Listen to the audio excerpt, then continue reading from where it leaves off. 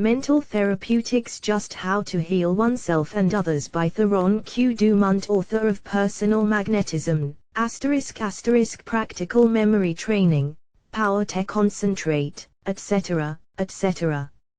Including the latest and best methods of present and distant mental healing. Re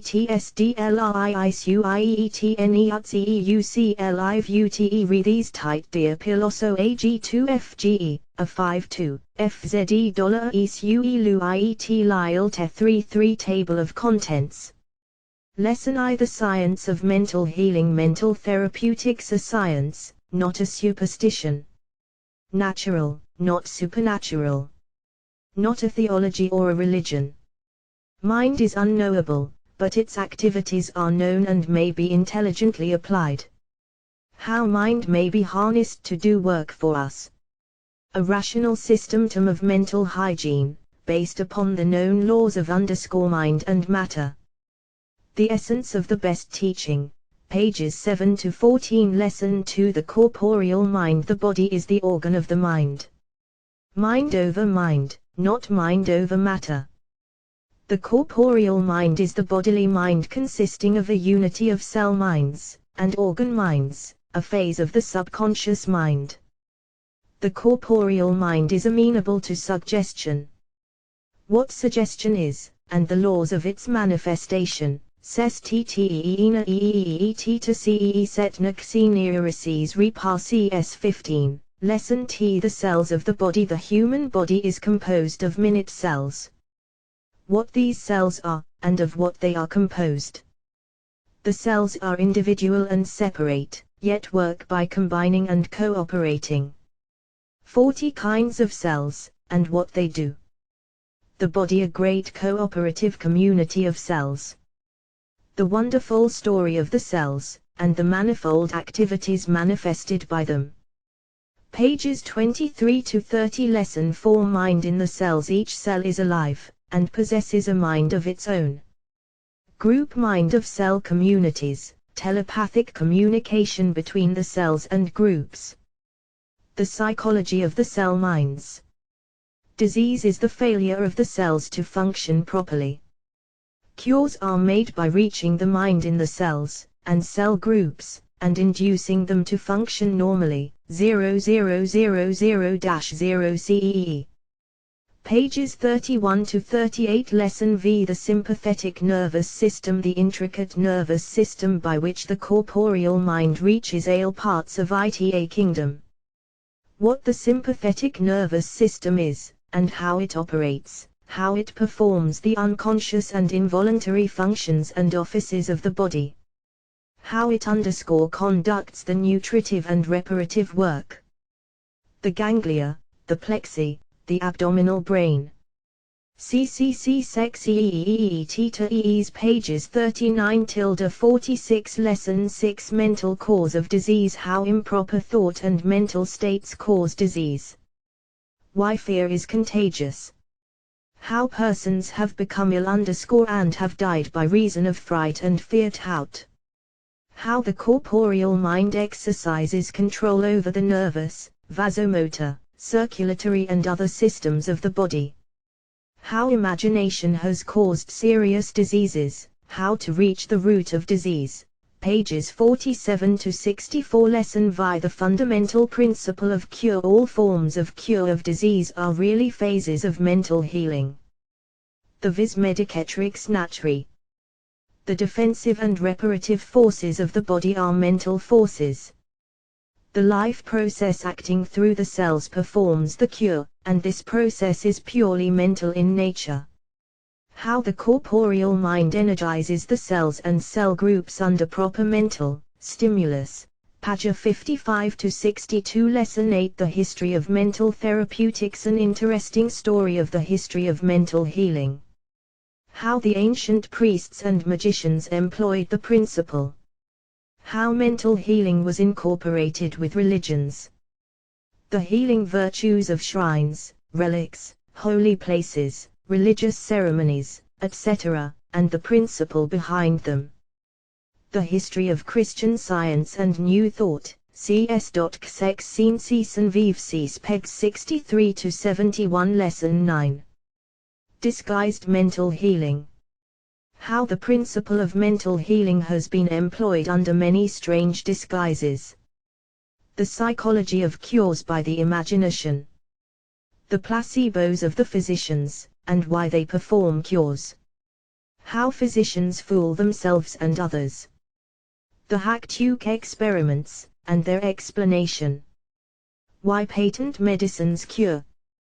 The key to the puzzle. Xeik Creases pages 72 to 79 Lesson X3 Methods of Mental Healing. Healing by mental suggestion. Healing by present thought induction. Healing by distant thought induction.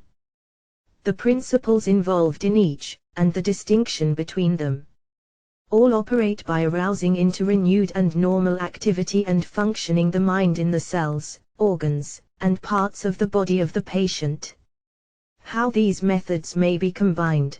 Pages 80 to 87 Lesson 11 Mental Suggestion. The basis of mental suggestion. What a suggestion is, and how it acts upon the subconscious mind. The psychology of suggestion. The mental factors employed in suggestion. Earnest attention in suggestion, expectant attention in suggestion. Pleasurable mental states in suggestion. The dynamic force of attention. The power of expectancy. Pages 88 to 95 Lesson 12 Principles of Suggestion. The leading principles of suggestion. How the principle of authority operates in suggestion. How the principle of association operates in suggestion. How the principle of inerrateness operates in suggestion. How the principle of repetition operates in suggestion. How to manifest the mental attitude of authority in giving suggestive treatments. Etna EE pages 96 to 103 Lesson 13 Therapeutic Suggestion. How to reach the mind of the patient by suggestion. The best channels of influence. How to diagnose the mental and emotional characteristics of patients. How to apply the appropriate methods to fit each case. How to suggest to the religious type of patients, the metaphysical type, the psychological type, the new thing type, so as to get the best results. Pages 104 to 112 Lesson 14 What to suggest to patients. How to paint the pictures of the desired result. How to arouse the expectant attention of the patient. General suggestions of for health, and specific suggestions to fit the particular cases. The rifle bullet treatment and the shotgun treatment, how to combine both. How to reach the spot and avoid scatteration. How to reach the cell minds, plus existence. CE pages 113 to 120 Lesson 15 Therapeutic Autosuggestion. What autosuggestion is, and how it resembles ordinary suggestion. How to suggest to one's own body, parts, cells, and organs. The philosophy and psychology of autosuggestion, or self-healing. The methods of eminent teachers and healers. How to reach your inner consciousness by autosuggestion. How to treat the organs of your body, and to heal them. Pages 121 to 128 Lesson 16 Thought Induction. What thought induction really is. How to employ thought induction in healing. How mental states, feelings, and thoughts tend to induce similar activities in other minds, without direct contact. The strange correspondence between thought and electricity. Thought is radioactive. Thought transformation and transmission, without conducting mediums. Pages 129 to 136 Lesson 17 The practice of thought induction. How to induce thought vibrations in the minds of others. Exercise for practice and development of the power. How to transform words into thought vibrations. How to arouse the corporeal mind of the patient by thought induction. Full directions for actual practice. How to produce the desired psychological condition and state, CEE pages 137 to 144 Lesson 18 Distant Thought Induction How to treat patients at a distance by thought induction. Absent healing explained, scientifically. Mental wireless an established fact of science. Telepathy an accepted principle. How mind affects mind at a distance. How the transformation of a psychic action into an ethereal movement, and the reverse, is accomplished. CCCEE Re-CEE Serene CCEEs pages 146 to 152 Lesson 19 How Thought Travels to a Distance. How to establish mental lines of communication between the practitioner and his patient. How thought travels along ethereal lines of its own making, until it reaches the receiving mind attuned to it. How thought projects from itself the lines over which it travels to a distance. How you build the mental track by thinking it into existence. 0.00, pages 163 to 160 Lesson XX How to heal at a distance. Directions for preparing the mind of the patient for the treatment. Cautions to the patient to prevent influx of undesirable thought waves. Establishing the rapport condition. The feeling of closeness. Visualizing the patient's presence. How to begin the distant treatment, how to conduct it, and how to close it. A typical illustrative case, and treatment pages 161 to 168 Lesson XXI The physiology of mental healing. A basic knowledge of physiology required in order that the normal conditions may be visualized and manifested. TNTE Reality. A mental pattern of normal health and function must be created. All healing consists in restoring nature's normal rule and operations. How nature performs her healing work. How to call into operation nature's forces. CCXSEs pages 169 to 176 5 Lesson XXII The nutritive processes. How nature nourishes the body, and builds up, repairs, and sustains it by taking the nourishment contained in the blood. How the nourishment gets into the blood from the food. The activities of the stomach. The activities of the small intestine. The part played by the liver, pancreas, etc., how the nourishment is absorbed into the blood. A great lesson, pages 177 to 184 Lesson 23 The eliminative processes. How nature eliminates the waste products and debris of the system, and disposes of it. Garbage. The elimination by the breath, by the skin, by the kidneys, and by the bowels. How the sweat and urine carry off waste. The work of the colon, or large bowel, the great sewer of the system. How to restore natural conditions of these organs. A valuable lesson, pages 186 to 192 Lesson X If the blood is the life. How nature provides a canal system for carrying nourishment to all parts of the body, and carrying off refuse and garbage. What the blood is. What the arteries and veins are, and what they do. The part played by the heart. How the blood is liquid flesh destined to become solid flesh. Why the blood is the life of the body. 0 plus 5 plus 7 XE pages 193 to 202 Lesson XXV The reproductive system. How nature performs her work of reproduction and preservation of the race. The reproductive organism of the male. The nature of each organ, and the part it performs. The spermatozoa, or living seed, and how they act. The reproductive organism of the female. The nature of each organ, and the part it performs, plus. CEE Rearist Senti.E. Pages 203 to 212 Lesson XXVI When the hand of the potter slips, when nature fails in her full purpose, and how to help her to complete her work, and how to restore it when damaged. Full directions for general treatment. Also full directions for special treatments of the following classes of diseases: troubles of the organs of nutrition, of the organs of elimination, of the heart and circulation, of the lungs, rheumatic troubles, troubles of the sense organs, neuralgic troubles, and headaches, troubles of the reproductive system, nervous troubles, etc. Treatment of others, and self-treatment. Valuable advice. Vs pages 213 to 224. Lesson XXA Magnetic and Spiritual Healing. The principles of magnetic healing fully explained. How to perform magnetic healing effectively. The effect of the different end of passes. A common sense, scientific explanation of the subject of spiritual healing, which includes the highest conceptions of the best authorities.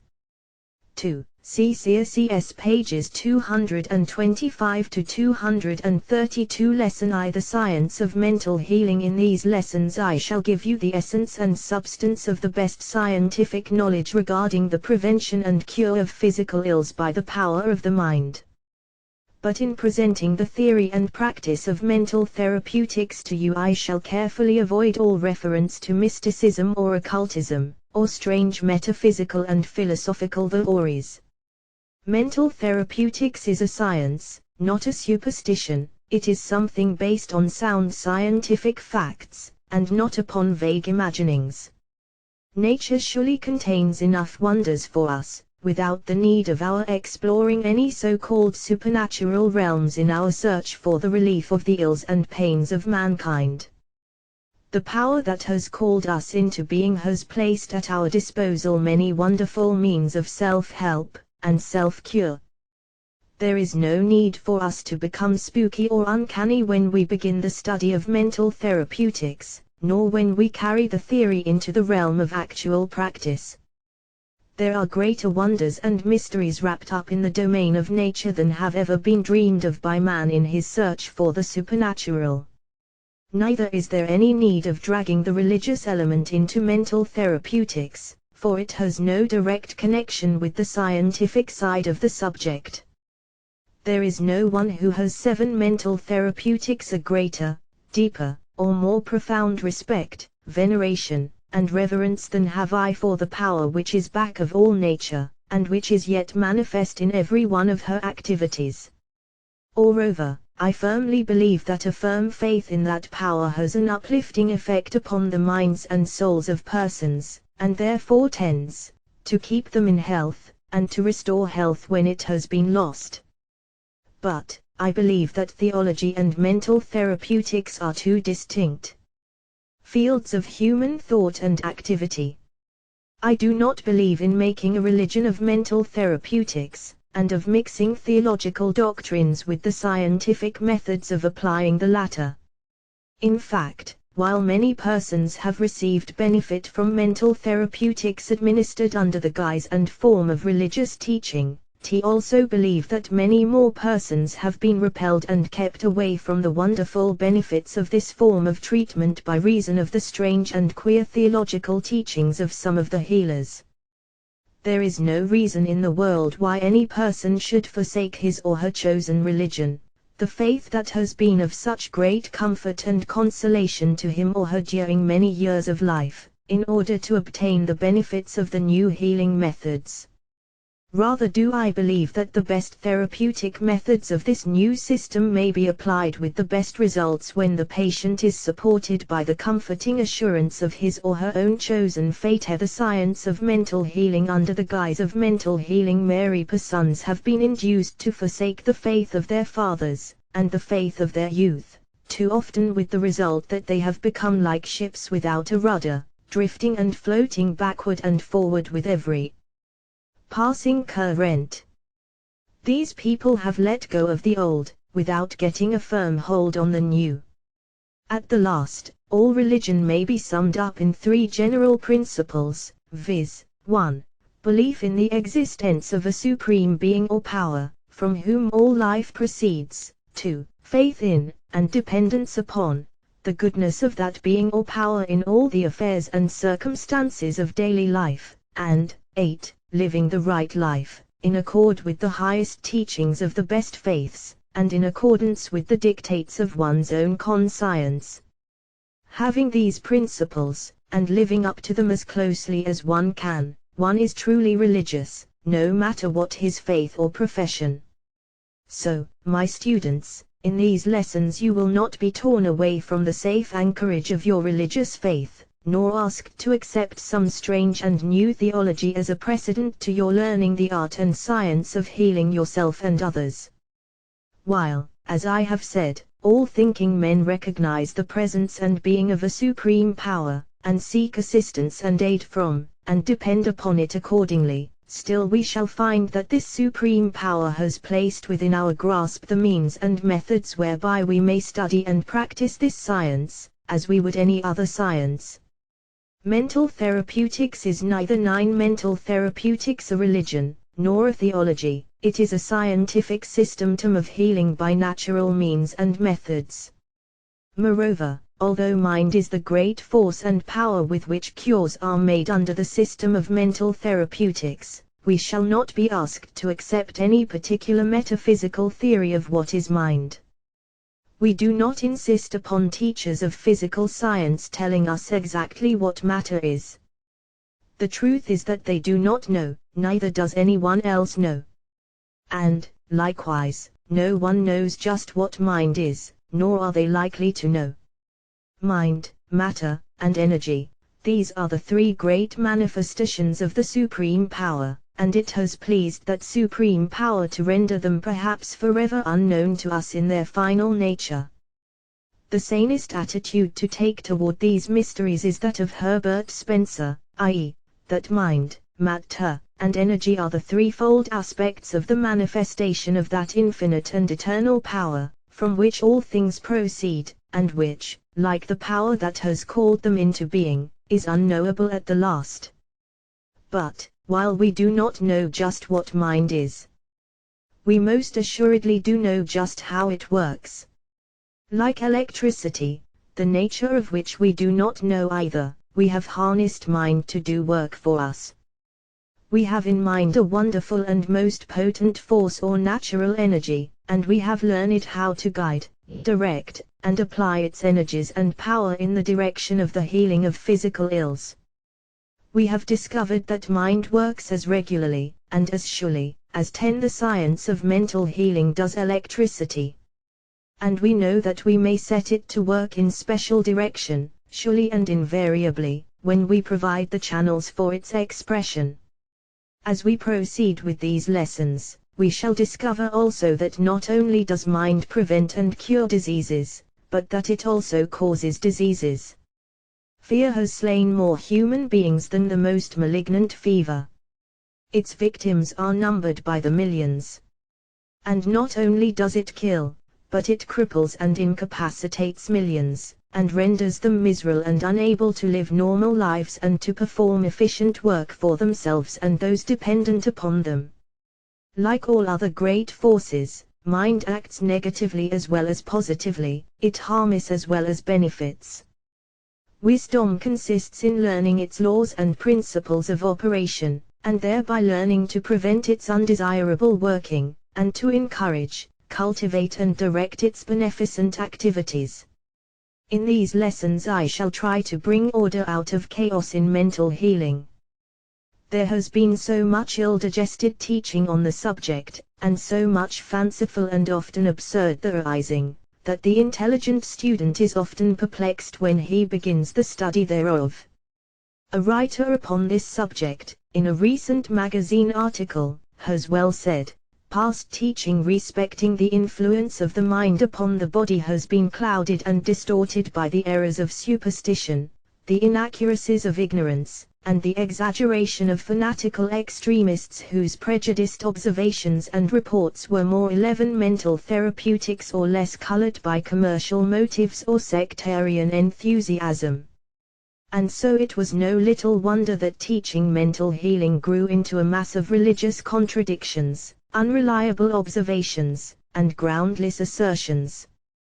It has required much painstaking labor on the part of modern physiologists and psychologists to clear away this accumulation of rubbish and ignorance, and to lay a scientific foundation for a rational system of mental hygiene based upon the known laws of mind and matter. The student will notice that in these lessons I have not confined myself solely to the psychology of mental therapeutics. I have accepted the facts of modern physiology as correct, and have directed the use of the power of the mind along the lines of these physiological facts. One of the great mistakes of unscientific practitioners of mental healing has been the fact that they have refused to accept physiology as existent, but have used the mind in a general hit-or-miss fashion. The scientific practitioner, on the contrary, acquaints himself with the physiology of the normal person, and then bends the mental energies toward restoring this normal state and condition of functioning. By knowing just how the organs of the body function in health, the practitioner is better able to picture in the mind of the patient, and in his own mind, exactly what conditions are desired to be created. As the mental picture is the pattern around which mind creates, it will be seen that the importance of creating the right kind of 12 the science of mental healing mental pattern cannot be overestimated. There is a great truth of mental therapeutics stated here, and the student will do well to make note of it. But, while we shall be led into the study of elementary physiology in connection with the psychology of cure, we shall not be bothered with technical scientific terms. Wherever possible, these technical terms shall be discarded. When it is impossible to proceed without them, we shall explain them in simple terms, so that any person of average intelligence will be able to understand them. True knowledge does not consist of a parrot-like memorizing or repetition of long words, or foreign terms, rather does it consist of an understanding of the real meaning of the things described, particularly as regards the question of how they work. Ask my students, here at the very beginning, to lay aside all preconceived ideas and acquired prejudices. Not that they must accept my theories and methods in preference to their own, regardless of the comparative value thereof, but rather that they should cultivate an open mind to what I have to say, until they are able to grasp the why and wherefore of it. In some cases they may think that I mean something quite different from my real meaning, this by reason of their unfamiliarity with my terms. We all have our own terms, and we are suspicious of new ones. Therefore, we should always be sure that we understand the real meaning of the terms used by others. 13. Mental therapeutics. Finally, we must once and for all get rid of the idea that truth is the exclusive possession of any one school of thought or practice.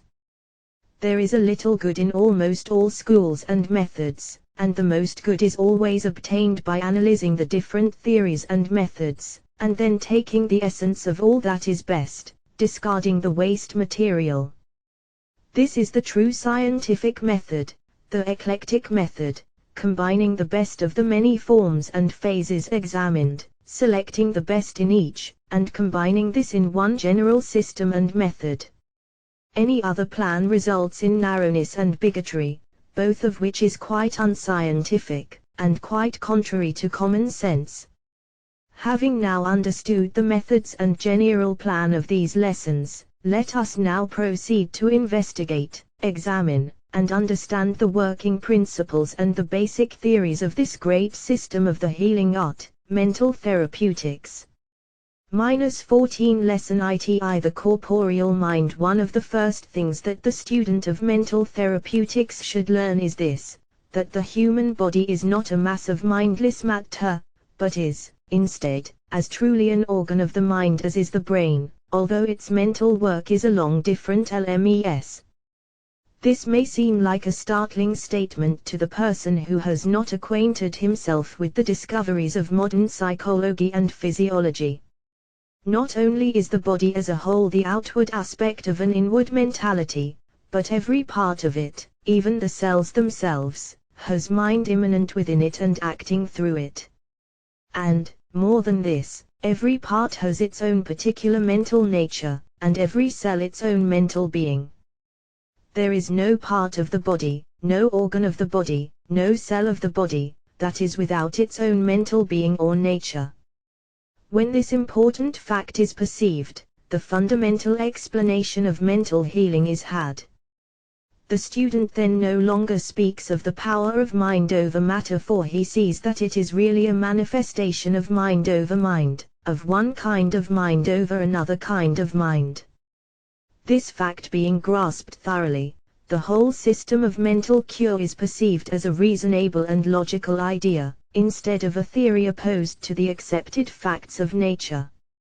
Just as the activities of the brain cells in 15 mental therapeutics performing their own allotted work are so closely correlated and combined that they are regarded as a unity, and form our thinking mind as a whole, so are the activities of our cells, parts, organs and members of our bodies so closely correlated and combined in their accessions and interaction that they form a unity, and may be regarded as one mind working in harmony and unity.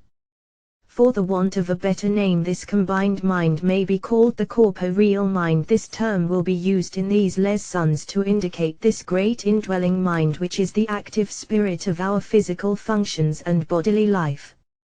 The term corporeal means pertaining to a material body, therefore corporeal mind means the bodily mind. As we proceed we shall discover the qualities, properties, and attributes of the corporeal mind. The corporeal mind, however, must not be thought of as dwelling apart and separate from the other fields of mental activity which exist in every person. In fact, no part or field of activity in the human being, whether physical or psychical, so dwells apart. Everything is correlated, interdependent, and interactive, all coordinated and harmonious parts of one whole. The corporeal mind is really one of the phases or planes of that great field of human mentality known as the subconscious mind. The subconscious mind performs about 80% of the mental activity of the person, the remaining 20% being left for the conscious 16. The science of mental healing does electricity. And we know that we may set it to work in special direction, surely and invariably, when we provide the channels for its expression. As we proceed with these lessons, we shall discover also that not only does mind prevent and cure diseases, but that it also causes diseases. Fear has slain more human beings than the most malignant fever. Its victims are numbered by the millions. And not only does it kill, but it cripples and incapacitates millions, and renders them miserable and unable to live normal lives and to perform efficient work for themselves and those dependent upon them. Like all other great forces, mind acts negatively as well as positively, it harnesses as well as benefits. Wisdom consists in learning its laws and principles of operation, and thereby learning to prevent its undesirable working, and to encourage, cultivate and direct its beneficent activities. In these lessons I shall try to bring order out of chaos in mental healing. There has been so much ill-digested teaching on the subject, and so much fanciful and often absurd theorizing, that the intelligent student is often perplexed when he begins the study thereof. A writer upon this subject, in a recent magazine article, has well said, "Past teaching respecting the influence of the mind upon the body has been clouded and distorted by the errors of superstition, the inaccuracies of ignorance, and the exaggeration of fanatical extremists whose prejudiced observations and reports were more 11 mental therapeutics or less colored by commercial motives or sectarian enthusiasm." And so it was no little wonder that teaching mental healing grew into a mass of religious contradictions, unreliable observations, and groundless assertions. It has required much painstaking labor on the part of modern physiologists and psychologists to clear away this accumulation of rubbish and ignorance, and to lay a scientific foundation for a rational system of mental hygiene based upon the known laws of mind and matter. the student will notice that in these lessons I have not confined myself solely to the psychology of mental therapeutics. I have accepted the facts of modern physiology as correct, and have directed the use of the power of the mind along the lines of these physiological facts. One of the great mistakes of unscientific practitioners of mental healing has been the fact that they have refused to accept physiology as existent, but have used the mind in a general hit-or-miss fashion. The scientific practitioner, on the contrary, acquaints himself with the physiology of the normal person, and then bends the mental energies toward restoring this normal state and condition of functioning. By knowing just how the organs of the body function in health, the practitioner is better able to picture in the mind of the patient, and in his own mind, exactly what conditions are desired to be created. As the mental picture is the pattern around which mind creates, it will be seen that the importance of creating the right kind of 12. The science of mental healing mental pattern cannot be overestimated. There is a great truth of mental therapeutics stated here, and the student will do well to make note of it. But, while we shall be led into the study of elementary physiology in connection with the psychology of cure, we shall not be bothered with technical scientific terms. Wherever possible, these technical terms shall be discarded. When it is impossible to proceed without them, we shall explain them in simple terms, so that any person of average intelligence will be able to understand them.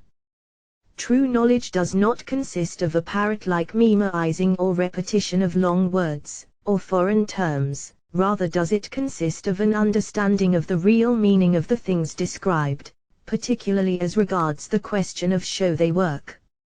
Task my students, here at the very beginning, to lay aside all preconceived ideas and acquired prejudices. Not that they must accept my theories and methods in preference to their own, regardless of the comparative value thereof, but rather that they should cultivate an open mind to what I have to say, until they are able to grasp the why and wherefore of it.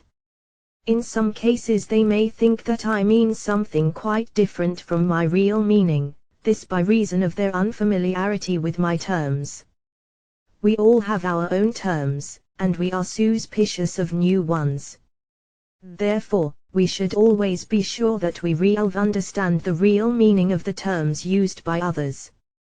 13. Mental therapeutics. Finally, we must once and for all get rid of the idea that truth is the exclusive possession of any one school of thought or practice. There is a little good in almost all schools and methods, and the most good is always obtained by analyzing the different theories and methods, and then taking the essence of all that is best, discarding the waste material. This is the true scientific method, the eclectic method, combining the best of the many forms and phases examined, selecting the best in each, and combining this in one general system and method. Any other plan results in narrowness and bigotry, both of which is quite unscientific, and quite contrary to common sense. Having now understood the methods and general plan of these lessons, let us now proceed to investigate, examine, and understand the working principles and the basic theories of this great system of the healing art, mental therapeutics. 14. Lesson 2. The corporeal mind. One of the first things that the student of mental therapeutics should learn is this, that the human body is not a mass of mindless matter, but is, instead, as truly an organ of the mind as is the brain, although its mental work is along different lines. This may seem like a startling statement to the person who has not acquainted himself with the discoveries of modern psychology and physiology.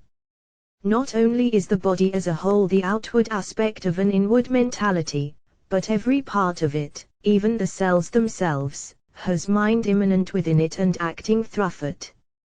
And, more than this, every part has its own particular mental nature, and every cell its own mental being. There is no part of the body, no organ of the body, no cell of the body, that is without its own mental being or nature. When this important fact is perceived, the fundamental explanation of mental healing is had. The student then no longer speaks of the power of mind over matter, for he sees that it is really a manifestation of mind over mind, of one kind of mind over another kind of mind. This fact being grasped thoroughly, the whole system of mental cure is perceived as a reasonable and logical idea, instead of a theory opposed to the accepted facts of nature. Just as the activities of the brain cells in 15 mental therapeutics performing their own allotted work are so closely correlated and combined that they are regarded as a unity, and form our thinking mind as a whole, so are the activities of our cells, parts, organs and members of our bodies so closely correlated and combined in their accessions and interaction that they form a unity, and may be regarded as one mind working in harmony and unity. For the want of a better name, this combined mind may be called the corporeal mind. This term will be used in these lessons to indicate this great indwelling mind, which is the active spirit of our physical functions and bodily life. The term corporeal means pertaining to a material body, therefore corporeal mind means the bodily mind. As we proceed, we shall discover the qualities, properties, and attributes of the corporeal mind. The corporeal mind, however, must not be thought of as dwelling apart and separate from the other fields of mental activity which exist in every person. In fact, no part or field of activity in the human being, whether physical or psychical, so dwells apart. Everything is correlated, interdependent, and interactive, all coordinated and harmonious parts of one whole. The corporeal mind is really one of the phases or planes of that great field of human mentality known as the subconscious mind. The subconscious mind performs about 80% of the mental activity of the person, the remaining 20% being left for the conscious 16, the corporeal mind to perform. Just as the conscious mind consists and is composed of the many faculties of sensation, perception, thought, etc., so is the subconscious mind composed of numerous distinct planes or fields of subconscious mental activity. The many excellent works on the subconscious mind have given the world full information regarding the activities of this great field or plane of mentality. It is not necessary for us to consider the general subject here, so we shall confine ourselves to merely that part of the great subconsciousness that relates to the functions of the human body, i.e., the corporeal mind.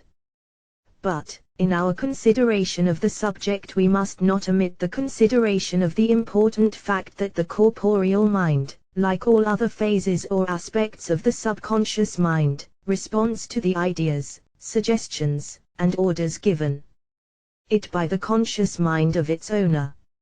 And, also it takes up or accepts the ideas, suggestions, or commands of the minds of others, unless its owner orders it not to do so. This important psychological fact explains the undoubted occurrence of the causing of disease by the accepted ideas and suggestions of others, or of one's own conscious mind, and, likewise, the cure and removal of disease by the same causes. Before proceeding to the consideration of the details of the nature of the corporeal mind, it will be best for us to consider this fact of the acceptance of the ideas and suggestions, or autosuggestions, by the corporeal mind, and its 17 mental therapeutics response thereto. It is always well to become acquainted with the general principles and laws before proceeding to the study of their detailed and particular manifestations. There are several general laws which govern the activities of the subconscious mind, which are found to manifest universally, and which therefore may always be expected to exert their influence. These laws are as follows: either subconscious mind accepts as true any idea suggested to it, or impressed upon it, unless, a. there already exists in the subconscious mind a contrary idea sufficiently strong to counteract the new one, or b. the subconscious mind has acquired a certain mental trend, or habit of thought, which is opposed to the introduction of the new idea, or c. the subconscious mind is commanded by its owner not to receive or accept such suggestions or ideas, or classes of ideas. 2. The subconscious mind proceeds to logically manifest the conclusion of the suggested and accepted idea, to make it take form in action or physical condition, to adopt it as a habit of manifestation and action, thereafter. 3. The subconscious mind will continue to manifest along the lines of the accepted suggested idea until either a. It is neutralized, cancelled, and replaced by a sufficiently strong opposing idea or suggestion, or b. The accepted suggested idea is traced back to its birth in the mind of the person, and is thereupon shown to 18. The corporeal mind be erroneous, based on wrong premises, and therefore untrue, in both of which cases it is wiped from the tablets of the mind, and cease to manifest, or, to be more exact, it is thus painted over by the new and true idea, and ceases to appear in the mind, or to manifest in action or form. The student is cautioned against regarding the term suggestion to mean any mysterious use of the mind, or as being confined to certain forms of ideas. The term suggestion means merely an indirect or guarded mode of presenting an idea, especially an argument or piece of advice. It is distinguished from argument, or logical proof, by the absence of formal evidence or discussion. A suggestion is usually merely an idea which seems plausible, and which is advanced with an air or appearance of truth, reality, or accepted fact. An autosuggestion is a suggestion advanced by the conscious mind of the person himself, usually derived from the working over of ideas which he has heard but which were not accepted at the time, although when the person is acquainted with the psychology of suggestion he may deliberately form ideas which he deliberately autosuggests to his subconscious mind as facts. Ideas are suggested and accepted by the subconscious mind in a number of ways, of which the following are the most important classes. 1. Authority.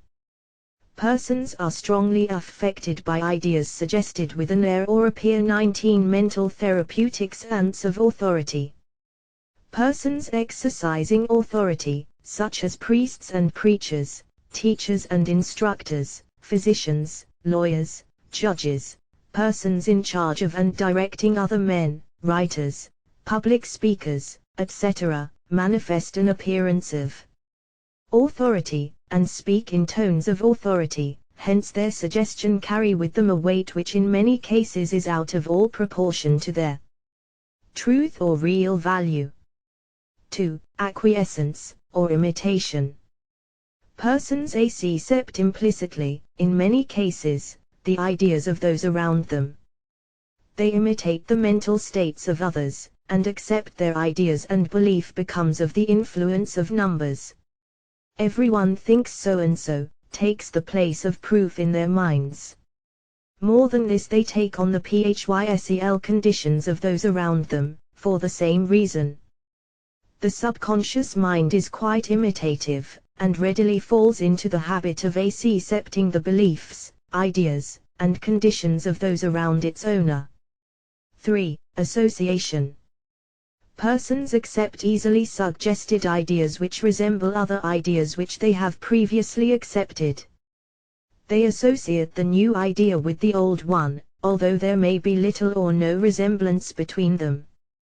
Consequently, shrewd and unscrupulous men sometimes impose upon honest persons in this way, i.e., they make themselves, or their proposition, appear like some other person or proposition which has been satisfactory to the person. 20. The corporeal mind and this associated sameness disarms the person and causes him to accept the suggested idea far more readily than he would have otherwise. The confidence man, charlatan, and Farker operates along these lines of suggestion. And, likewise, many persons accept suggestions concerning their physical condition, because of this fancied resemblance to something else, which they otherwise would have refused to notice. An important law of suggestion is this: suggestion gains force by repetition. The first suggestion may make but little impression, but the same suggestion repeated frequently makes a deeper impression by each repetition, until finally the idea is firmly impressed upon the subconscious mind of the person. We shall not consider the important results of suggestion in general, for we are concerned merely with those which produce physical effects.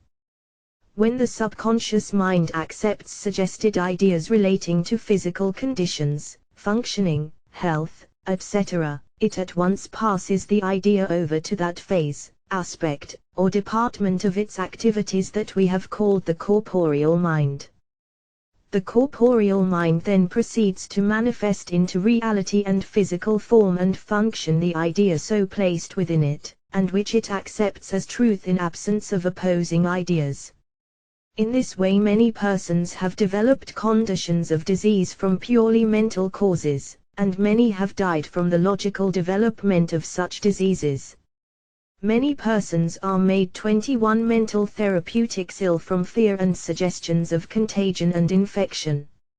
Many persons acquire disease by reason of vivid pictures placed in their minds through reading newspaper descriptions of disease, patent medicine advertisements, etc. It is a fact known to all officials of the medical schools that students frequently take on all the symptoms of the diseases they are studying about in their textbooks, and, likewise, the law works with equal force in the opposite direction. For all the cures made by the faith healers, prayer curists, divine healers, and other practitioners of the same kind, and by the practitioners of mental therapeutics, suggestive therapy, and similar scientific methods of applying the power of the mind to cure physical ills, are really based upon this fundamental principle. This may seem strange to the student when first stated, but a careful examination of the facts of the ease will bring to him such an overwhelming proof of its correctness, that it will seem strange to him that anyone can doubt it. Remember, though, that therapeutic suggestion means simply the indirect placing of an idea in the subconscious mind in such a way that it is accepted as truth, and thereupon manifested in action, form, and functioning by that phase of the subconscious mind known as the corporeal mind, which has control of the functions and activities of the physical body. 22 Lesson iti The cells of the body. The student of physiology and of psychology not expect to have a sound base and foundation for his structure of knowledge unless he becomes thoroughly familiar with the nature and character of the cells of which the entire human body is composed. The corporeal cells are those very minute elementary structures of which the organic tissues are composed. By tissues is meant the elementary materials, varying in structure and function, which compose the bodily organs, members, and parts. And, consequently, the cell is the physical base of the activity of the corporeal mind. So, from the position of both physiology and of psychology, the cell is the logical subject of the beginning of study and investigation. The corporeal cells are very minute, in fact, they are microscopic. From them are built up the muscles, tissues, nerves, blood, bones, hair, and nails. From the hardest enamel of the tooth to the most delicate and soft tissue of the mucous membrane, the human body is found to be composed of cells. And these cells are, for all practical purposes of comparison, identical with the single cells which exist as independent entities or living creatures in the lowest forms of the life scale. So that, at the last, ever human body is in reality a great community of cells, grouped and associated, coordinated and combined for 23 mental therapeutics cooperative work and functioning, yet each a separate living organism. Each of these cells is nucleated, that is to say it has as its center a nucleus which is the most vital point of its being. The nucleus of the cell is its central life spot, which may be compared to the yolk of an egg. It is more complex than the general substance of the cell, and seems to contain within itself the essence of the life and being of the cell. The cells reproduce themselves by growth and division, they are born, perform their tasks, give birth to other cells, and then die. The cells preserve a certain degree of individuality and separateness, though their work is performed by reason of their tendency to combine with other cells into groups, and these into still larger groups, and so on, a constant relation being maintained between the members of each group, and so on until all the cells in the body are considered as a great group connected in all of its parts and divisions. And now let us take a glance at the work performed by these wonderful little bits of living substance, in their various groupings and association with each other. Physiology recognizes about 40 different kinds of cells, yet all belong to the one great family of cells. Their differences are merely such adaptations to function, work and purpose as we might expect, the differentiation having resulted in the course of organic evolution. For instance, we find the great family of 24 the cells of the body muscle cells, which are adapted to their work of contracting the muscles which they compose. Then there are the connective tissue cells which join together and form the tough fibrous tissue which binds together and protects the various parts of the organism. Then again, we find the bone cells which select, arrange, and set in place the lime material of which the bony parts of the body is composed. Then we find the several group of cells which select and place in position the silicate mineral substances which are needed to form the nails, the hair, and other similar parts of the body. Then there are the gland cells which work industriously to secrete the fluids needed in digestion and similar vital processes. Then we discover the very active family of blood cells, the members of which work to build up and repair the various parts of the system, and to do the scavenger work of carrying off the debris of the system to be burned up by the oxygen in the lungs. And, passing over many equally important families of cells, we finally come to the family of brain and nerve cells, the work of which renders possible all feeling, thinking and acting of the human being.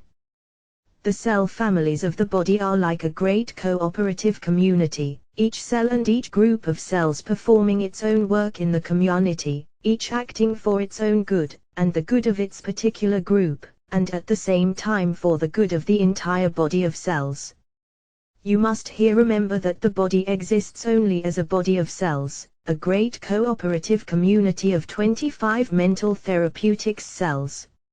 It is not sufficient to say and think that the body has cells, but rather that the body is a collection of cells, or even the cells are formed into a body of cells. Some of the cells are on the active line, while others are held in reserve to be called upon in case of sudden need. Some are stationary, while others remain stationary until called into motion, and a third general class is always moving about. Of this moving about class, some make regular trips, while others are rovers and free adventurers, like tramp ships sailing from port to port without making regular trips between ports. Some of the cells carry burdens of material from place to place, building material needed by certain stationary cells performing building work. Other cells perform scavenger work, and gather up the garbage of the system. Other cells perform police work, and arrest intruders in the system, often actually locking them up by building a wall around them. Other cells form the army which repels the microbes and germs of disease which have invaded the system. The cells of the nervous system form a living telegraph wire, joining hands, so to speak, and passing along the message from one end of the line to another. The number of cells in the human body is countless. A faint idea of their almost infinite number may be formed by considering the fact that in each cubic inch of blood there are over 75 billion, 75,000 million, of 26 the cells of the body, the red blood cells alone, not taking into consideration the millions of other kinds of cells. The red blood cells travel along in the blood flowing through the arteries and veins, first taking up a supply of oxygen from the lungs, and carrying it through the arteries to the various parts of the body, where they deliver it to the cells requiring it for vital processes. Then, starting on their return journey through the veins, they gather up the waste products of the system, such as the broken down cells which have been used up in their work and which have died. This debris is finally consumed in the crematory of the lungs, and thrown off as carbonic acid gas by the breath. Some of these cells force their way through the wall of the arteries and veins, and through the various tissues of the body, when upon hurried calls for repair work. In the blood currents there are also other kinds of cells than those just mentioned. For instance, there are the police cells and the army cells which have been previously mentioned. These very important cells patrol the system and arrest or combat the germs and bacteria which are dangerous to the health of the body. The policeman cell, meeting one of these disorderly bacterial characters, enmeshes or entangles it so that it cannot escape. He then proceeds to devour it, providing that it is not too large and strong for him. In the latter case he summons other policeman cells to his assistance, and between them they carry the intruder to some part of the body where it may be thrown. 27 Mental therapeutics out of the system. Boils and pimples are manifestations of this ejecting process on the part of these cells. Other cells are laboratory chemists, and extract from the food the elements needed to manufacture the important juices of the system, such as the gastric juice, pancreatic juices, saliva, bile, etc., and also such other secretions as the milk, it. Not only do these cells select such elements, but they also actually combine them in the proper proportions for the required chemistry-ical work. But perhaps the busiest classes of cells, and the most numerous, are those whose work it is to continually build up and keep in repair the body as a whole.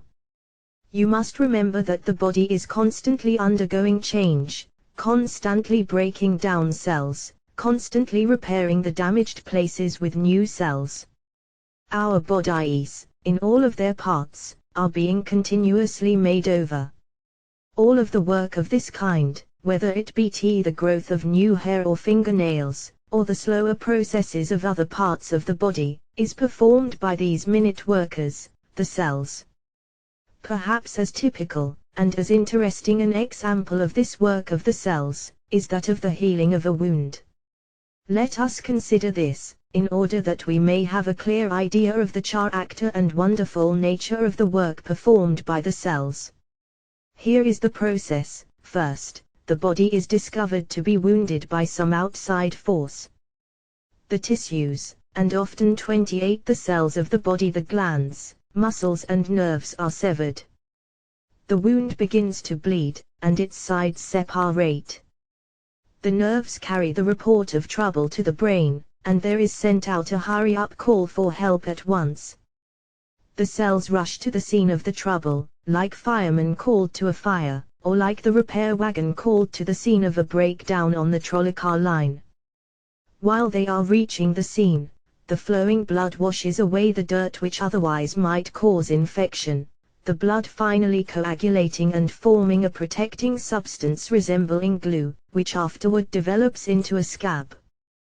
The repair cells arriving on the scene at once start to work connecting the tissues by bringing together the sides of the wound, and knitting the tissue cells together. And here is manifested an almost unbelievable degree of mind. The cells of the tissues, blood vessels, etc., on both sides of the wound begin to reproduce themselves with marvelous rapidity, each cell growing and separating itself into two, and these into two, and so on, until there is sufficient material created to do the repair work. These new cells, increasing in number, reach forward from each side of the wound, until finally meeting they connect with their fellows of the other side. But here note the wonder of the process. The connective tissue cells connect with the connective tissue cells on the other side, the blood vessel cells connect with their own kind on the other side, the nerve cells do likewise, until finally there is a complete bridge built, each various 29 mental therapeutics parts of each side being connected with the same kind of parts on the other side. After this internal repair work is completed, and the connections properly made, then the skin cells start to work and build a new skin over the healed wound. The whole process shows purposive action, coordinated effort, and an undoubted presence of mental direction. It is useless for materialists to speak of mechanical and chemical laws as an explanation of such vital processes as these. The most skeptical observer, if he is honest with himself, is forced to admit that there is manifested the activities of living, thinking, minute creatures, coordinated and regulated, directed and guided, by some mental center higher than themselves. It is impossible to doubt this, any more than one would doubt that the work of the bees in the hive is a vital, mental manifestation. It is not enough to call it instinctive, for instinct itself is but a name given to one phase of vital, mental activity. A clear understanding of the mental activities of the cells will go far toward giving us a key to the secret of mental healing. 30 Lesson 4 Mind in the cells. In the preceding lesson we have seen the wonderful work performed by the cells of which the human body is composed. Can there be any doubt that these cells are alive and have mind within them? Any other supposition would be ridiculous. The single cells found in the lower stages of animal and vegetable life, which perform even less complicated and complex actions, are regarded as living, thinking creatures. Then there can be no reason for denying life and mind to these cells which compose the human body, and which constitute a great cooperative community. Biology teaches us that every living thing is possessed of sufficient mind to enable it to perform its tasks, and adjust itself to its environment.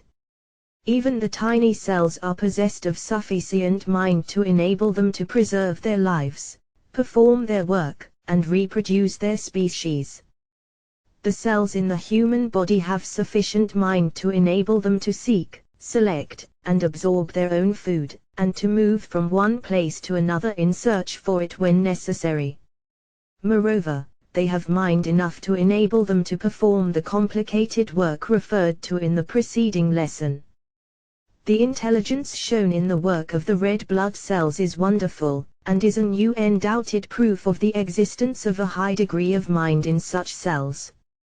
And the other work per 31-degree mental therapeutics formed by the other cells, such as the secretion of fluids, the selection of mineral matter needed for building up bone, hair, and nails, is scarcely less wonderful.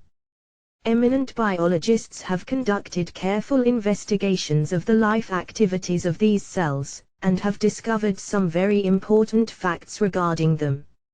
For instance, it is discovered that the cells manifest rudimentary memory, which enables them to profit by experience one in the direction of avoiding the recurrence of some unpleasant happening. They show their likes and dislikes very plainly, and they exhibit the tendency to acquire habits. Some investigators insist that they even show evidence of purposive preparation for future action, and act in anticipation of such future necessity.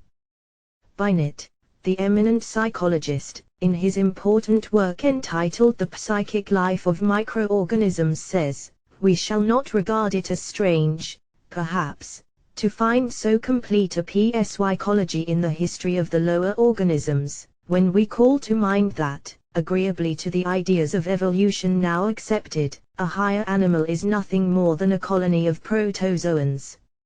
Every one of the cells composing such an animal has retained its primitive properties, giving them a higher degree of perfection by division of labor and by selection. The epithelial cells that secrete the nails and hair are organisms perfected with reference to the secretion of protective parts. Similarly, the cells of the brain are 32 mind in the cells organisms that have been perfected with reference to psychical attributes. But the mind in the cells is more than merely the particular manifestation of mind in each particular cell. There is also found a sympathetic and coordinated mental activity existing between all the individual cells of the body. There is found what has been found a group mind of certain groups of cells, and an organ mind of the various groups composing an organ of the body, and these in turn are grouped together in what we have called the corporeal mind, which is the great group mind of the cells of the entire body. Just how these cells coordinate and cooperate in this way is unknown to science, but there seems to exist a high form of telepathic communication between them, of which we get a hint in the psychology of human crowds, in which there is found a contagion of thought between the various members thereof. The cells possess mind not only for their own ends, but also mind which combining with like mind in other cells acts for the ends of the groups of cells, and then the larger groups, and finally the complete group composing the body. The combination of the cell groups into organ groups of cells is so complete and thorough that to all intents and purposes each organ of the body may be regarded as a living creature, having a mind of its own. This is no flight of imagination, but is a cold scientific fact of biological psychology. Each organ has its own mind and uses it in its activities. When that mind becomes impressed 33 mental therapeutics with erroneous ideas, if the term may be used in this connection, it begins to manifest abnormally, and, likewise, when it is restored by properly directed mental treatment it resumes its normal functioning. These are proved facts of mental therapeutics and experimental psychology as may be seen by reference to any late work on these subjects. Professor Heal, the eminent scientist, who cannot be accused of any leaning toward metaphysical theories, he being a leading advocate of the materialistic school of philosophy, says in one of his works, the tissue soul is the higher psychological function which gives physiological individuality to the compound multicellular organism as a true cell commonwealth. It controls all the separate cell souls of the social cells, the mutually dependent citizens which constitute the community. The human egg cell, as soon as it is fertilized, multiplies by division and forms a community, or colony of many social cells. These differentiate themselves, and by their specialization, by various modifications of these cells, the various tissues which compose the various organisms are developed. The developed many-celled organisms of man and of all higher animals resemble, therefore, a social civil community, the numerous single individuals of which are, indeed, developed in various ways, but which were originally only simple cells of one common structure. To those to whom this collective mentality of the cells composing an organ of the body, or the 34 mind in the cells greater combination composing the body itself, may seem unthinkable, we would suggest a study of the action of collective mentality in the various forms of life. For instance, observation reveals the fact that a great school of fish seem to move by a common impulse, as if under the action of a collective mind, the same phenomenon being noted in the case of flocks of birds, herds of larger animals, and even in crowds of men as we shall see presently. The actions of the bees in a hive show such a close coordination that the animating spirit moving them has been called the spirit of the hive. Students of human psychology have noted the characteristics of the psychology of human crowds, audiences, congregations, mobs. It is a proved fact of psychology that the various individuals composing a crowd of persons think, say, and do things when in the crowd that would be foreign to them as separate individuals. There is a strange contagion of thought among the individuals of a crowd. Each individual in a crowd loses a certain degree of individuality, and acquires a greater degree of collective mentality. He becomes a member or part of the collective mind of the crowd. At the same time the crowd itself takes on a being of its own, which disappears when the crowd is dissolved. Le Bon, the great psychological authority on this subject, in his work entitled The Crowd says, the most careful observations seem to prove that an individual emerged for some length of time in a crowd in action soon finds 35 mental therapeutics himself in a special state, which most resembles a state of fascination in which the hypnotized individual finds himself. The conscious personality has entirely vanished, and will and discernment are lost. All feelings and thoughts are bent in the direction of the hypnotizer. An individual in a crowd is a grain of sand amid other grains of sand which the wind stirs up at will. All of the above leads us to the inevitable conclusion that the same general principle of collective mind manifests in the case of the various organs and parts of the body. Every fact of physiology seems to sustain this idea, and the idea itself is based upon the soundest foundations of biology and psychology. The liver has its collective mind, the heart likewise, the stomach likewise, the kidneys likewise, the nervous system likewise, and so until every great department of the body is included in the list. Each of these collective minds has its own peculiarities, characteristics, and qualities, as we shall see as we proceed. And, all combined in collective mental coordination, compose the entire body itself, with its corporeal mind. But, it must be always remembered that the individual cells are the units of which the whole body is built up. All corporeal mind is, in its elemental form, merely cell mind.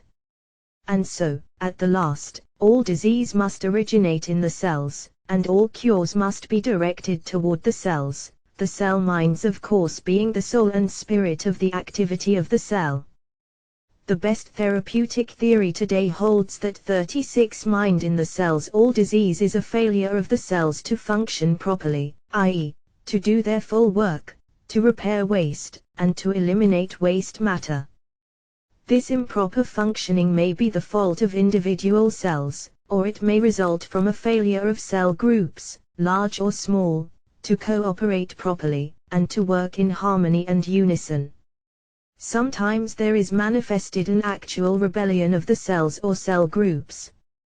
These failures of the cells to do their appointed work properly results in either local or else general conditions of disease or ill health.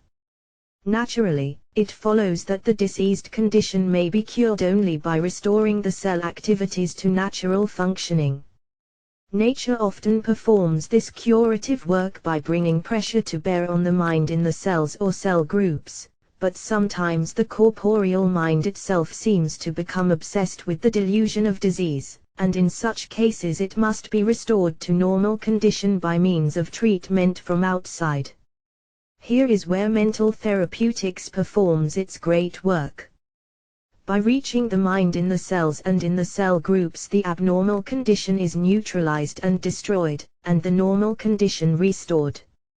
Even in cases in which there exists a material or mechanical cause for the disorder, proper stimulation of the mind in the cells and organs sets up an increased resistive and combative power, and the forces are rallied and directed toward the removal of the existing obstacle.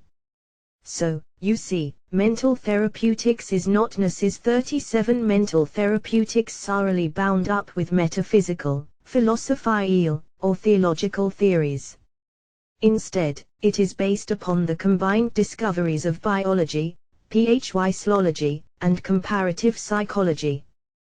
There is a biological and physiological basis of cure underlying the theory and practice of mental therapeutics, which is too often lost sight of by the over-insistence, on the part of some of its advocates, upon the acceptance of the metaphysical theories, philosophical hypotheses, and theological dogmas which they have attached to the general subject of mental healing.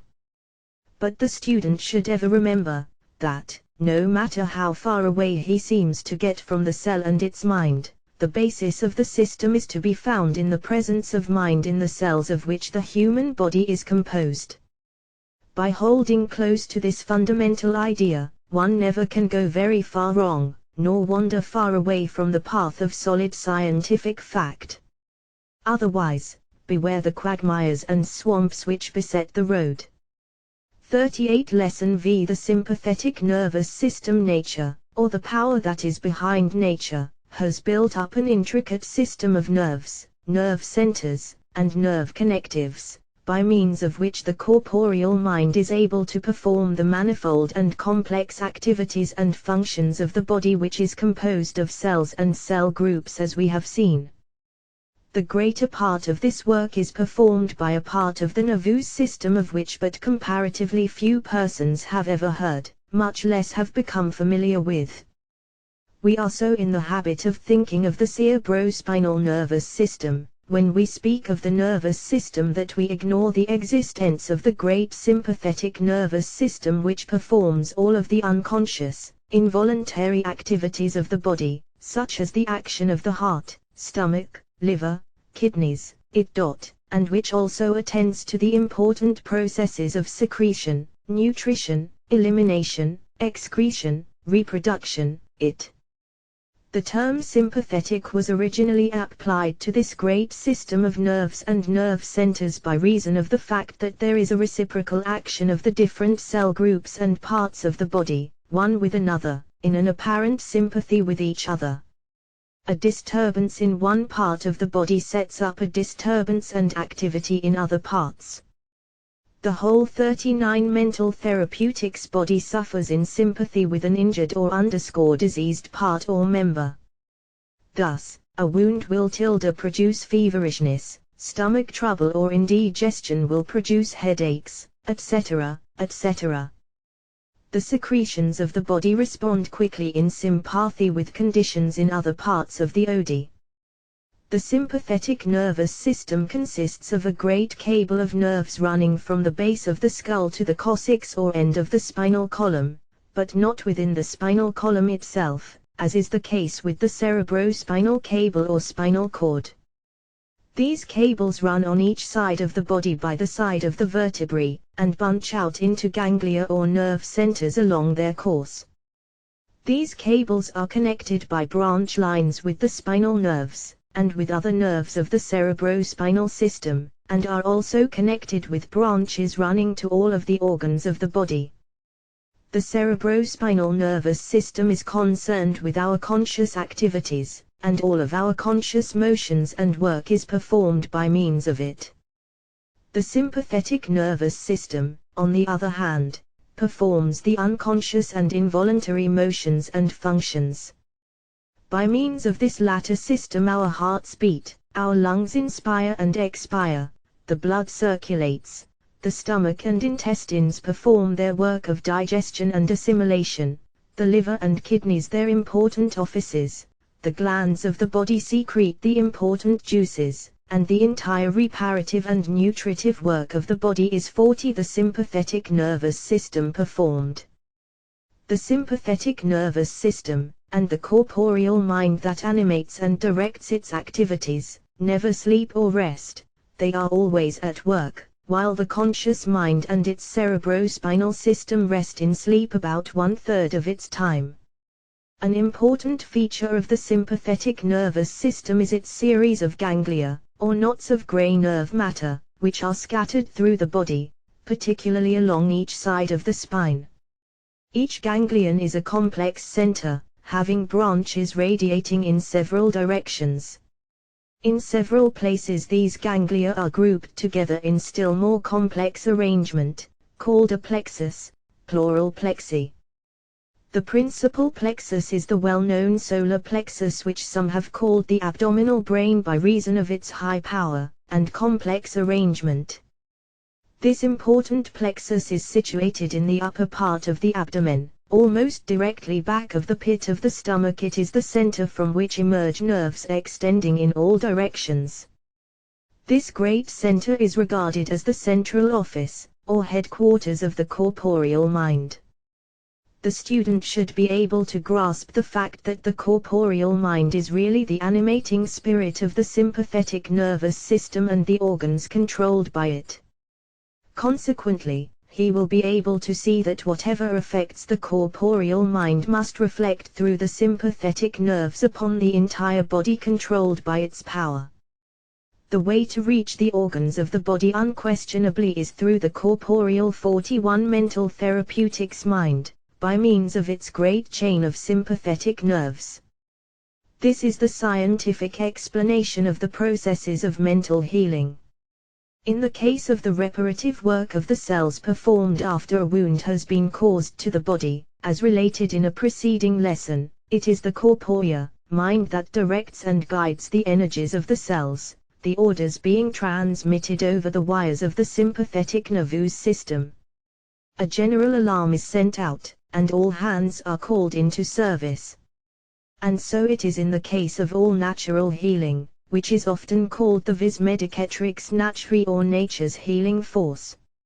For the corporeal mind is not only the great regulator and governor of the physical activities, but also the great natural physician of the body. As an instance of the control of the corporeal mind over the body, we have an excellent example in the regulation of the circulation of the blood. The blood does not flow through the body in a regular, invariable manner, in response to purely mechanical laws, as so many believe. On the contrary, the corporeal mind regulates the flow in accordance with the circumstances of the moment. When necessary, millions of tiny capillaries are closed or opened up, as the case may be, in order to increase or decrease the blood supply to certain parts. The blood supply of each organ is regulated by the needs of that organ at that time, as determined by the corporeal mind governing it. Even the rate of the pulsations of the heart are under the control of 42 the sympathetic nervous system, this corporeal mind, and varies according to circumstances. Or again, the healing of a wound, the knitting together of a broken bone, the complex arrangements made necessary by the processes of gestation and childbirth, and thousands of other wonderful manifestations of unconscious mind in physical processes. All these are the work of the corporeal mind working with its sympathetic nervous system. When we speak of nature doing this or that in the work of helping along the curative work, or vital processes, of the body, we are referring to this corporeal mind acting through its wonderful sympathetic nervous system. The corporeal mind is animated by two very potent motives, namely, 1. The motive of self-preservation, and 2. The motive of the reproduction of the species. All of its wonderful work is along these two lines. These are the only two laws of action that it recognizes. This is why it strives ever to preserve health in the body, and also why it exerts a sometimes overpowering influence in the matter of sex attraction. Much that we call sickness is really but the effect of the corporeal mind to throw out of the system morbid and injurious material which has gathered there. Fever is often but the attempt of the corporeal mind to burn up this debris which it fails to get rid of otherwise. If it is unable to get rid of the cause of the trouble, it tries to adjust itself to the impaired conditions, and strives to balance the physical functions so as to 43 mental therapeutics get the best possible results under the unfavorable conditions. The corporeal mind is ever working toward life and health for its owner. Sometimes it undertakes heroic and even desperate methods, in order to combat and defeat particularly dangerous conditions. The following quotations from eminent authorities show that this corporeal mind, under the name of vis medicatrix naturae, or nature or vital force or similar terms, is recognized by science as the real source of cure of disease, no matter by what method it may be called into effect. By the term efforts of nature we mean a certain curative or restorative principle, or vis vita, implanted in every living or organized body, constantly operative for its repair, preservation, or health. This instinctive endeavor to repair the human organism is signally shown in the event of a severed or lost part, as a finger, for instance, for nature, unaided, will repair and fashion a stump equal to one from the hands of an eminent surgeon. Nature, unaided, may be equally potent in ordinary illness. Many individuals, even when severely ill, remain at rest in bed, under favorable hygiene, regimen, etc., and speedily get well without a physician or medicine. The vis medicatrix naturae is a very potent factor in the amelioration of disease, if it only be allowed fair play. We are compelled to acknowledge a power of natural recovery inherent in the body. A similar statement has been 44 the sympathetic nervous system made by writers on the principle of medicine in all ages. Whatever other theories we may hold, we must recognize the vis medicatrix naturae in some shape or other.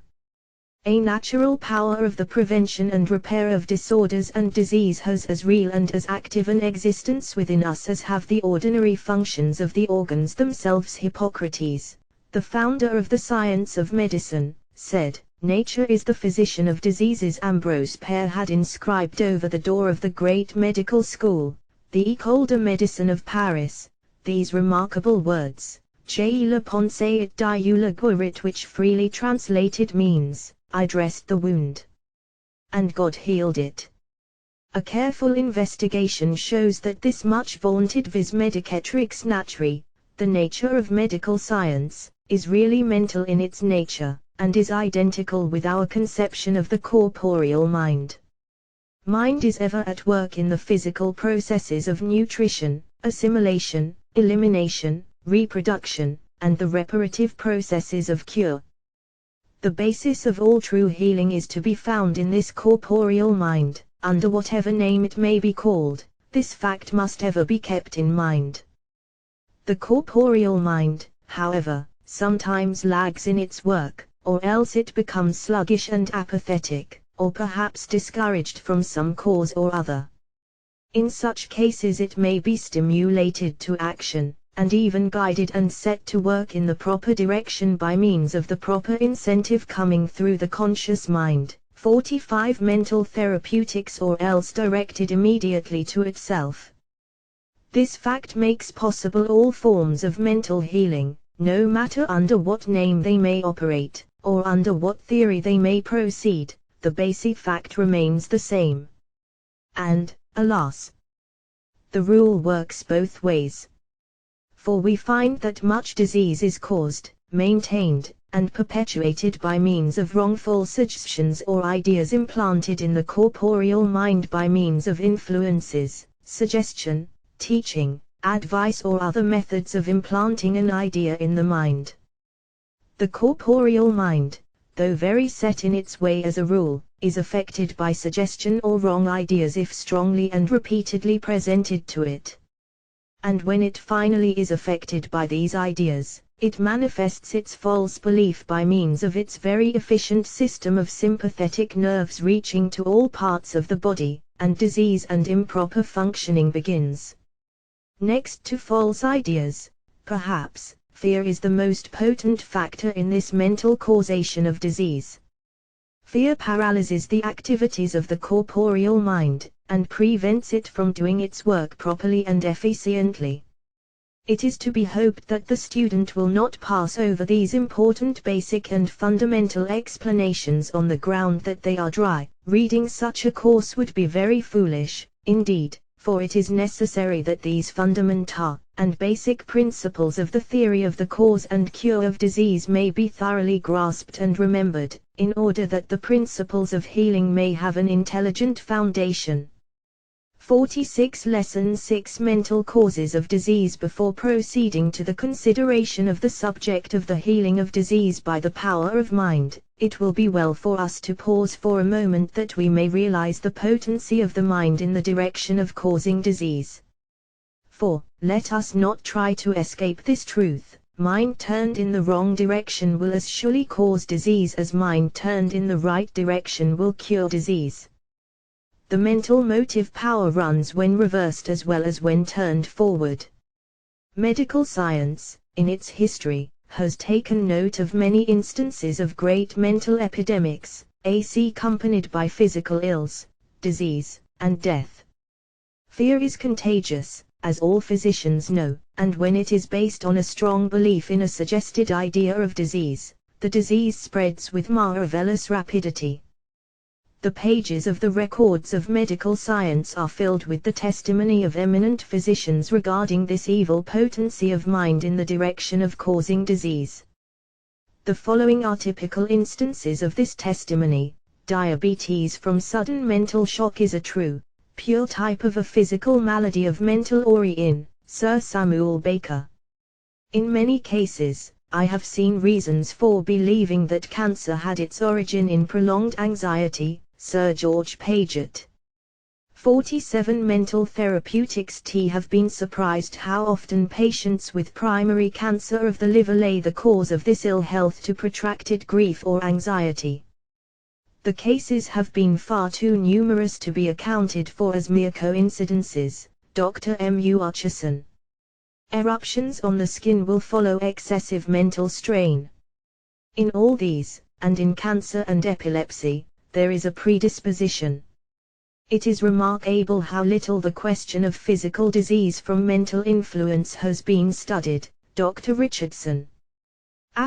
My experiments show that irascible, malevolent and depressing emotions generate in the system injurious compounds, some of which are extremely poisonous, also that agreeable, happy emotions generate chemical compounds of nutritious value, which stimulates the cells to manufacture energy. Professor Elmer Gates. Dr. Hacktuke, in his important work on the influence of the mind over the body, gives numerous cases of the causing of serious diseases by ideas held in the mind, or by simple mental states induced by fear.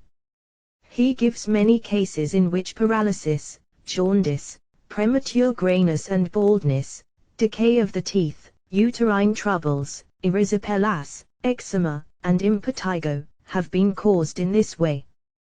The records of physiological psychology contain many references to cases in which serious 48 mental causes of disease, illness, and even death, have been caused by the efforts of practical jokers to scare their victims. The usual plan is to have several persons, during the course of a few hours, tell the victim that he is looking very ill, and that his appearance resembles that of another friend who grew suddenly ill and then died. The usual result is that the victim will become frightened, and in some cases be actually prostrate with weakness and compelled to take to his bed. Medical students frequently contract the diseases whose symptoms they have been studying in their textbooks. Moreover, it is an established fact that specialists in medical practice frequently contract the very disease that they have been studying so closely, and treating so continuously in their practice. The strong mental image tends to influence the corporeal mind, and that manifests in physical disorder. Many persons have contracted diseases described in detail in the patent medicine almanacs and other fear-producing printed matter describing the disease for which the medicine is intended.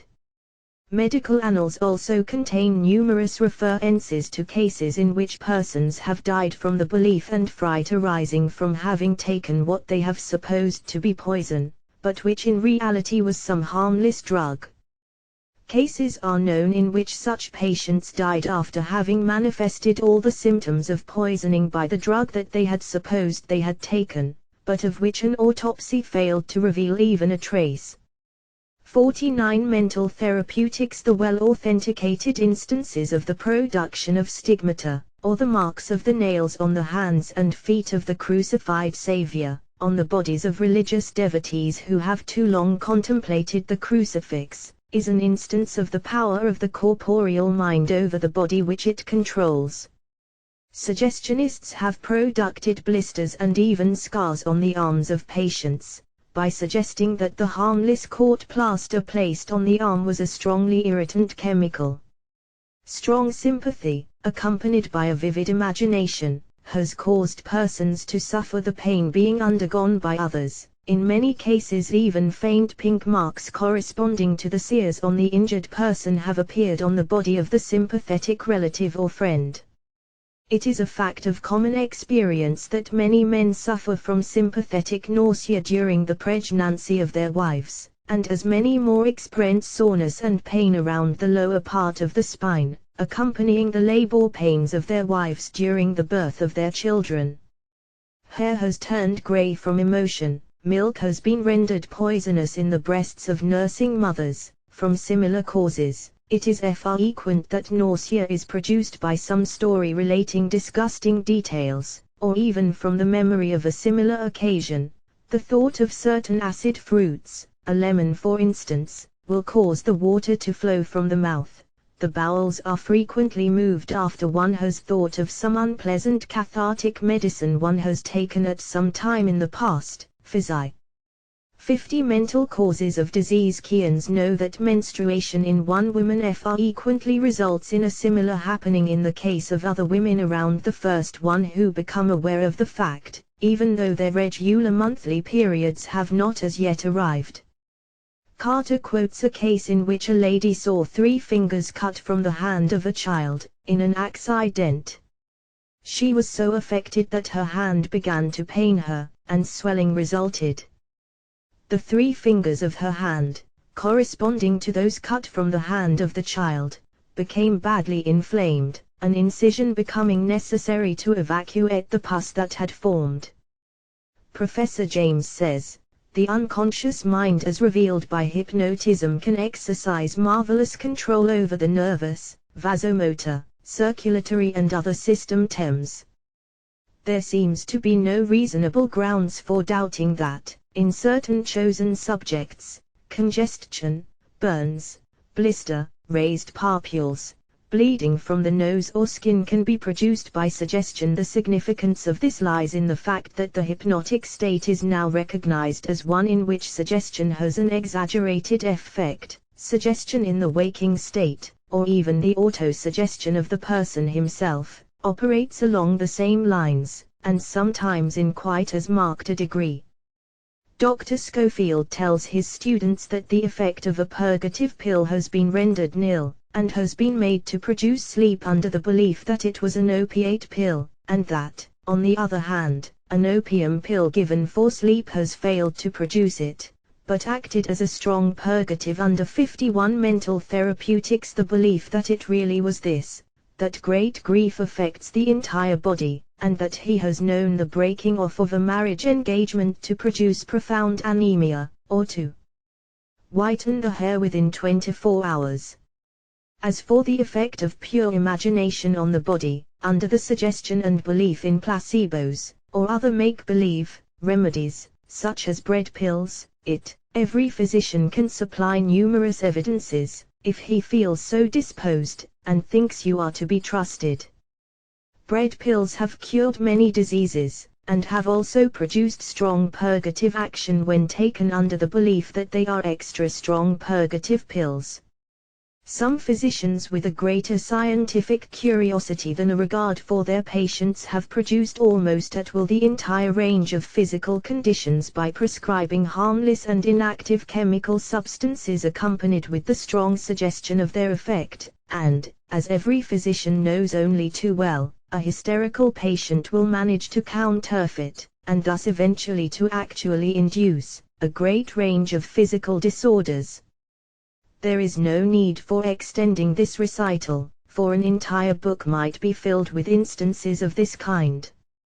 The one principle which is illustrated in all of these cases, and all like them, is this, that the corporeal mind which has control of the functions of the physical body, from great to small, simple to complex, is amenable to suggestion or insinuated ideas, either those of other persons, or those which are picked up 52 mental causes of disease by the conscious mind of the person himself.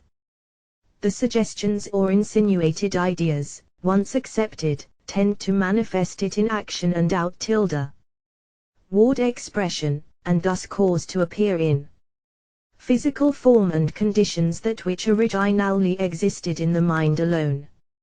From this it is seen that the real cause of many cases and forms of physical disorders and disease is to be found in these suggested or acquired ideas or thoughts which have been accepted by the corporeal mind, and subsequently manifested into objective forms, states and conditions. Consequently, the practitioner of mental therapeutics must always seek for these mental causes of the diseases which he is called upon to treat and heal. While, of course, he must direct his treatment to the physical conditions as they exist at the time of the treatment, he must also at the same time strive to reach and remove the original erroneous idea or thought which has really caused the whole trouble. In this way he discovers and removes the roots of the trouble, and does not content himself with merely treating and removing the consequences, effects, and results thereof, the symptoms, in short.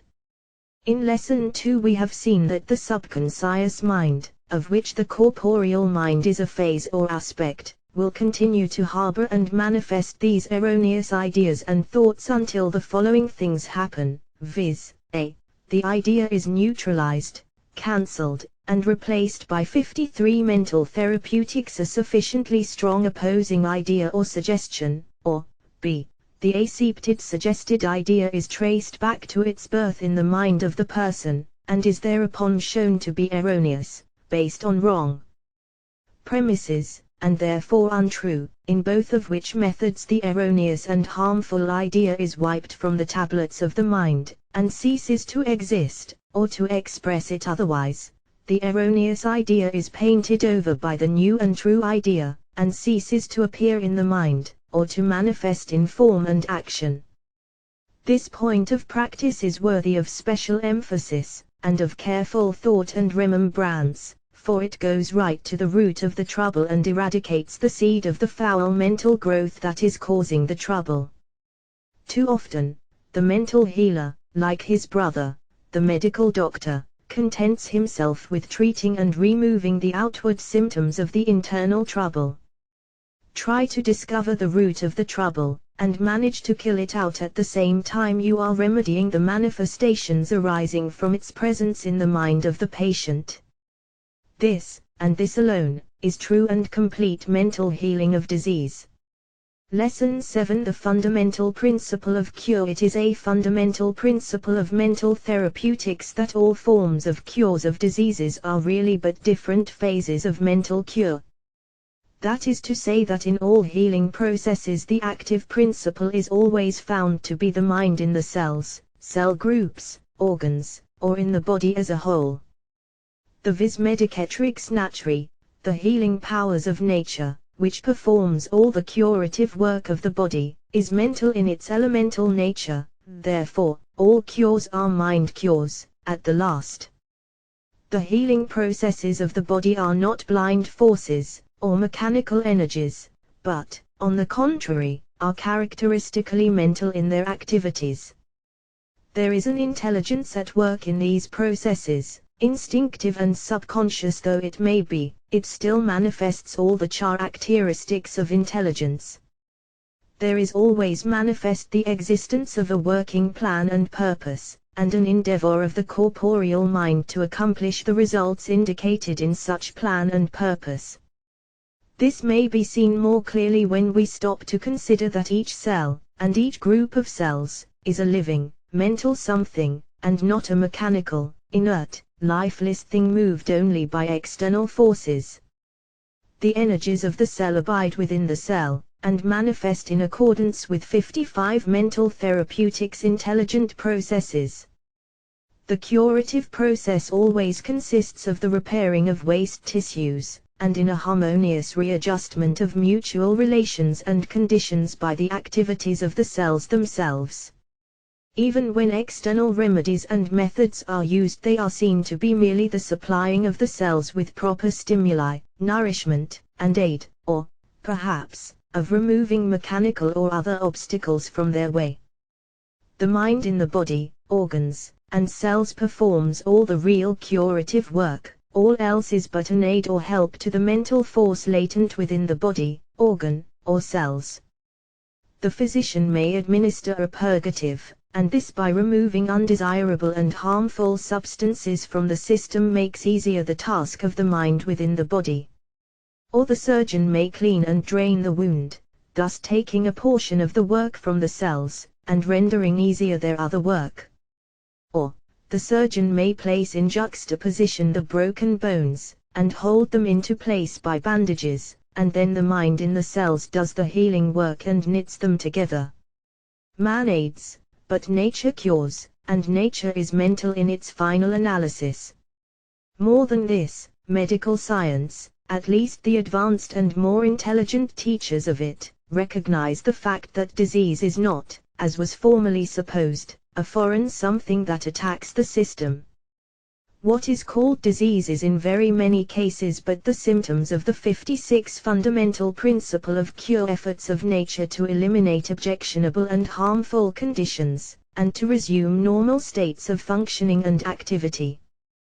The theory of many thoughtful physicians is that disease is frequently really a self-preservative action on the part of nature, an action by which she seeks to preserve the body by setting up conditions designed to combat abnormal conditions which have arisen. If nature is unable to throw off the abnormal conditions, it at least accommodates itself to the new state of affairs, and strives to make the best of it, to manage to get the best possible results, or the least possible measure of harm. This being recognized, and it cannot be denied, it follows that anything that will aid the mental action of the cells, organs, and body in this reparative work must aid the cure. And here is where mental therapeutics comes in. Nothing can aid and strengthen, direct and sustain, the mind in the cells, organs, and body better than mind itself. Whatever strengthens the corporeal mind, and directs its energies effectively, must materially aid in the work of cure. And this is just what is accomplished by mental therapeutics. The corporeal mind, under the proper stimulus of mind, will not only manifest latent powers and energies heretofore unmanifested, but will also obey the direction and guidance of a phase of mind more positive than itself, and thus act more efficiently. Upon this fundamental principle of practice all scientific mental healing is based. 5T Mental Therapeutics. Sidney Murphy, MD, an American authority, says of the reparative forces of nature inherent in the organism, it is a remedial effort, not necessarily successful, and an attempt to change, or have changed, existing conditions. Any improper relation of the living organism to external agents necessarily results in an injury to that organism, which by virtue of its being self-preservative immediately sets up defensive action, and begins as soon as possible to repair the damages that have accrued. This defensive or reparative action, of course, corresponds to the conditions to be corrected, and its persistence will depend upon the damages to be repaired, and the intensity and persistence of the causes that produced it. Serious injury present or impending will demand serious vital action, desperate conditions, desperate action. But in all cases the action is vital, an attempt at restoration, and the energy displayed will exactly correspond to the interests involved and the vitality that is available. Another American authority, 8. F. Meacham, MD, says, disease is a failure of the cells to make good their waste, or to do their full duty. This may be an individual matter with the cell, or may result from imperfect cooperation. There may be a mutiny in the cooperative commonwealth constituting the body. Any failure of this kind is disease either local or general, according to the importance of the mutinous or weakened cell. A cure results when the cells again do their work, or when other 58 fundamental principle of cure cells learn to do that particular work, which is sometimes the case.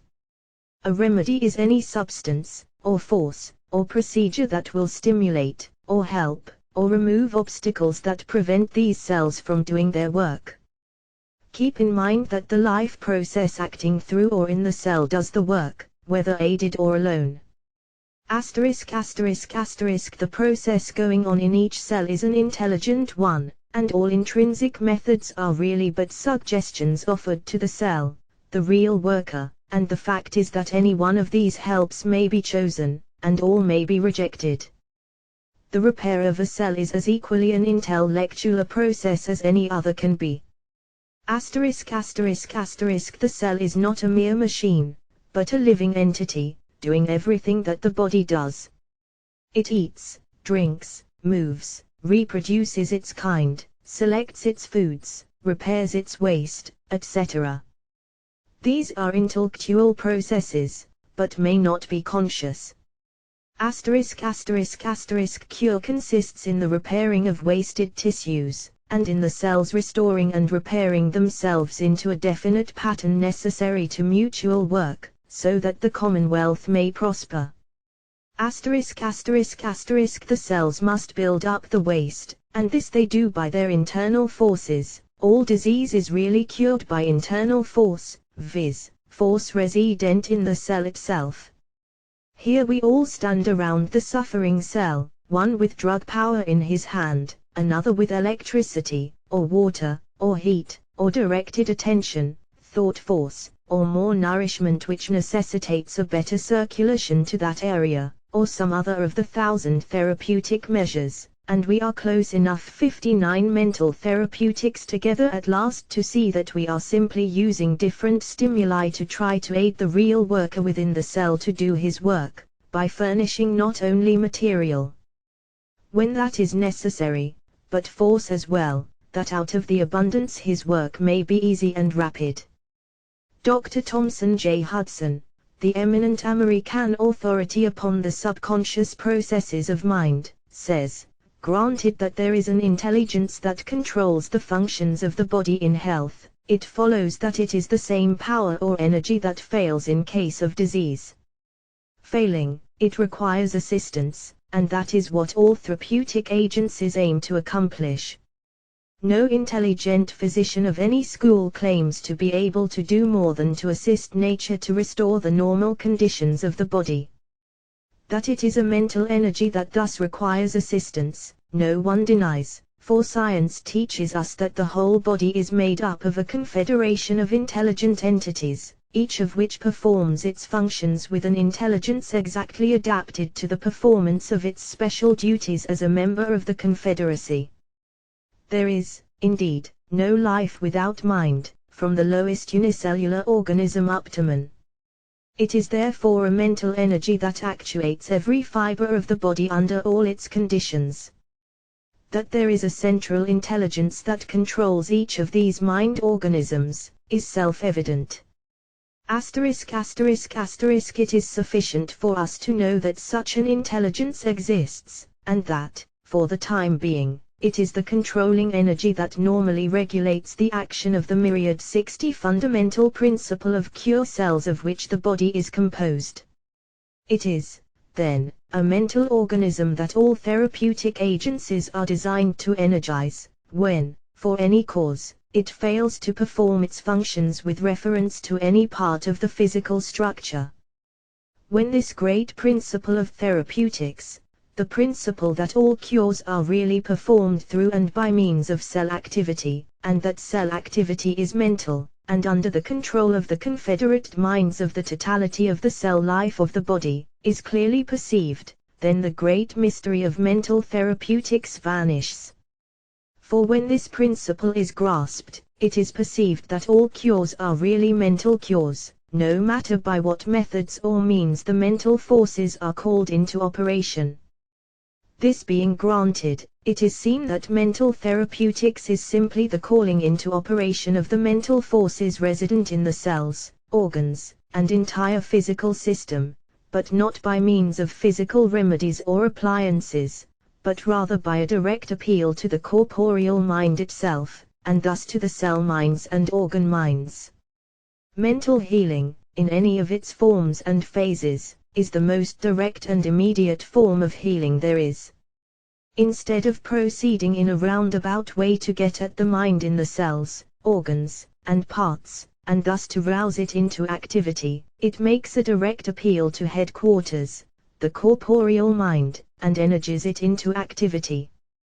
The corporeal mind, which is very amenable to suggestion or instructions properly given it, falls in with the methods of cure stated to it by the 61 mental therapeutics healer, or the person himself. It sends directing messages to the diseased organs and cells, and stimulates them to greater activity, if this is needed, or, again, it may recreate harmony where discord has been manifested. It proceeds to exercise its supreme coordinating power, and regulates and adjusts, directs and guides, the activities of the cells and organs. As we proceed with our lessons, we shall see that although mental healing has been practiced from time immemorial, under various names, forms, disguises, and based upon many theories of varying degrees of rationality, still the underlying principle has ever been one, and one only, i.e., that briefly outlined in this lesson and those which have preceded it. The effect of all of these varying methods and forms of mental treatment, plainly stated or else disguised under some fanciful theological or metaphysical theory, is identically the same, viz., the rousing into activity and operation of the mind in the cells and organs of the body, under the coordinating influence of the corporeal mind. The student who understands this principle will ever find it present under and back of each and every instance of mental healing. The cures are not made by reason of the fanciful theories, but in spite of them. Remember this always. 62 Lesson 8 The History of Mental Therapeutics. The history of mental therapeutics is as old as the history of healing of any kind, for from the very beginning of the practice of healing there is found to have been practiced some of the manifold forms of mental healing. It is interesting to glance in passing at the history of the many phases and forms of mental healing of which the race has taken advantage. Perhaps the earliest forms of mental healing were those connected with the magicians, medicina men, or primitive priests of the savage tribes. From the very dawn of history mankind has taken unto itself priests, magicians, and medicine men. And, just as naturally as the proverbial duck takes to water, so have these priests, magicians, and medicine men taken to the healing of disease. This, perhaps, because the savage usually regards disease as something caused by the influence of devils, and evil influences, which must be chased away by the power of the magician or priest. We, who can afford to smile at the superstition of these savages, must not make the mistake of supposing that these priests and magicians performed no cures. On the contrary, they did perform cures, and their prototypes among the savage tribes of this day are still performing cures, in the same way and for the same reason. 63 Mental therapeutics travelers relate instances of wonderful cures performed by these medicine men, priests, or magicians in Africa, South America, and other portions of the world in which savages still dwell in remote regions. The magic performances of these medicine men or magicians are directed toward the chasing away of the demons of disease. They believe in the power of the demons, and they believe in the power of the magicians, else they would not employ their services. The expectant attention and the imagination of the sick persons is called into operation by the magic ceremonies. All students of modern mental therapeutics understand the potency of the aroused imagination and expectant attention of a patient. This mental attitude results in a very decided curative and reparative activity on the part of the mind in the cells and the organs.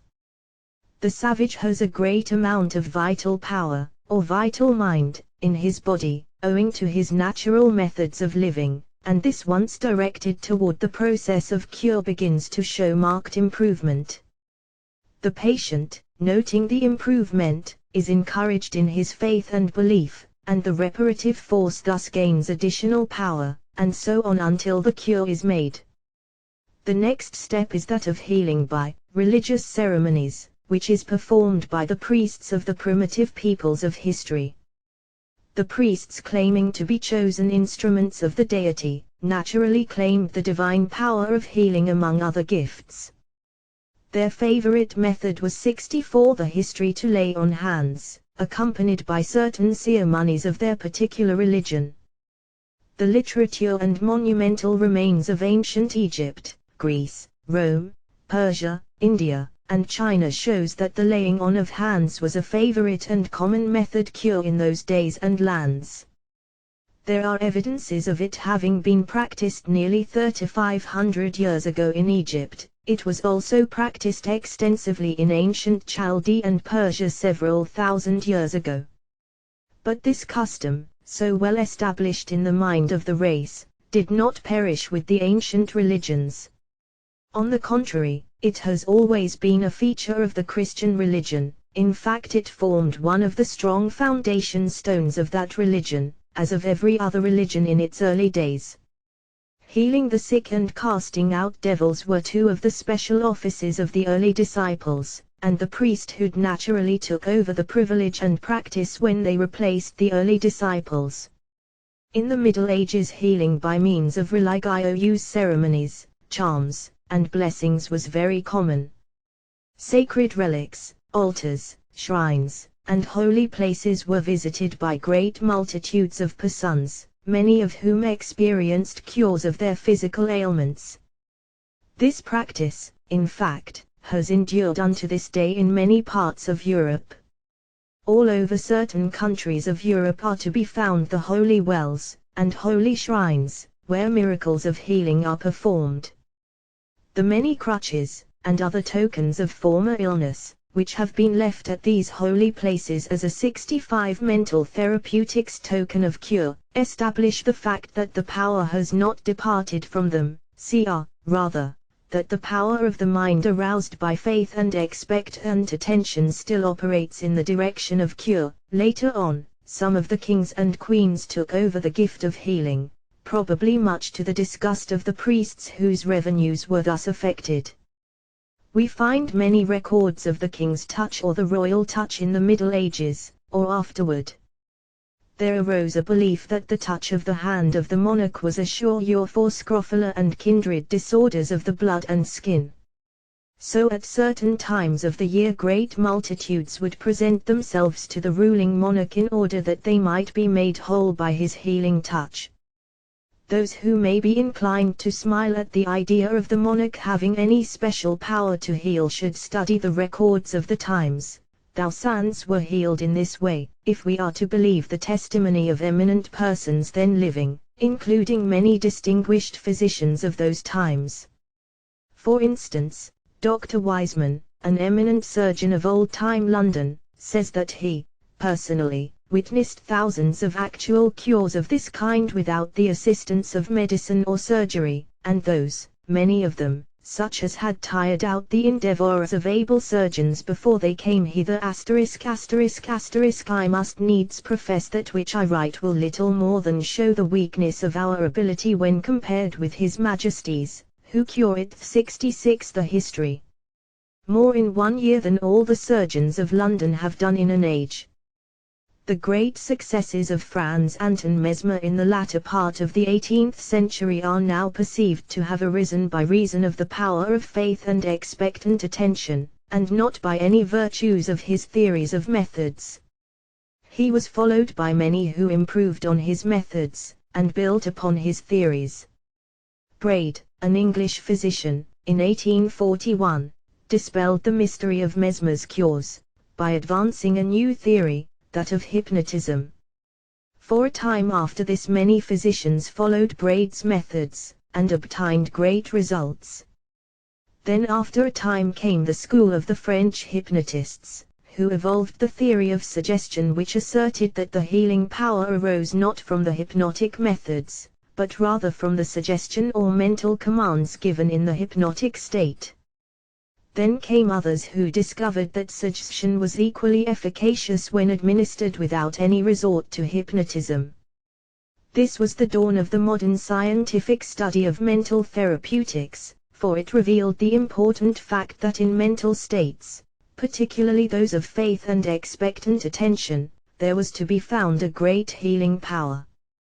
The great modern interest in, and improvement in, the methods of mental therapeutics have arisen from the work of the practitioners of some of the many forms of psychological healing or biological healing so popular during the last half of the 19th century, 67 mental therapeutics, all of which were offshoots of mesmerism or Braidism. Gradually there sprung from this main trunk the several forms of metaphysical healing which became so popular the last quarter of the century last past, and which have grown so remarkably during the years of the present century. The connecting link between the older schools of psychological healing, and the newer schools of metaphysical healing, is found in Dr. Phineas Parkhurst Quimby, a poor clockmaker of limited education, but of a quick mind and a strong personality, who lived in Maine, one of the New England states of America. Quimby was attracted to the teachings of mesmerism about 1838, and soon developed into a successful mesmeric healer. He followed along the lines of John Bovedod's electrobiology for a time, but soon evolved a more metaphysical theory of his own. His new conception was that disease arose from erroneous thinking, and that cures may be performed by getting the patient to think rightly. Among his pupils were Dr. Warren F. Evans and Julius Adresser, both of whom afterward established what they called the mind cure, which was the direct ancestor of the great New Thought movement now so popular in America and Europe. Another patient and pupil of Dr. Quimby's was Mary Baker Eddy, who afterward founded the great Christian Science movement, which now numbers its followers at 1 million or more. Christian 68. The history science, however, now repudiates all descent from Quimby. Springing up as a result of the success of the mental science, Christian Science, and New Thought movements, during the past 25 years, we find many instances of the desire of the people for religious and similar phases of mental healing. Divine healers by the score have appeared, flourished, and then disappeared. Francis Schlatter, the German shoemaker of Denver, Colorado, U.S., healed thousands of persons who flocked to his cottage, believing him to be a prophet of God. John Alexander Dowie, an English preacher, created great interest, first in Australia and then in Chicago, Illinois, USA, by his many cures. He established a church in Chicago, the walls of which were lined with crutches, trusses, etc., of persons who had been healed by his prayers and laying on of hands. Both Schlatter and Dowie have had many imitators, many of whom have met with more or less success. The great New Thought movement, with its many divisions and subdivisions, has a large following, and also has a great multitude of healers, all of whom make cures by the general methods of mental healing, though under many different theories and conceptions, and by many methods of application. Christian Science supports many fine churches and many healers and teachers, some of whom have grown wealthy as the result of their practice. The Emmanuel movement, started by some of the Orthodox 69 mental therapeutics churches several years ago, is another illustration of the popularity of mental methods of healing, and also of the common desire of the public to have such healing given under the cover, and in the form of religious teachings. The student must not, however, imagine for a moment that all of these modern schools and phases of mental healing admit that the basis and foundation of their cures are such as we have seen to exist in the preceding lessons. On the contrary, they generally vigorously insist that their cures are made by reason of the truth of their particular theories and beliefs, or methods of treatment. They scout the idea of the simple, natural, scientific basis of mental cures, as taught in these lessons. They prefer the mystery, and the possible monopoly, of their own teachings. But the cold-blooded scientific observer insists upon the fact of the simple, natural scientific basis and foundation, which always exists under the fanciful guises and forms. He sees that while each of the cults or schools has its own particular theory and teaching, each claiming that the other are lacking in truth, still each and every one of them are making cures, and in about the same proportion and percentage.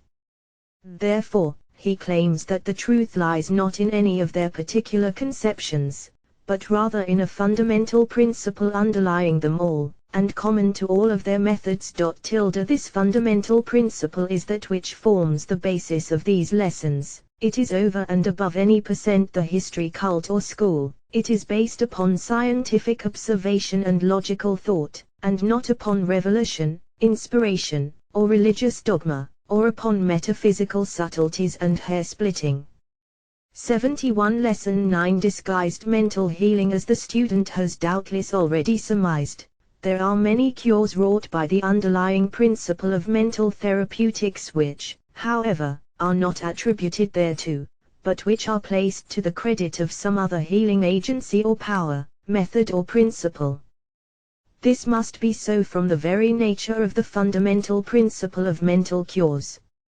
It being seen that all healing really is performed by the mind in the cells, organs, and parts of the body, and that this mind is under the control of the corporeal mind, and that the latter takes up, accepts, and acts upon the suggestions reaching it from the minds of others, then it follows that mental cures may be made by agencies and methods which are accepted as efficacious by the corporeal mind, or rather by the great subconscious mentality of which the corporeal mind is a phase or part.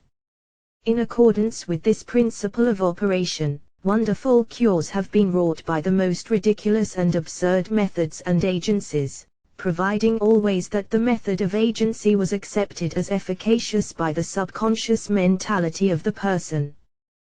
The belief in, and faith in, almost anything under the sun, or over the sun, will act as a curative force along the lines above indicated. This being so, we naturally look for striking instances and examples of this natural 1% disguised mental healing law, and we find them on all sides. The history of medicine is filled with instances and examples of this kind, many of which are very amusing when one views them in the light of the scientific principle involved. It has been known to physicians for many centuries that the imagination of the patient, if sufficiently aroused, was capable of working many important cures of serious ailments, not to speak of the less important ones. Physicians for centuries have laughed over this well-known fact, but without understanding the principle involved and called into effect.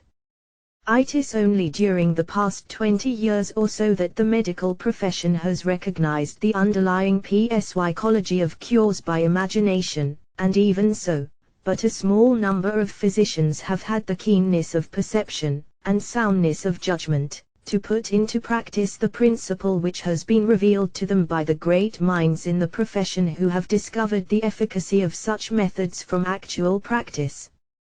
It has long been the practice of physicians to administer placebos, i.e., make-believe medicine, in the practice, when in doubt regarding the proper thing to prescribe. Colored water, strong-tasted drops, sugar of milk POWs, bread pills, and similar placebos have had their place in the list of remedies of most physicians. Originally intended to quiet the mind of the patient, and to satisfy the demands of the friends and family of the sick person for some medicine, these placebos have justified 73 mental therapeutics their existence and employment. But it is a dull physician who does not soon discover that these placebos actually cause improvement and cures in many cases. The experience of any old physician, if he is foolish enough to relate it to a layman, will more than justify all that we have said of the virtue of placebos.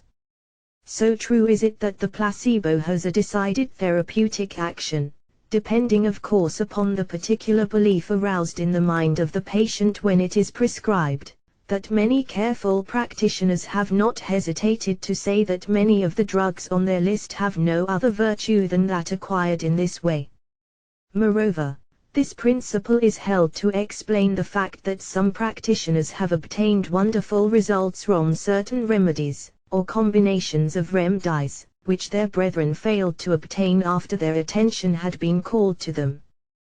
The discoverer of a new remedy is filled with an earnest belief in it, which belief he communicates to his patient. Can you doubt the result? The other physicians, lacking this faith, fail to impress it upon their patients, hence the less satisfactory result. An understanding of this principle has solved many a mystery of this kind. Physicians are just beginning to understand the cause of the trouble. Dr. Q, an English physician of the last century, made a careful study of this interesting phase of mental healing. His book on the subject is still well worth reading and study, in spite of the recent discoveries of the underlying 14 disguised mental healing principle which the good doctor failed to discover. His book is filled with very interesting cases of cures by imagination, so he called it, but which we now recognize as genuine mental healing in disguise. Tuke relates that he cured many cases of chronic rheumatism by rubbing them with a certain substance, without virtue in itself but for which he asserted magical and miraculous powers. To assure himself that this substance was without any real virtue in itself, the good doctor changed it from time to time, sometimes using metal, then again wood, and sometimes wax or similar substances.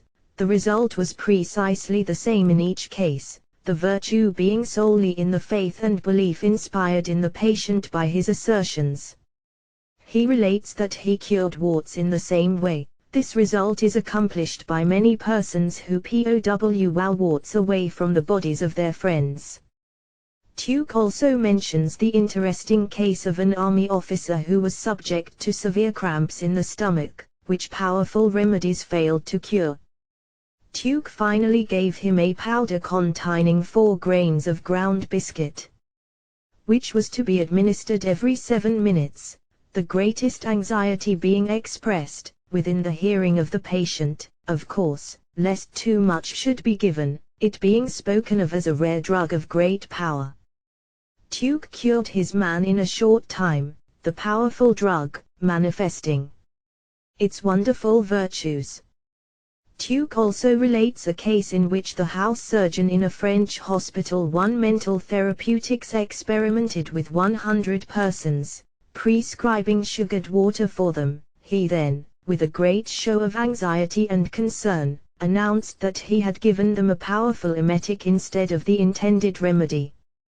Tuke adds, the result may easily be anticipated by those who can estimate the power of the imagination. No fewer than 4/5 of the entire number were unmistakably sick. An eminent physician recorded an instance in which a patient reported that he felt a decided improvement immediately after a clinical thermometer had been placed in his mouth. He thought that it was some new kind of therapeutic instrument. The physician, being wise beyond his times, continued the treatment and healed the man speedily. Similar experiences are furnished by the resident physicians in many hospitals where a large number of patients are admitted. Schofield, in his interesting work upon the unconscious mind, relates a number of cases in which cures were performed by disguised mental healing. He also relates a number of cases in which the same principle has been incidentally called into operation without any intent to do so on the part of the physician. For instance, he relates that in the early days of Koch's tuberculin many patients rushed to Berlin to be treated. It was observed by the physicians administering the remedy that a certain set of symptoms, among others a rise of temperature after so many hours, usually followed the ING 76 disguised mental healing. These symptoms were accepted at first as being diagnostic of the existence of tuberculosis. But some of the physicians who knew something of the power of suggestion, made some tests, and obtained startling results. It was found that the patients usually anxiously awaited the occurrence of these particular symptoms, of which they had been informed by their fellow patients. And, the tests proved that these same symptoms were manifested by many of the patients after they had been injected with pure water, without a trace of tuberculin. Ferrasi relates that he cured many cases of ague by giving the patient a charm consisting merely of the word febrifuge written on it. Fever and ague, chills and fever, and similar complaints have been successfully treated by certain old women and old men in the neighborhoods affected, the method consisting merely of some sort of POW or mock magic treatment in which both the healer and the patient firmly believed. Seasickness and car sickness has yielded to some remedies of the nature of the placebo. Stewards on ocean liners furnish interesting testimony along these lines, though they are careful to whom they give their confidence, for obvious reasons. Schofield relates many interesting cases of this kind. In one case he cured a woman brought to a London hospital as suffering from incurable paralysis of the spine for 2 years. She had spent all her money in treatments, without results, and was brought to the hospital pending 77 mental therapeutics. Her admission to a charitable home for incurables. Schofield cured her in 2 hours. He does not state his method, but says positively that there were agencies which owed all their virtue to their influence on the mind. He also relates another case in which a paralyzed girl was cured when she learned that she had won the affections of the curate who used to visit her bedside. Another case of the same kind was cured at the Hôtel Dieu, in Paris, solely by being impressed by the wonderful place, its noted doctors, and its wonderful reputation. Schofield says of this last ease, the good doctor just passed around, but had not time to treat her till the third day, by which time when he came around she was out of bed, walking around the room, quite restored by the glimpses she had got of his majestic presence.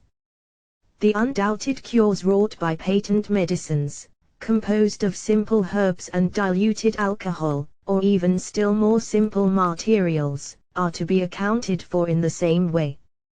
The same is true of the wonderful appliances, electric garments, rheumatic rings and similar articles which are advertised so extensively from time to time. They all work cures, and obtain testimonials from grateful patients. The tractors of Elijah Perkins, the New England blacksmith, in the early part of the last century is another instance of the same principle. Perkins built metallic tongs which he called tractors, with which he stroked the bodies of patients. He made great cures, and 78 disguised mental healing. His fame extended all over the country, and even to Europe. His followers were numbered by the thousands. Finally the bubble was pricked by a physician who made a counterfeit pair of tractors of wood painted to resemble the metal of the genuine tongs. They worked just as well, and thereby proved the mental nature of the cures. The student and practitioner of mental therapeutics should become familiar with this class of mental cures, cases in which the cure is attributed to some material remedy, appliance, or method, although really resulting from the mental principle called into operation. When the principle is once thoroughly understood, then one has the key to the whole class of strange cures. This knowledge prevents one from being led into error, and being persuaded to follow after strange gods in healing. It also enables one to avail himself of fanciful methods and forms, when he sees that the patient expects and demands the same. Such a course is not to be recommended as a regular thing, but there arise cases in which the healer must take the material as he finds it, and then work it into the proper shape by methods along the lines of the least mental resistance. But he must never lose sight of the true principle involved in the cure. 79 Lesson X3 Methods of Mental Healing. While there are countless methods and processes of manifesting mental healing under the general principles of mental therapeutics, still these methods may be grouped into 3 general classes or principles of application. The student who will thoroughly acquaint himself with the underlying principle of each of these 3 general classes will be master of the entire system. For all methods or forms of application are found to be but some variation of one of these general classes, or else a combination of one or more of them. These 3 general classes of the methods of applying mental healing are as follows: 1. Healing by mental suggestion, 2. Healing by present thought induction, and 3. Healing by distant thought induction.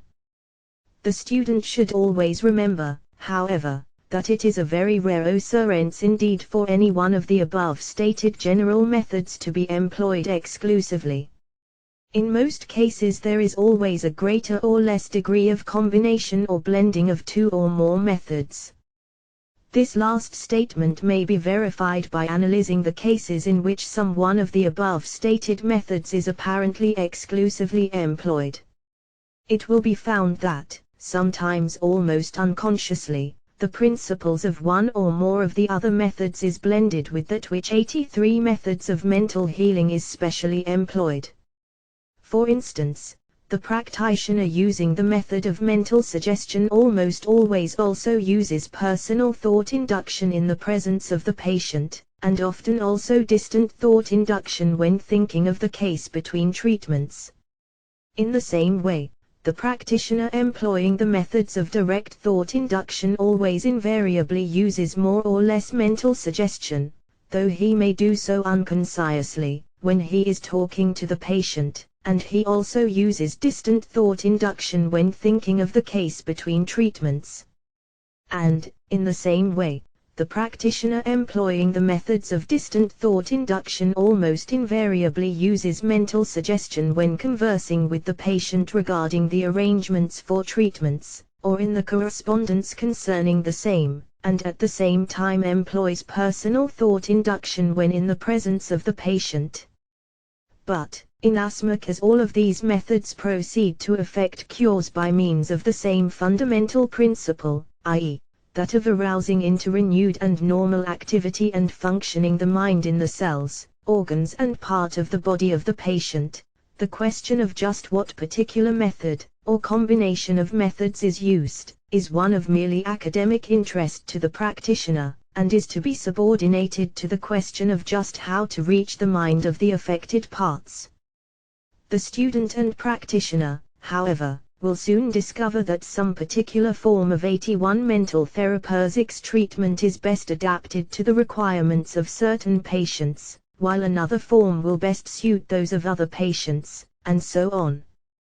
By understanding the fundamental sameness underlying the superficial differences in the three methods, and the variation thereof, and by acquainting himself with the best ways of applying each and all of these methods, the practitioner will be equipped to handle effectively any kind of case that presents itself for treatment, and to adapt his treatment to meet the personal idiosyncrasies or peculiarities of each patient.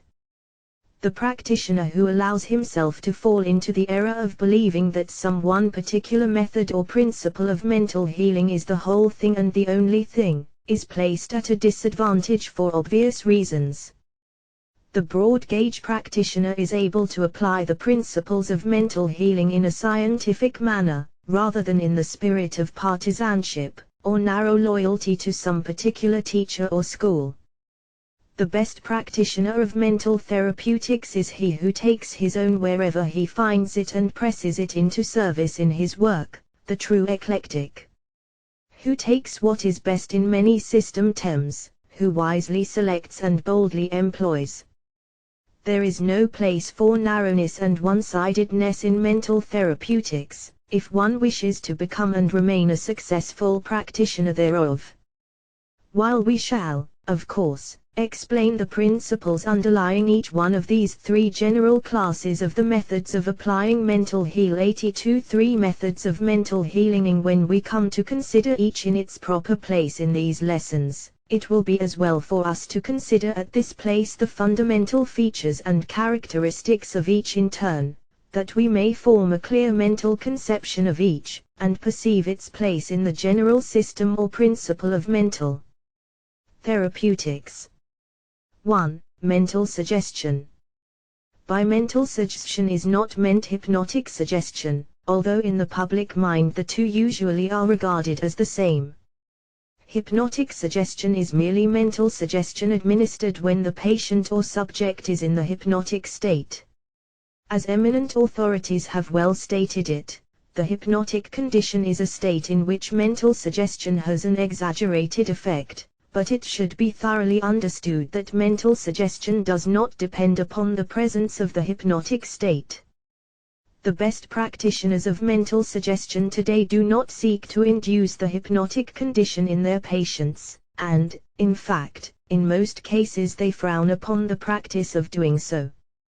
The principle of mental suggestion is simply that of placing in the subconscious mind of the patient a firm, strong, positive idea of the physical condition sought to be induced in him.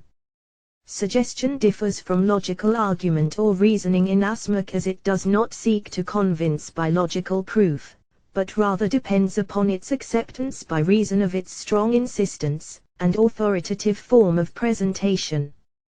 The 83 mental therapeutics principle underlying suggestion is indicated by the original meaning of the Latin terms from which it was derived, i.e., suggero meaning, literally, to carry or place under the technical meaning of to suggest is to indirectly introduce into the mind.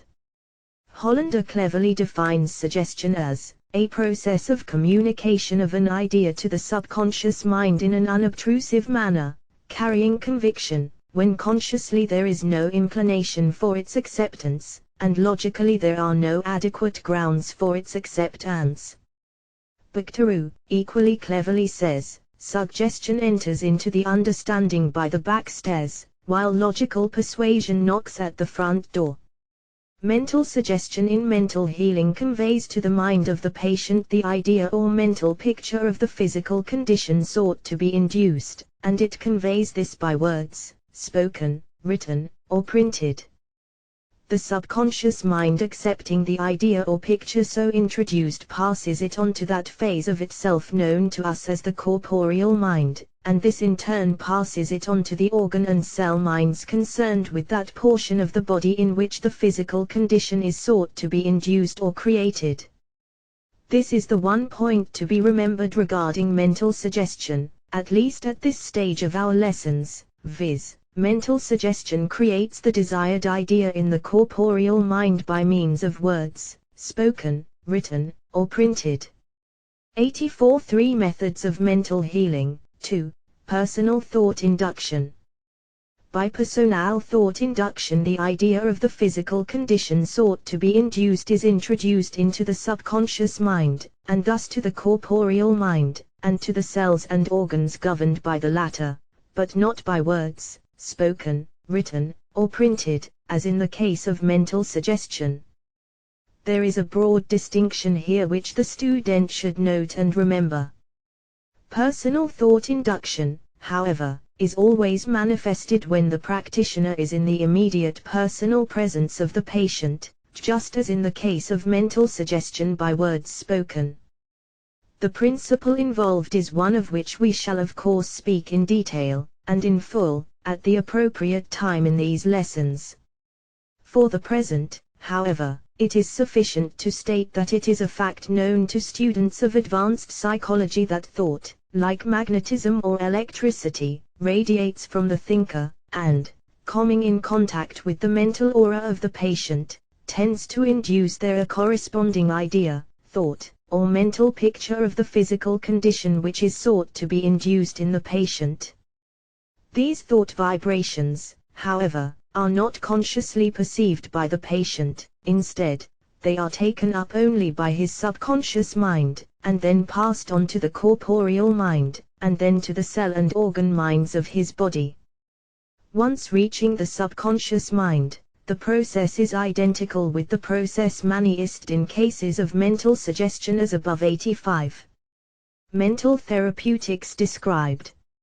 So you see the practical distinction between the two methods of mental healing so far considered, viz., mental suggestion and personal thought induction, respectively, is simply that of the difference in reaching the subconscious mind of the patient.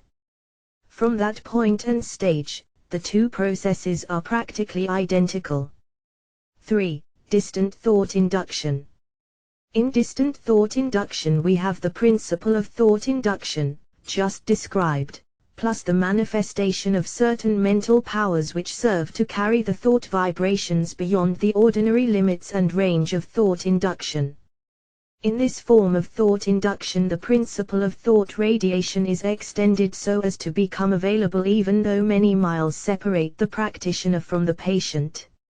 It accomplishes for thought radiation that which the telescope accomplishes for the faculty of sight, or the telephone for the faculties of hearing and speech.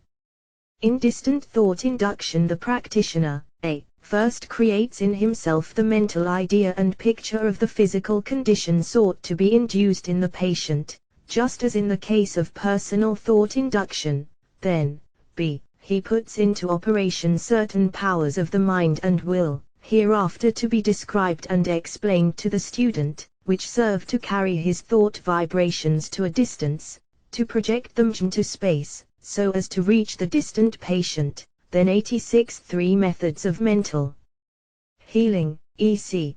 The vibrations reaching the subconscious mind of the patient are taken up, translated into ideas and pictures corresponding to those in the mind of the practitioner, and then passed on the corporeal mind, and thus to the cell minds and organ minds.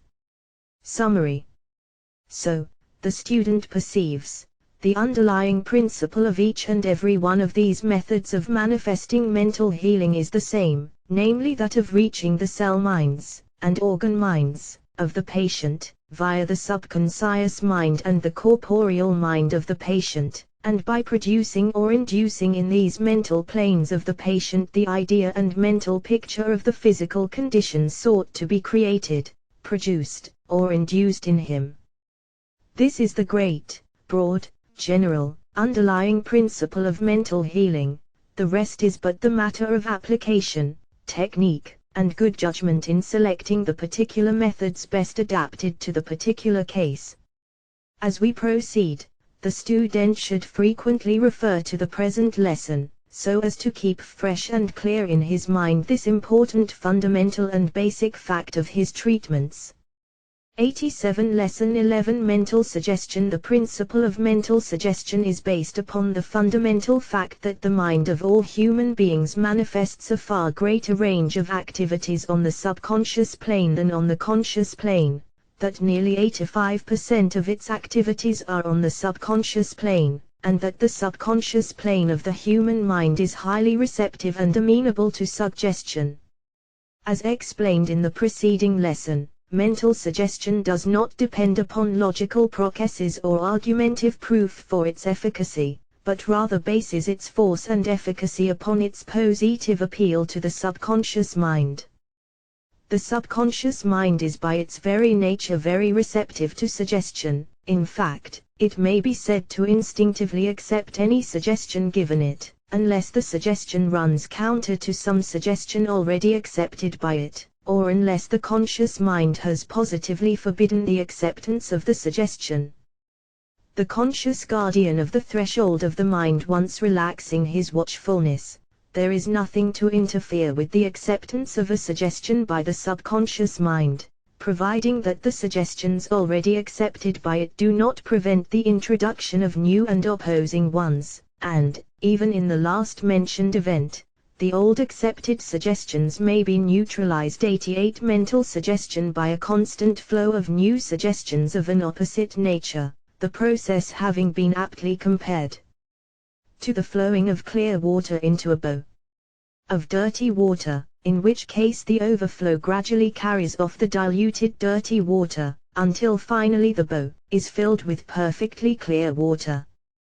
This, in fact, is precisely what happens in most cases of mental healing by mental suggestion. The old, negative suggestions are first diluted and then carried off, being replaced by the new and positive ones. It must be always remembered, however, that the words of a mental suggestion have no magic power in themselves. Their only virtue consists in the fact that they represent ideas, which ideas are called into being in the mind by the hearing or reading of the words.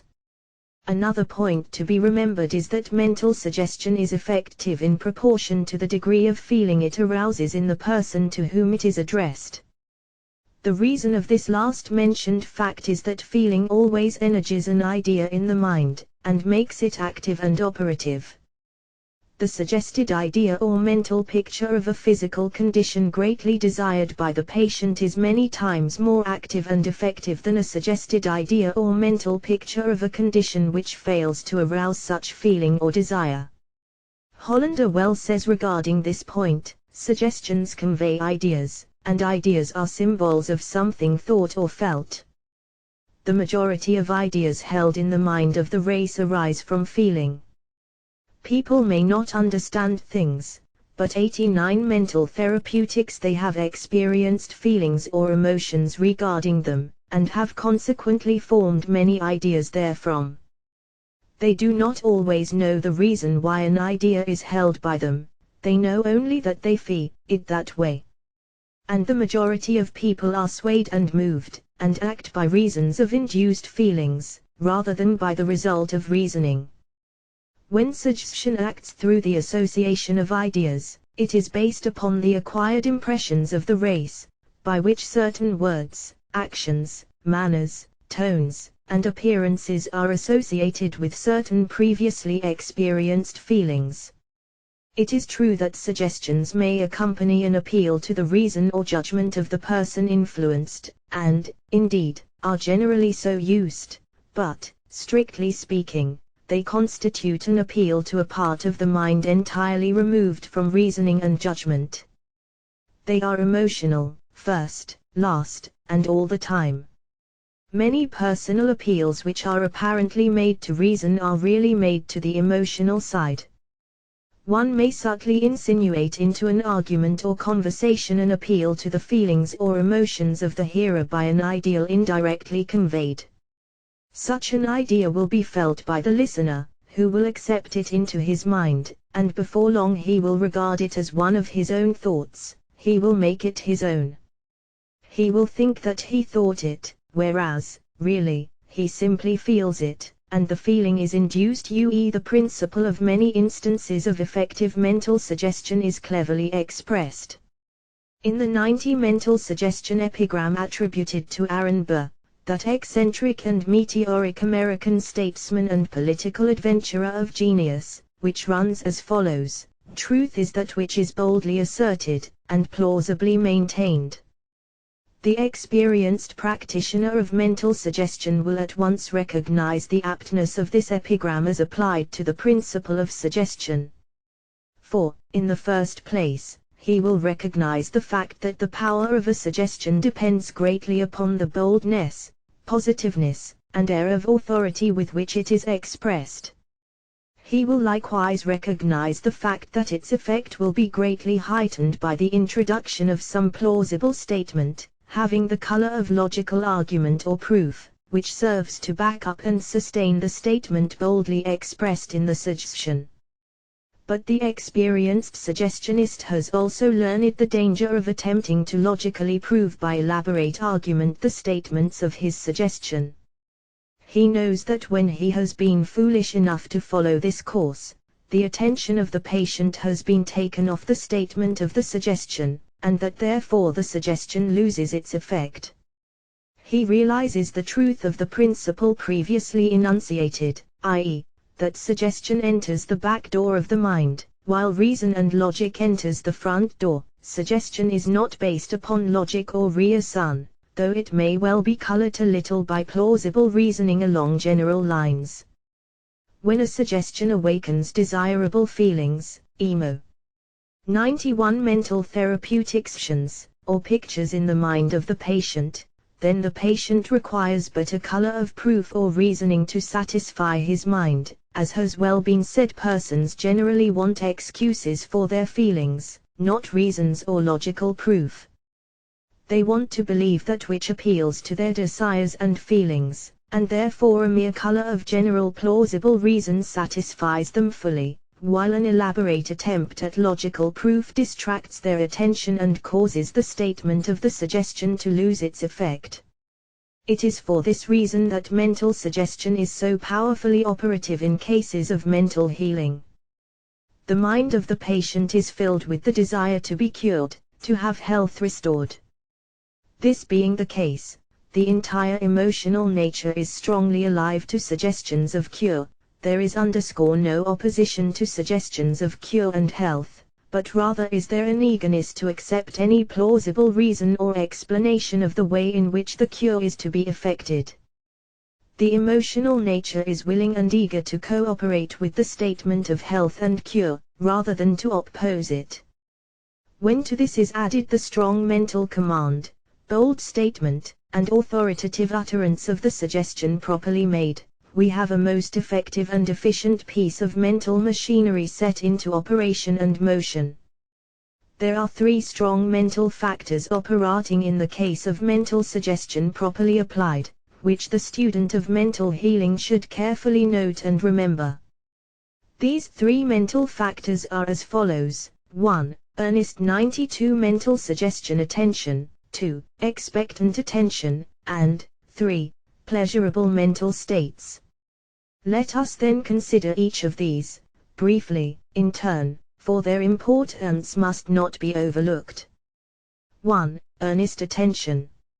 It is a fact conceded by all students of the psychology of suggestion, that the effect of any suggestion depends materially upon the degree of attention given to it. This, of course, arises from the well-known psychological principle that the degree of perceptive impression of a sensation, the degree of its retention in the subconscious memory, and the degree of ease of its subsequent recollection, depend upon the degree of attention given it. Attention has been compared to the focus of a telescope or microscope. The strength of all mental impressions depend upon the degree of attention given at the time of their reception. The reason of the strength of certain impressions upon our minds is that earnest and concentrated attention was manifested at the time the impressions were received. If we give no attention at all to an object or happening in the world outside of our mind, then we receive no impression at all regarding it. This is one of the fundamental facts of psychology, remember.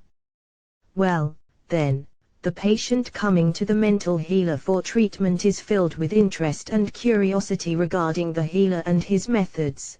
The patient is like a child visiting a new scene of interest, a moving picture performance, for instance. His mind is open to even the slightest 93 mental therapeutics impression, and he is really in a mental state most favorable to suggestion. In fact, he is in a condition in which suggestion has an exaggerated effect. Hence the importance of the practitioner creating a strong initial impression, why his manner, demeanor, and words, before, during, and after the suggestive treatment. The ideal suggestive condition is here, remember. 2. Expectant attention. Practical psychologists recognize the value of the mental state known as expectant attention. It is an established fact that the expectancy, or earnest hope, of an improvement in the physical condition will act powerfully in the direction of inducing the desired condition.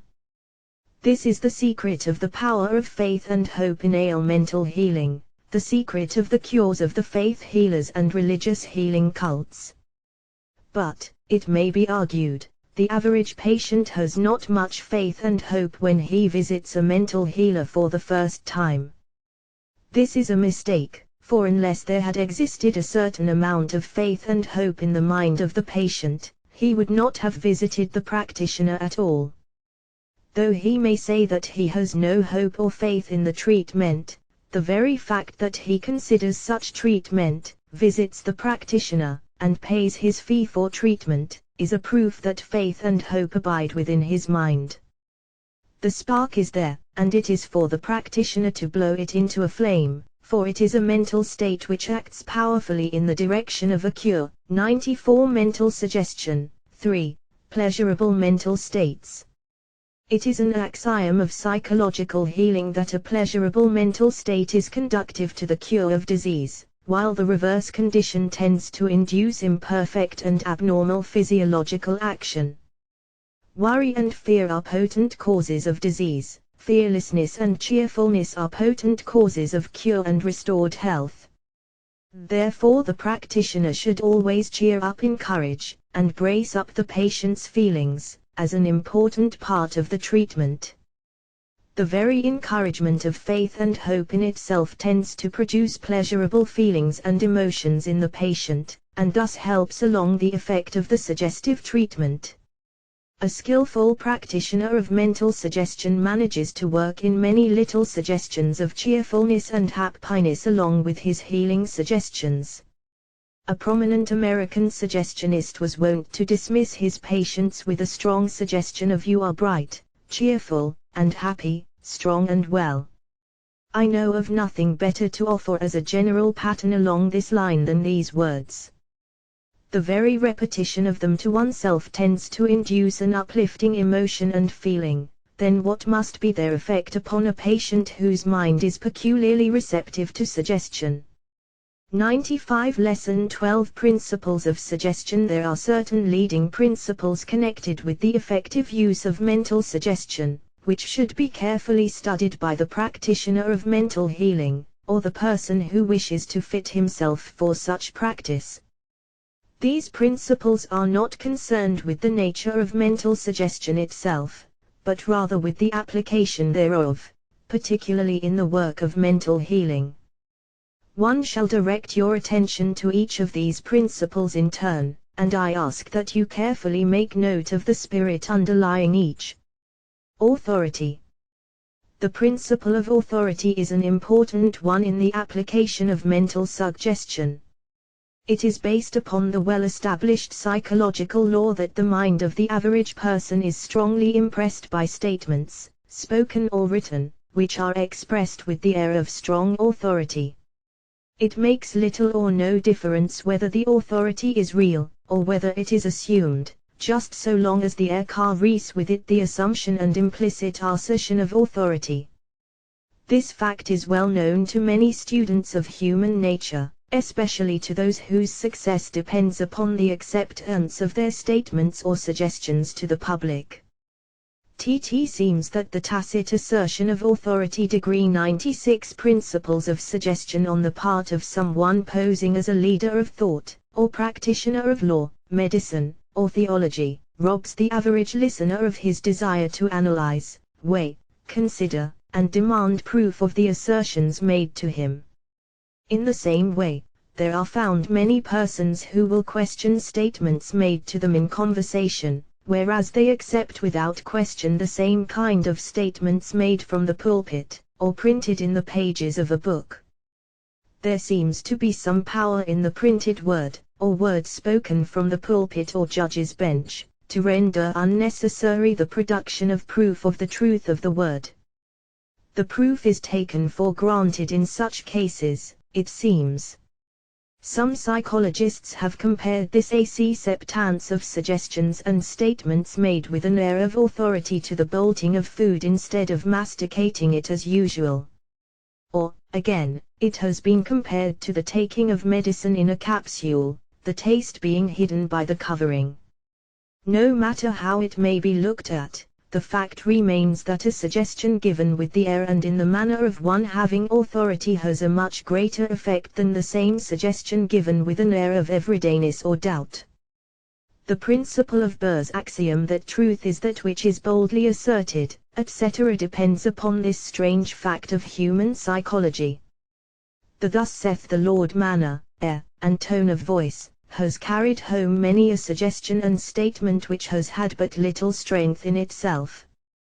The powerful suggester is he whose AT 97 mental therapeutics attitude, manner, demeanor, tone of voice, and general expression of countenance strongly proclaims that there is no doubt here. Hollander well says regarding this principle of suggestion, some people will obey any authoritative tone and manner. They are most effective on those who have never used their own wits and resources in life, but who have depended upon others for orders and instructions. The degree of suggestibility along these lines decreases as we ascend among people who have had to do things for themselves, and who have not depended upon others so much. The practitioner of mental suggestion will do well to preserve a gravity of demeanor and manner, and to employ positive tones of authority in giving his suggestions. His tones must carry with them the impression that he believes thoroughly in the truth of what he is saying, and that there exists not even a shadow of doubt of the desirable result to arise therefrom. He will do well to carefully study the professional air of a successful physician when diagnosing a case, and prescribing for the patient. There must always be the air of certainty, lack of doubt or indecision, and the tone of conviction. The patient is very receptive to such suggestive influences, and likewise to those of an opposite or negative character. Association. The principle of association is also a very important one in mental suggestion, as well as in every other form of mental 98 principles of suggestion pression or mental process. The law of association makes it much easier for persons to think of things in connection with other things, than to think of things by themselves. In fact, a little self-analysis will show one that he is in the habit of judging things largely by reason of their association with certain other things. And, likewise, if these certain other things be present in connection with a third thing, then that third thing is identified with the first thing even though there be but little real sameness between them. Hollander says of this principle, a suggestion is more likely to be successful if the idea is introduced by a person we is trusted, loved, or feared, or under circumstances that inspire these sentiments, or in a tone of voice or with a manner that one has always associated with ideas that are to be acted on or believed. One or the other of these qualities, or more often a combination of them, is an invariable characteristic of the person who is suggestive. Therefore, the practitioner of mental suggestion should take care to assume the general appearance, manner, and surroundings which are associated in the mind of the patient with a successful physician. The patient associates healing of disease with certain mannerisms of the successful physician, and if the practitioner gives him the same impression he will feel more certain of the result, and of the virtue of the methods to be used. To understand this, we have but to contrast the manner of a dancing master with that of a successful surgeon, and 90 mental therapeutics then contrast the impression made upon the patient by each one of these two in turn, which one would have the greater associative value to the patient by the laws of suggestion. Which one would the patient have the most confidence in, and therefore gain the best results from? The student and practitioner of mental suggestion will do well to carefully note this point, and to employ it to his advantage in his suggestive work. Earnestness. Earnestness has a great suggestive value. The public speaker, preacher, or lawyer who manifests earnestness and belief in what he is saying, has a decided advantage over those who fail to manifest the same suggestive principle. Earnestness and belief are more or less contagious. We are affected by these notes in the voices of those to whom we listen. The patient coming for suggestive treatment is quite sensitive to these vibrations, and is strongly responsive to the same. A few words uttered in an earnest, confident manner will accomplish far more than a long speech delivered in a manner which does not carry with it earnestness and the tone of confidence and belief. Hollander says of this, the quality of voice counts for more than we suspect in the relations of daily life. The speaker's power to move us depends upon his being able to create in us the feeling by which he is or pretends to be moved, and thus cause similar vibrations in our own nervous system. In this respect we are like so 00TF principles of suggestion many musical glasses. We ring when we are in unison with the exciting object, but not otherwise. Only words that come from the heart can reach the heart. For this reason a speaker who speaks out of the fullness of his heart will be more suggestive, will create more nerve vibrations amongst his hearers than any other man who has the same amount of feeling, but cannot convey what he feels in the same manner. The more one thinks of it, the more plainly it appears that in all regions of thought the pivot on which everything turns is that of personality. What we mean by it, what importance we attach to it, colors our every idea on every subject. The personal is the one thing that interests. The student or practitioner of mental suggestion should never lose sight of the fact that earnestness in giving suggestion makes up for many deficiencies therein, and when added to other strong qualities it becomes almost irresistible. Cultivate the air, tones, and vibrations of earnestness, and half your battle has been won. The earnest suggester will get over even a poorly worded suggestion, whereas a suggester lacking earnestness will be unable to impart power and dynamic force to even the most carefully expressed suggestion. Here, as in many other things in life, earnestness will often carry one through when all else fails him. It is the one quality which may be said to be absolutely essential in all mental suggestion in the treatment of physical ills. Earnestness covers up and cures a multitude of deficiencies and shortcomings in 101 mental therapeutics suggestion as in many other phases of mental activity. Cultivate earnestness. Repetition. The principle of repetition is an important one in mental suggestion.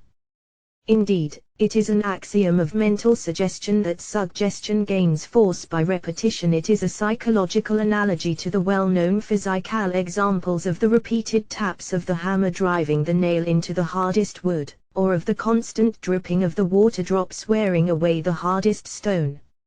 Each repetition of a positive suggestion will tend to make a deeper impression upon the subconscious mind. The same suggestion repeated in different words, and with different illustrations, will serve to greatly strengthen the original induced idea. We have examples and illustrations of this in our everyday lives.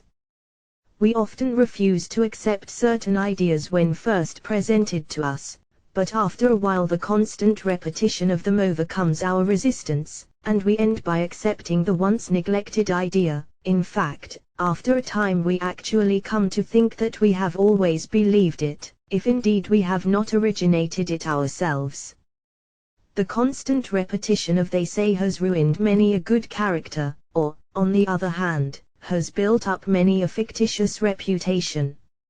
Advertisers thoroughly understand this principle of psychology, and make good use of it. The constantly repeated suggestion of "use celluloid soap, it's 101% pure," has brought us around to it eventually. Or the 102 principles of suggestion, repeated suggestion that you will eventually use this kind, why not now, has done the work for many of us. Hollander well says, there is weakened resistance through repetition of the attack, the force of habit. We have heard certain things affirmed over and over again, until we have come to accept them as veritable facts, notwithstanding that we possess not the slightest personal knowledge of, or any logical proof regarding them.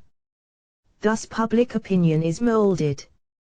A politician of national reputation once said, "Proof. We don't need proof. Tell the public a thing solemnly, and authoritatively, and repeat it sufficiently often, and you will never need to prove anything." The practitioner of mental suggestion should realize the value of repetition in administering therapeutic suggestion, and should carefully study out plans of stating the same thing over and over again in many ways, forms, and style of expression. Let him learn to drive the suggestive nail home by many taps, to wear away the adverse mental auto-suggestions of beliefs, by the repeated dripping of the drops of positive ideas and suggestions. 103 Lesson 13 Therapeutic Suggestion. It is a common occurrence for students to ask me for a formula for mental suggestion adapted to the requirements of mental healing. They seem to imagine that there is some particular grouping of words, which, when suggested into the mind of the patient, will act with a magic effect and remove all diseased conditions. In this opinion they share the blind fanaticism of some of the religious healing cults, the leaders of which give them certain statements of truth, which, when repeated, will drive away diseased conditions and bring about normal conditions of health. But this idea is erroneous, and clearly shows that those making such a request have not fully grasped the fundamental principle underlying the therapeutic application of mental suggestion.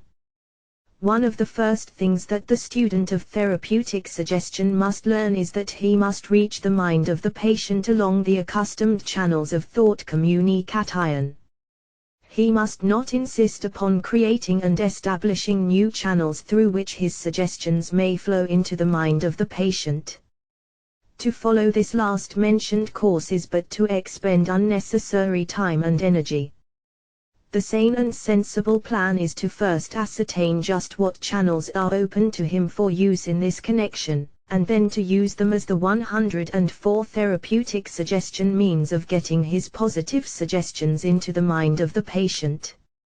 This, I know, will be vigorously disputed by those who have been taught to believe in the absolute truth of some particular metaphysical or theological theory of cure. Such persons will insist that the first thing necessary is to instill the truth into the mind of the patient, and then base the subsequent treatment upon this foundation of truth. This is all very well for those who see truth crystallized into the particular teachings and doctrines of their own particular school cult, or science, but the matter takes on a different significance and meaning to those of us whose vision is sufficiently broad to grasp the fact that all of these schools, cults, and sciences through their respective practitioners, are making cures in about the same percentage of results, this notwithstanding that each of them has its own particular theory or doctrine which it asserts as truth and as the basis of cure. Those who have grasped this fact find it logical to assume that all of these theories, doctrines, and principles are but forms of applying some general principle of healing which is higher than any of the particular conceptions, yet common to all of them. The scientific student of mental therapeutics soon discovers that all of the formulas, methods, and wording of the various treatments of these schools, cults, and sciences are but the capsules in which are contained the real healing agency. He sees undoubted proof of this idea, 105 mental therapeutics in the feet above stated, i.e., that cures are made under all these theories and methods in about the same percentage. This point once grasped, the practitioner proceeds to adapt his methods and suggestions to the particular requirements of each particular patient. He first discovers the mental and emotional characteristics of the patient, and then proceeds to use these characteristics as channels through which his suggestive treatment may flow to the mind of the patient. He becomes all things to all men in the best meaning of this term. He takes men as he finds them, and turns to the best account all of the personal peculiarities, characteristics, and idiosyncrasies of each of them. He takes the material before him, just as it presents itself to him, and then proceeds to work it over into what he desires it to be. He effectively applies the well-known principle of the law of the line of least resistance. Some may consider this an unworthy ideal and practice, but the scientific mind does not so regard it. Science has no particular theological or metaphysical conception of absolute truth to which it seeks to convert all comers for help, healing, and health. It has no Procrustean bed into which it must make all patients fit, stretching out the short ones and chopping off the legs of the long ones, so as to make all conform and fit into the fixed dimensions of the bed of truth. Its only ideal of truth is perfect health, and it endeavors to develop a practical and actual manifestation of that truth in the minds and 106 therapeutic suggestion bodies of the patients applying to it for help and cure, instead of attempting to convert them to some particular metaphysical or theological theory. But, here, a word of caution to students and practitioners of mental healing. Do not attempt to preach this doctrine of all truth to your patients, particularly when they first present themselves to you. First get them cured and well, and then you may give them such practical instructions regarding the law of cure as may seem fit for them. Do not become a zealous dispeller of illusions regarding the theory and principles underlying suggestive therapeutics, for this is as great a folly as that committed by those who wish to convert their patients to their own particular metaphysical or theological theories. Your business is to make cures, not to make converts, to teach health, not doctrines or theories. Moreover, it is a fact of human nature that most persons insist upon having their truth well dressed upon in fanciful garments, or disguised with fanciful trimmings and masks. The pure undiluted truth has for them the alarming clearness of distilled water. They miss the familiar taste, and complain that it does not agree with them. Wise is the practitioner who figuratively asks the patient, what flavor, and then proceeds to give him his mental medicine disguised with the preferred flavoring and coloring. Is this hypocrisy? Not at all. It is common sense based on experience with the race, and 107 mental therapeutics designed to produce the best results. Here the old aphorism, the end justifies the means, has a striking application, in the best sense of its meaning and content. This plan is not the furthering of error, but rather the transmutation of error into actual truth, the truth of perfect health. It is the pragmatic method, as opposed to the theoretical and dogmatic method. Its test is, does it work out in good results? Not, is it the absolute truth? And, at the last, may we not ask with Pilate the time-old question, what is truth? Until absolute truth is discovered, let us proceed along the lines of a working truth, a truth that works out in good results. The practitioner of mental therapeutics will find that the patients who come to him for treatment may be grouped into the following general classes, viz. 1. Those who incline to the belief that divine power is the underlying principle of the cure. 2. Those who have dabbled somewhat in metaphysics, and who favor some metaphysical explanation of the cure. 3. Those who are more or less familiar with the psychological principles really underlying the cure. And 4. Those who are not much concerned with the underlying principle, but who rather seek the cure just as they would seek electrical treatment, massage, or even drug treatment. The practitioner will do well to modify his treatment to fit the requirements of these different classes, which requirements he may easily ascertain by a skillful questioning of the patient. 108 Therapeutic suggestion at the first interview. A few leading questions will usually bring out the beliefs and opinions, the preferences and the prejudices of the patient. By following this rule, the practitioner will not only make use of the deepest and widest channel of suggestion, but will also avoid antagonizing the patient by running contrary to his favorite theory and beliefs and thus setting up a new unnecessary and undesirable friction or resistance. By this I do not mean that the practitioner should willfully deceive the patient, or that he should play the hypocrite. This is not necessary or advisable, not to speak of the moral objection. Knowing the real principle employed, he may by a careful use of words in giving his suggestion practically surround his active principle with a pleasant capsule, and thus accomplish the best possible results for the patient.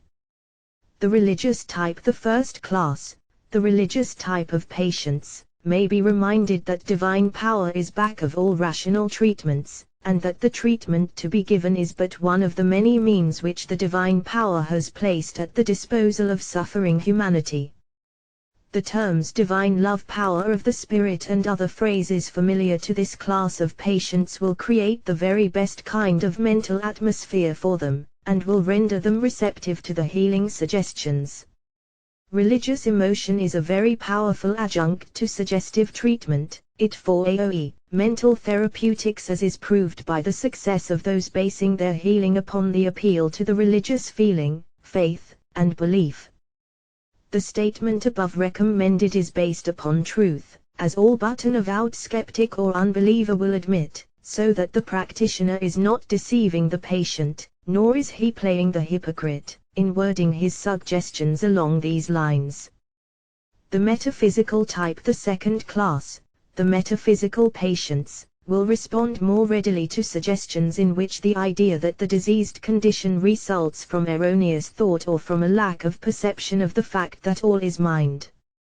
The main idea to be brought out in such cases is that the physical condition is merely the reflection of the ideas and beliefs held in the mind, and that, therefore, the restoration of the true and real mental state will result in the manifestation of a perfect physical condition.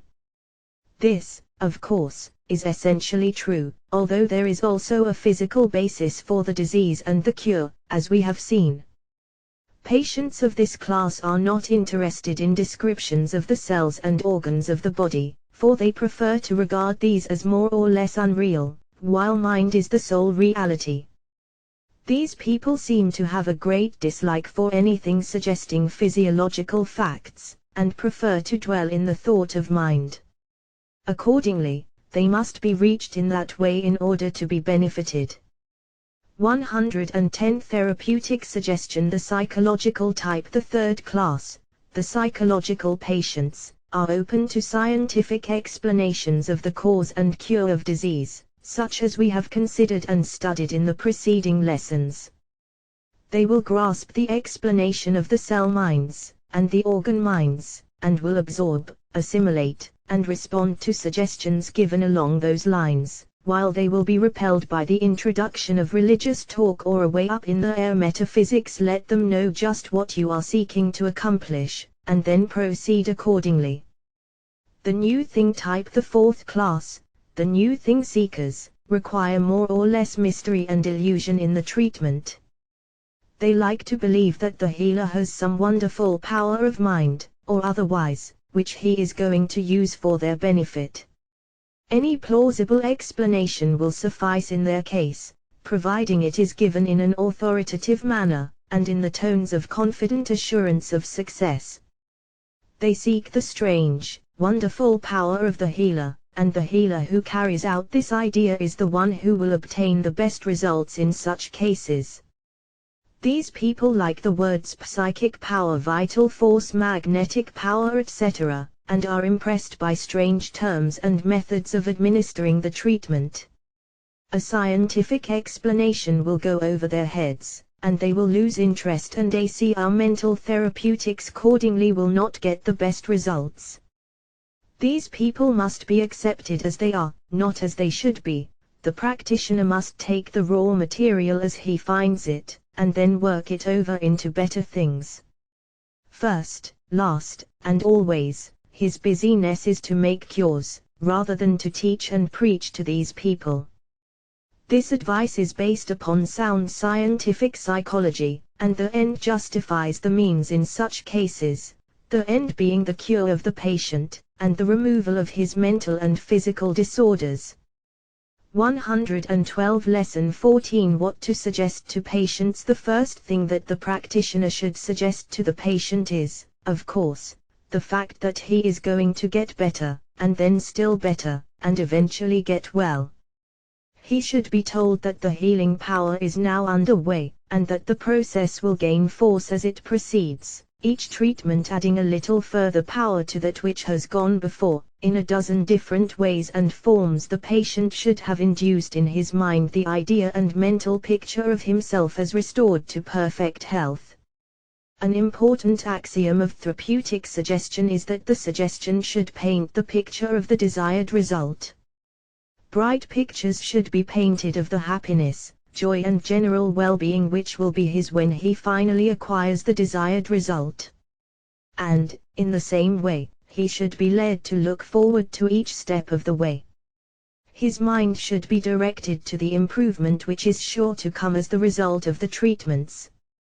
This rouses the expectant attention and, according to the well-established psychological law of healing, will tend to manifest in an actual physical condition.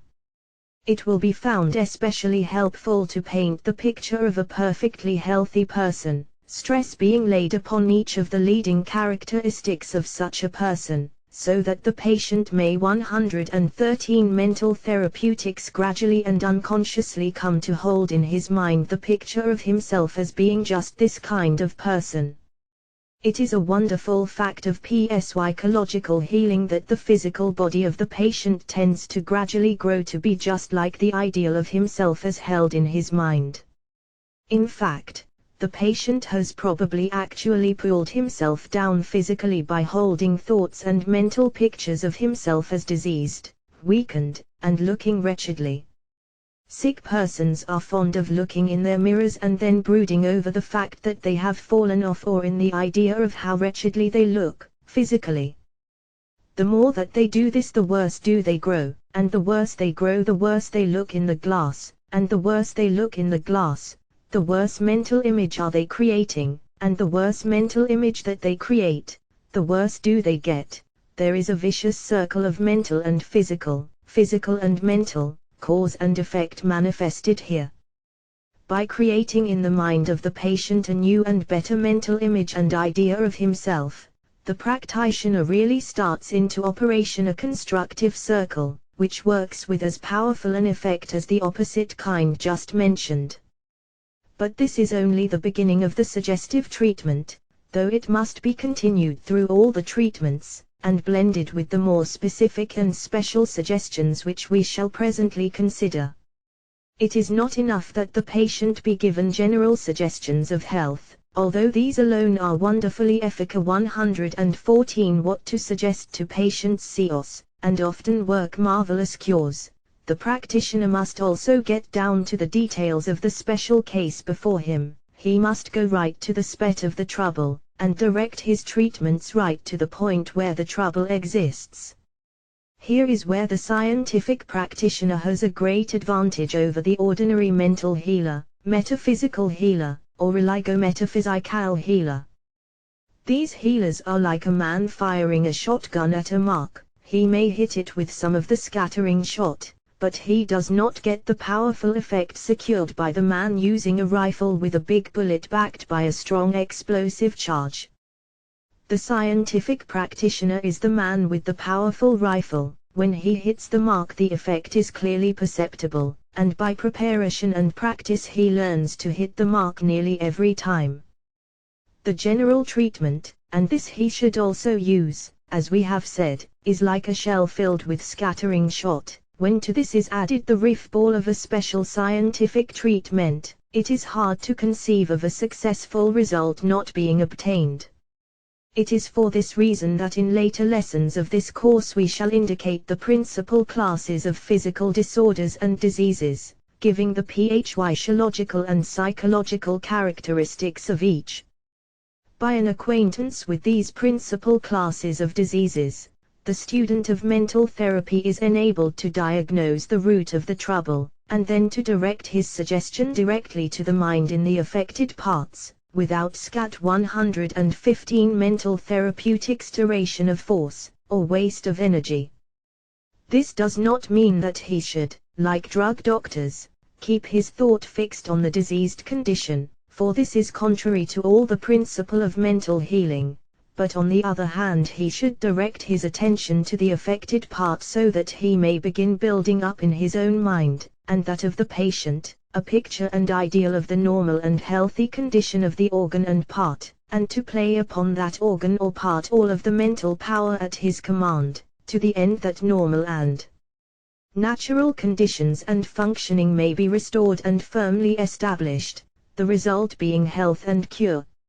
In studying the later lessons just referred to, the student will discover that imperfect functioning of the main organs of nutrition, and those of elimination, is the real cause of a multitude of physical ills, many of which are seated at points in the body far removed from the seat of the real cause and trouble.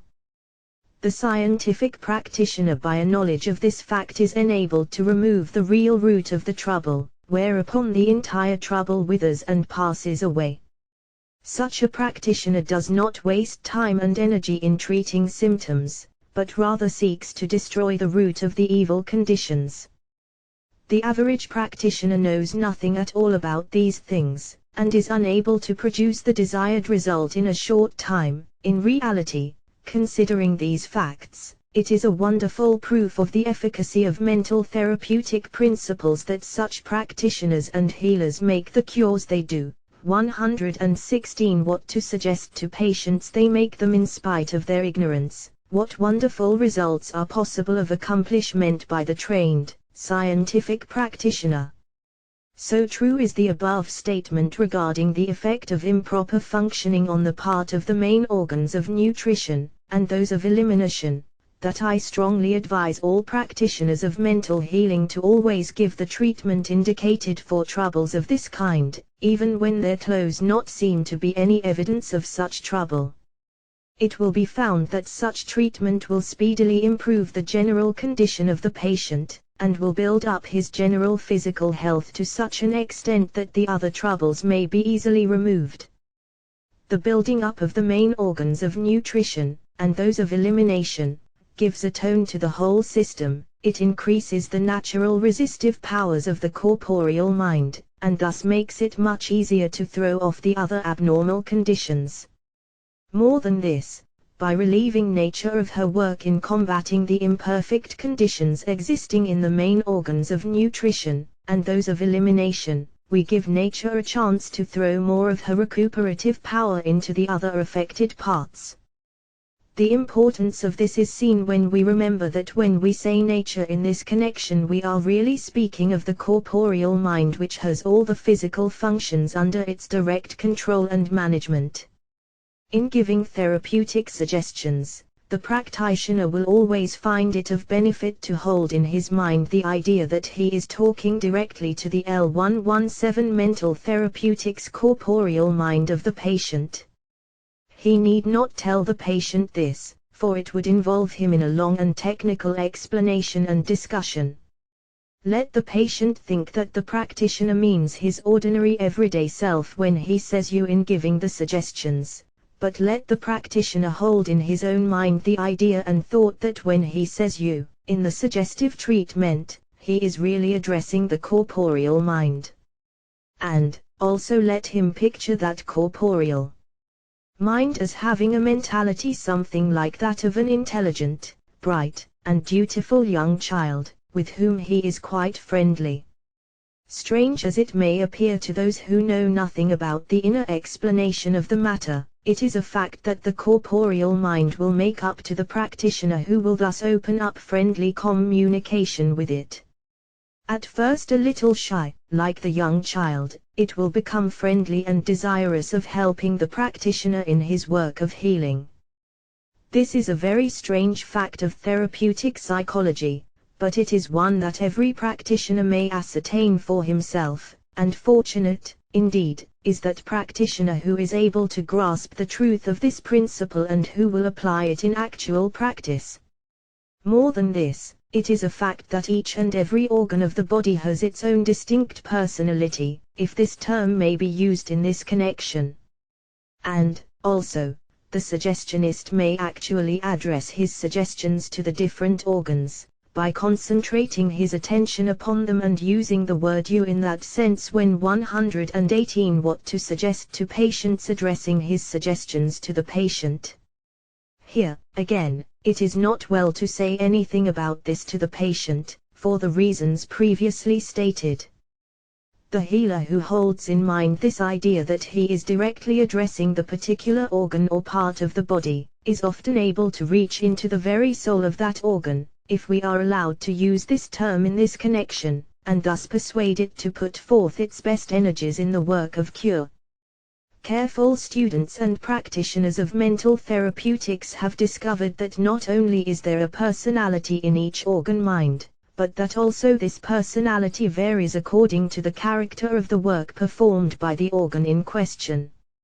For instance, it has been discovered that the liver is more or less stupid, as compared with the other organs. It is heavy and dense mentally, and needs to be spoken to sharply, and sometimes even harshly, in order to get it to work properly. It is more like a pig than is any other organ of the body, and it must be treated accordingly.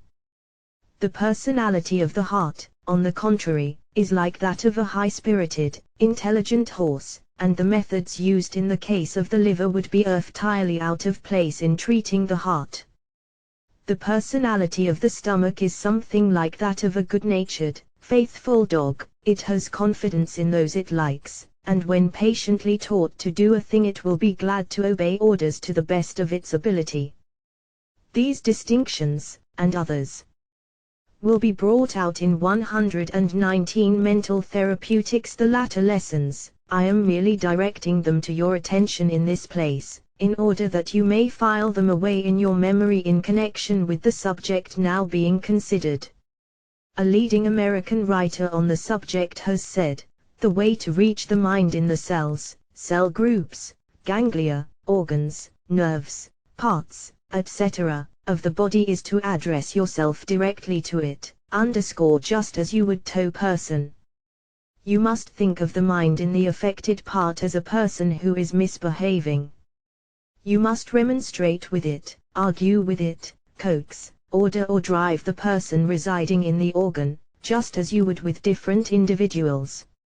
Sometimes coaxing is much better than driving, but sometimes forceful methods are necessary. ******* Tell the cell mind just what you expect of it, just what you intend it shall do, just what it is right for it to do, and it will obey.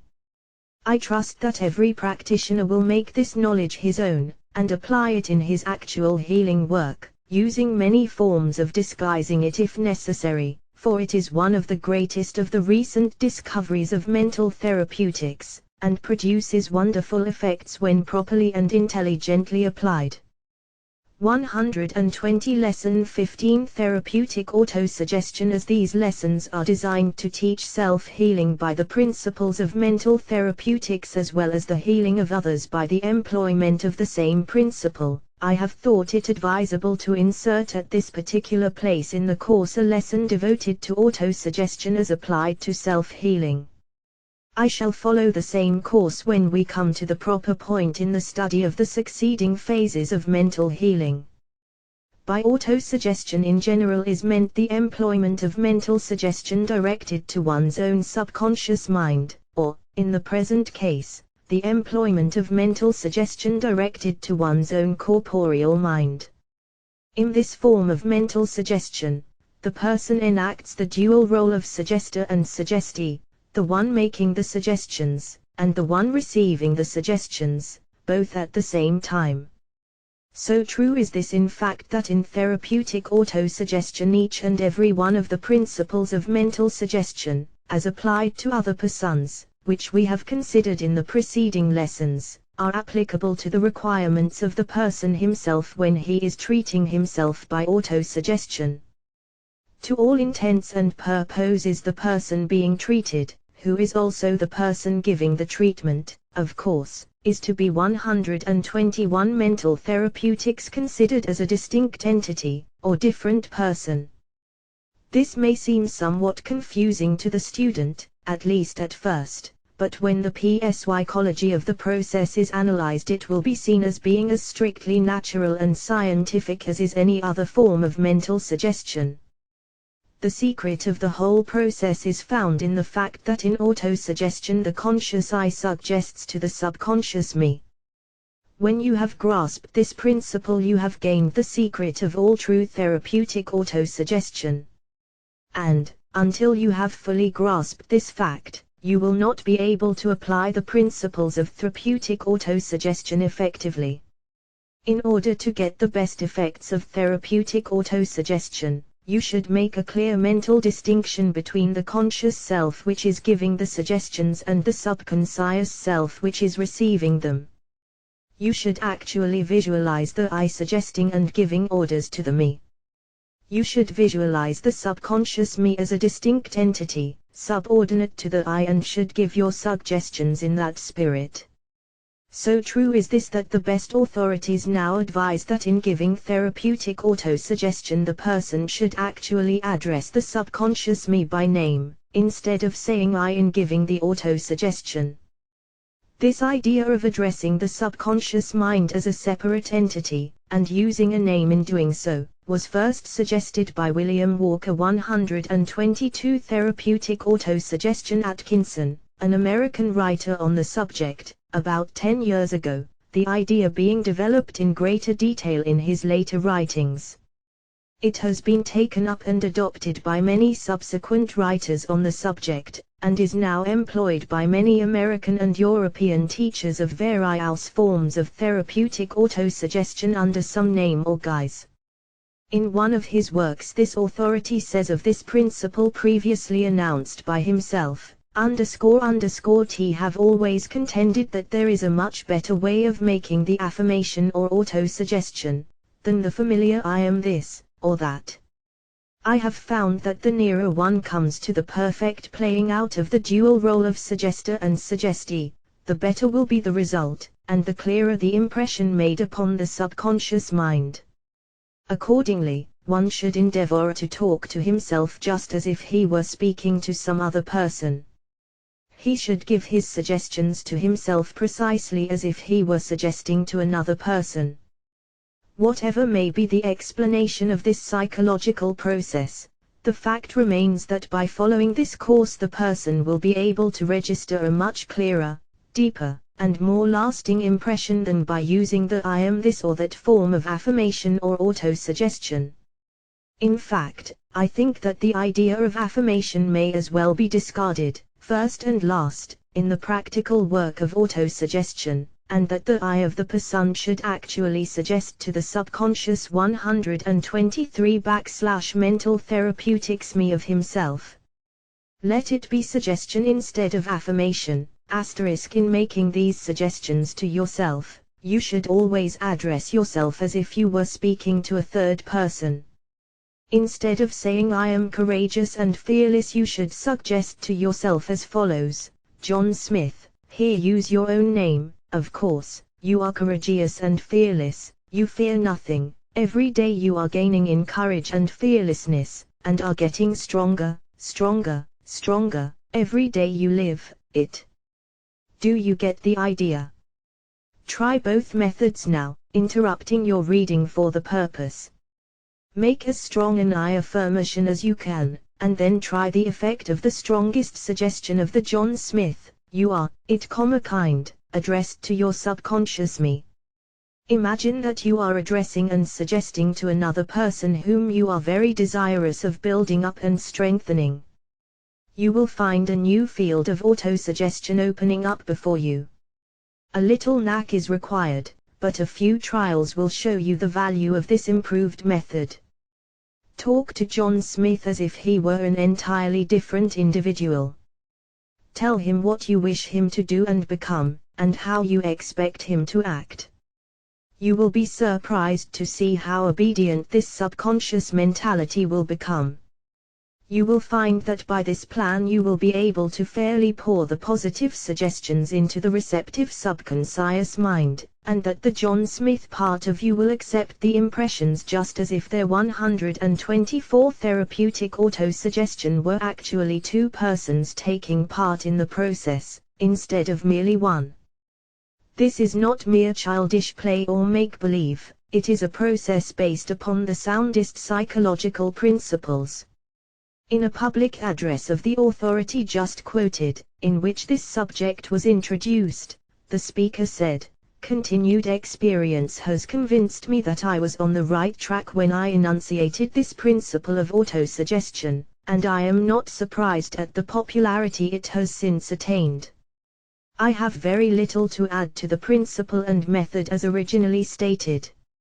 I may add, however, that from the reports of many persons who have experimented with this method in their own cases, I have come to the conviction that the best effects are secured when the autosuggester addresses himself by some familiar nickname, or abbreviation of his name, which has been used in his childhood days. It would seem that by the use of the name familiar to the mind in the days of its early development, one is able to penetrate to deeper levels of subconsciousness than even by the use of the formal name used in later years. In such cases then, instead of John Smith, let us say, here, you, Jack Smith, or here you, Reddy Smith, or, in short, whatever name seems to sink in the deepest. The principle of addressing the organ minds in suggestion has also been extended to autosuggestion by the same authority, and those who have adopted his methods and principles of treat 125 mental therapeutics meant. It will be found effective to address the mind in the troubled organ just as if it were really an entity, and to direct the suggestions directly to it. It may be found well to gently tap the body directly over the location of the organ in question, using the tips of the fingers for the purpose, something like giving a gentle tap at the door before venturing to enter the room. This seems to have a peculiar psychological effect in the direction of arousing and attracting the attention of the organ mind, and thereafter the talk to the organ mind will have a much greater effect. For instance, if you are troubled with an inactive liver, you should tap a little over the place where the liver is located, a little more in the case of the liver than in the case of some other organs, for the liver is slow, stubborn, and hard to arouse. Remember, we have compared it to a pig, and it must be treated like a pig mind.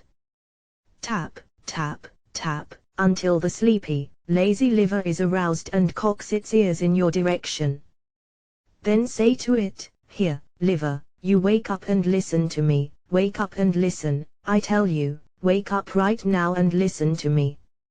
You haven't been doing your work properly, you have been too sluggish and lazy about it, You have got to do better, I tell you, got to do better, do you hear me? I am feeding you well, and keeping you comfortable, and not giving you any more work to do than you should do, and I expect you to perform your natural work properly. Get busy now, and do 126 therapeutic auto-suggestion your work properly. I insist upon you doing your work properly, and I intend keeping after you until you do. Come now, get busy, and do your work, for I intend prodding you up until you do it. You ought to be ashamed of yourself for acting that way. But you're going to do better from now on, I tell you all. This may seem foolish, but just try it on a sluggish liver and see how well it works. Of course, you should treat your liver right, and not impose unnatural tasks upon it by eating improperly. Treat it right, and insist that it treats you right. You can often actually feel the liver mind getting busy after a treatment of this kind. The stomach may be addressed in a similar way, but you must remember that the stomach is not a piggish animal like the liver. On the contrary, as I have said elsewhere, it is more like a good-natured old-fashioned Newfoundland dog, which is desirous of pleasing its master, and who will respond readily to kindness and confidence. Treat the stomach right, and let it know that you have confidence in it and faith that it will perform its work of digesting your food properly, and then notice the improvement in this respect. The trouble with many persons is that they have so abused their stomachs that it has grown discouraged, its spirit is broken, like that of an abused dog. It feels that nobody loves me and that its owner is always ready to beat and abuse it. Change your mental attitude toward your stomach, and 127 mental therapeutics let it know that you have done so, and then notice how quickly it responds, and how glad it is to do what you want, so long as you do not impose unnatural tasks upon it. In the same way the bowels will respond to coaxing mixed with firmness. You have ably discouraged them by refusing to heed their calls, and they have laid down on the job. Reform yourself, and you will reform them, but you will have to let them know the new condition of affairs before they will take up new habits. Tell them that you expect them to operate at a certain time of the day, and that you will faithfully attend to your part of the bargain. Keep this up until the new habit is firmly established. As we proceed, you will learn about the treatment of other ills by mental therapeutics, and you may apply to your own ease, by autosuggestion and otherwise, all the methods described as efficacious when applied to other persons by means of suggestion and other ways. The principle is one, the only difference is that of the means of application. Any principle that may be applied to the treatment of a patient may also be applied by you in your own case, by means of autosuggestion, along the lines indicated in this lesson. Do not forget this fact. Lesson 16 Thought Induction. The second and third general classes of the methods of applying mental healing are a. Personal thought induction, and b. Distant thought induction, respectively. These two methods are based on the same general principle, i.e., that of the induction of the healing thoughts of the practitioner into the subconscious mind of the patient, but there are certain distinctions between the two methods which justify their classification as separate methods and processes of application. In the present lesson we shall consider the first of these two methods of thought induction, namely, that of personal thought induction. Here we have to do with cases of thought induction in which the practitioner is in the actual physical presence of the patient, just as when mental suggestion is given. In fact, personal thought induction may be spoken of here as practically mental suggestion without the use of words written, printed, or spoken. Here the thoughts, or ideas, of the practitioner are radiated from his mind, and then, coming in contact with the mind of the patient, they are transformed into corresponding ideas or mental pictures in that mind. The thoughts, ideas, or mental pictures held in the mind of the practitioner, and then radiated or transmitted to the mind of the patient. Should 129 mental therapeutics be practically the same as those expressed in words by the suggestionist in mental suggestion? That is to say, the practitioner should create in his own mind the thought, idea, or mental picture of the same normal, healthy conditions which he seeks to suggest into the mind of the patient. He should see not only the patient as in good normal health, but also as having perfect healthy organs functioning naturally and efficiently. In the degree that he is able to form such clear, strong, positive thoughts, ideas, or mental pictures, so will be the degree of the success of his mental treatments along these lines. And, now, a few words regarding the scientific explanation of this radiation of thought, ideas, and mental pictures from the mind of one person to that of another. It is, of course, impossible to give the ultimate explanation of this wonderful phenomenon, or any other for that matter. Until we are able to state the just what of anything, the absolute and ultimate nature of that thing, we must content ourselves with the statement of just how the thing works and acts. And, so, here I shall not attempt to explain just what mind or thought really is, in its absolute and ultimate nature, who, indeed, is able to do this, but shall, instead, try to explain just how mind or thought works and manifests in this process of thought induction.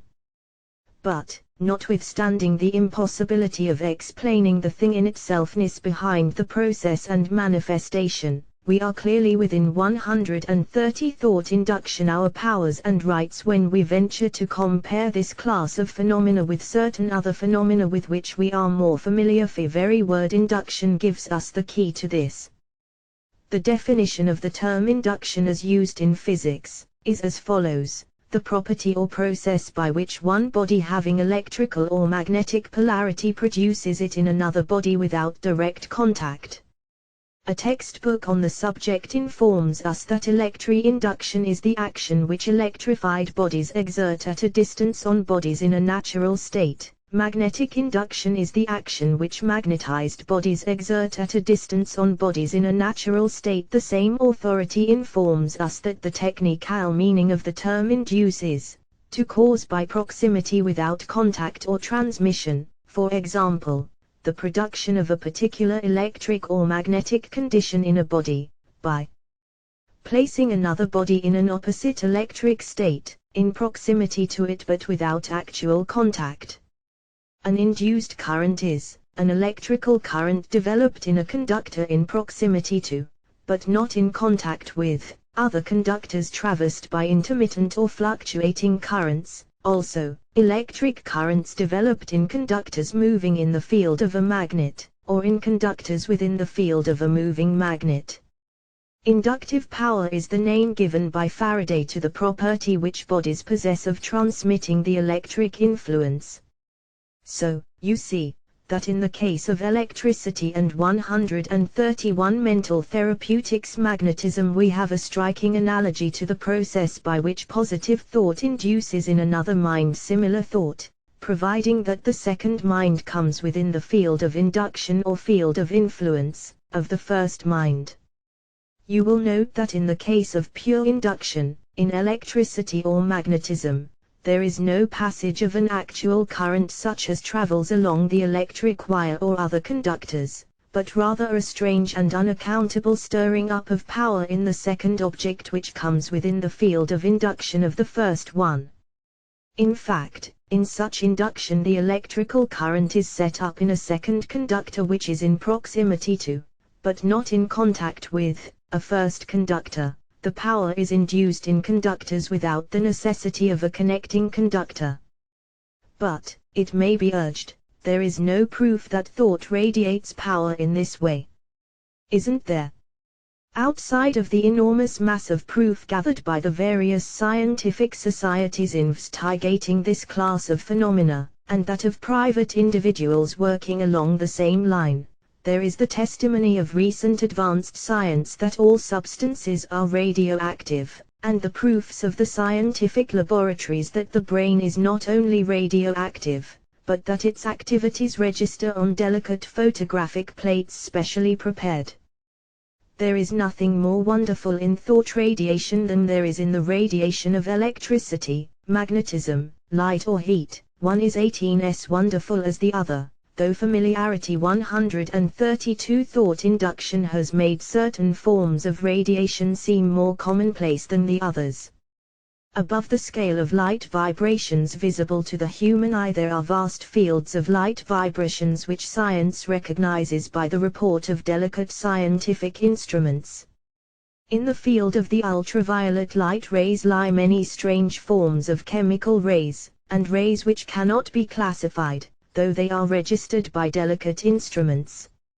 An American writer says of these, "In this ultraviolet region lie the X-rays and the other recently discovered high-degree rays, also the actinic rays, which, while invisible to the eye, register on the photographic place, sunburn one's face, blister one's nose, and even cause violent explosions in chemical substances exposed to them, as well as acting on the green leaves of plants, causing the chemical change of transforming carbonic acid and water into sugar and starches. These forms of dark light, that is, too fine to be perceived by the human eye, are but faint indications of the existence of still higher and finer vibrations, the finer forces of nature."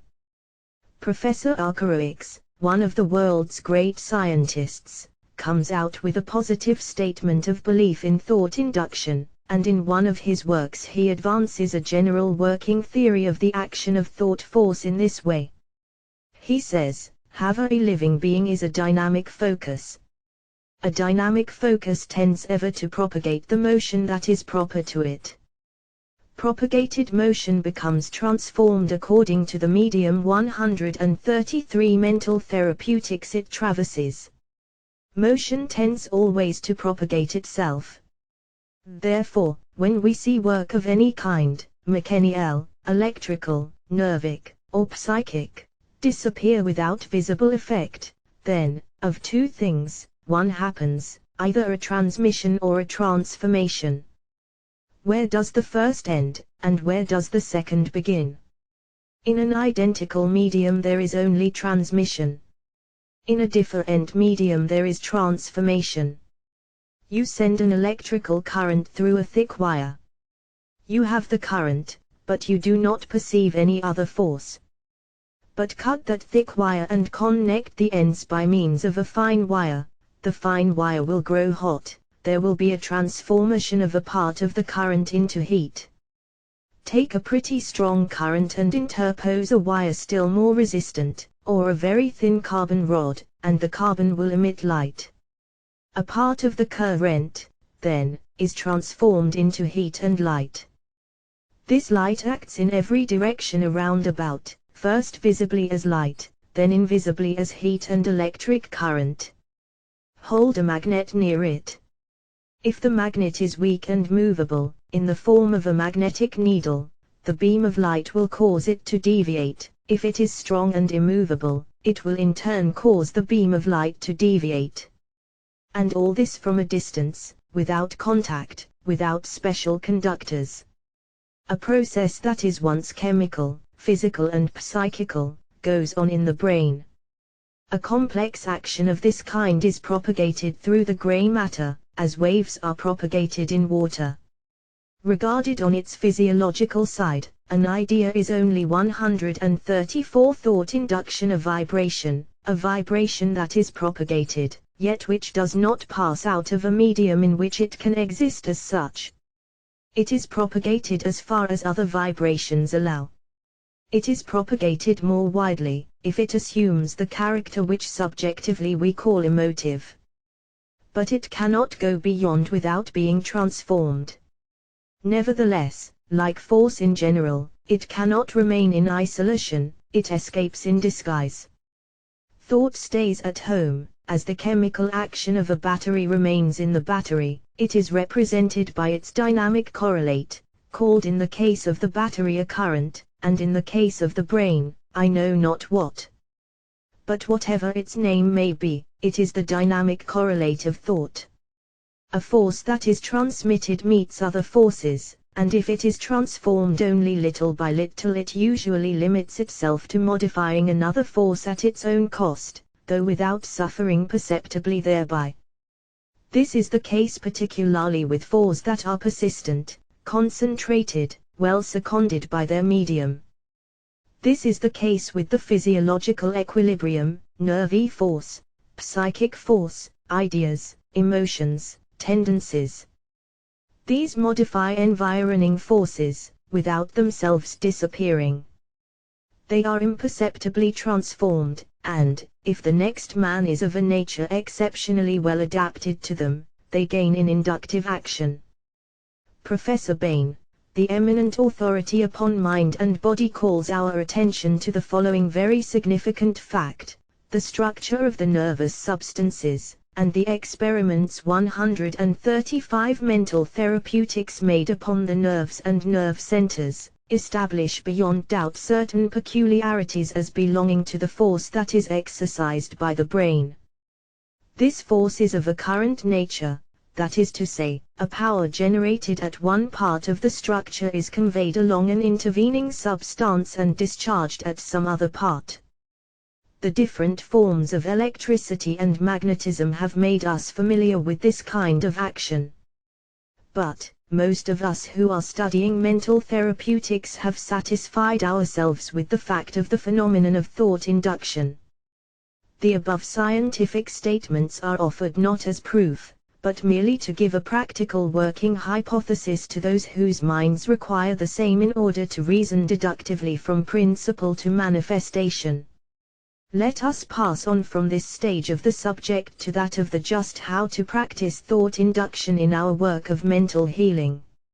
A little theory is a good thing to serve as a base and a foundation, but we must not spend all of our time on foundations. Rather should we proceed to erect a structure of practical results upon the firm foundation of hypothesis and scientific principles. 136 Lesson 17 The practice of thought induction in giving treatments along the lines of personal thought induction. The practitioner should always bear in mind this one fundamental principle of practice, viz., thought induction is silent mental suggestion. With this fundamental principle once firmly fixed in his mind, the practitioner will not likely go very far wrong in giving the treatments. There is, of course, a little practice required in order that the practitioner may acquire confidence and get rid of the awkwardness which usually attends the practice of unfamiliar processes. He will do well to practice and rehearse before a mirror, or when alone by himself, in order to acquire a confident bearing and ease of manner when giving treatments of this kind.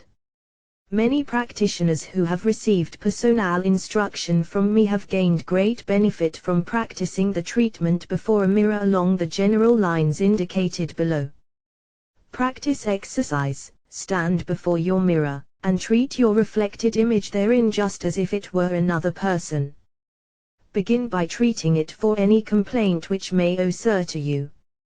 You run no risk whatsoever in doing this, no danger of taking on a complaint, for your treatments are always constructive and upbuilding. 137 Mental therapeutics and never along the lines of diseased conditions.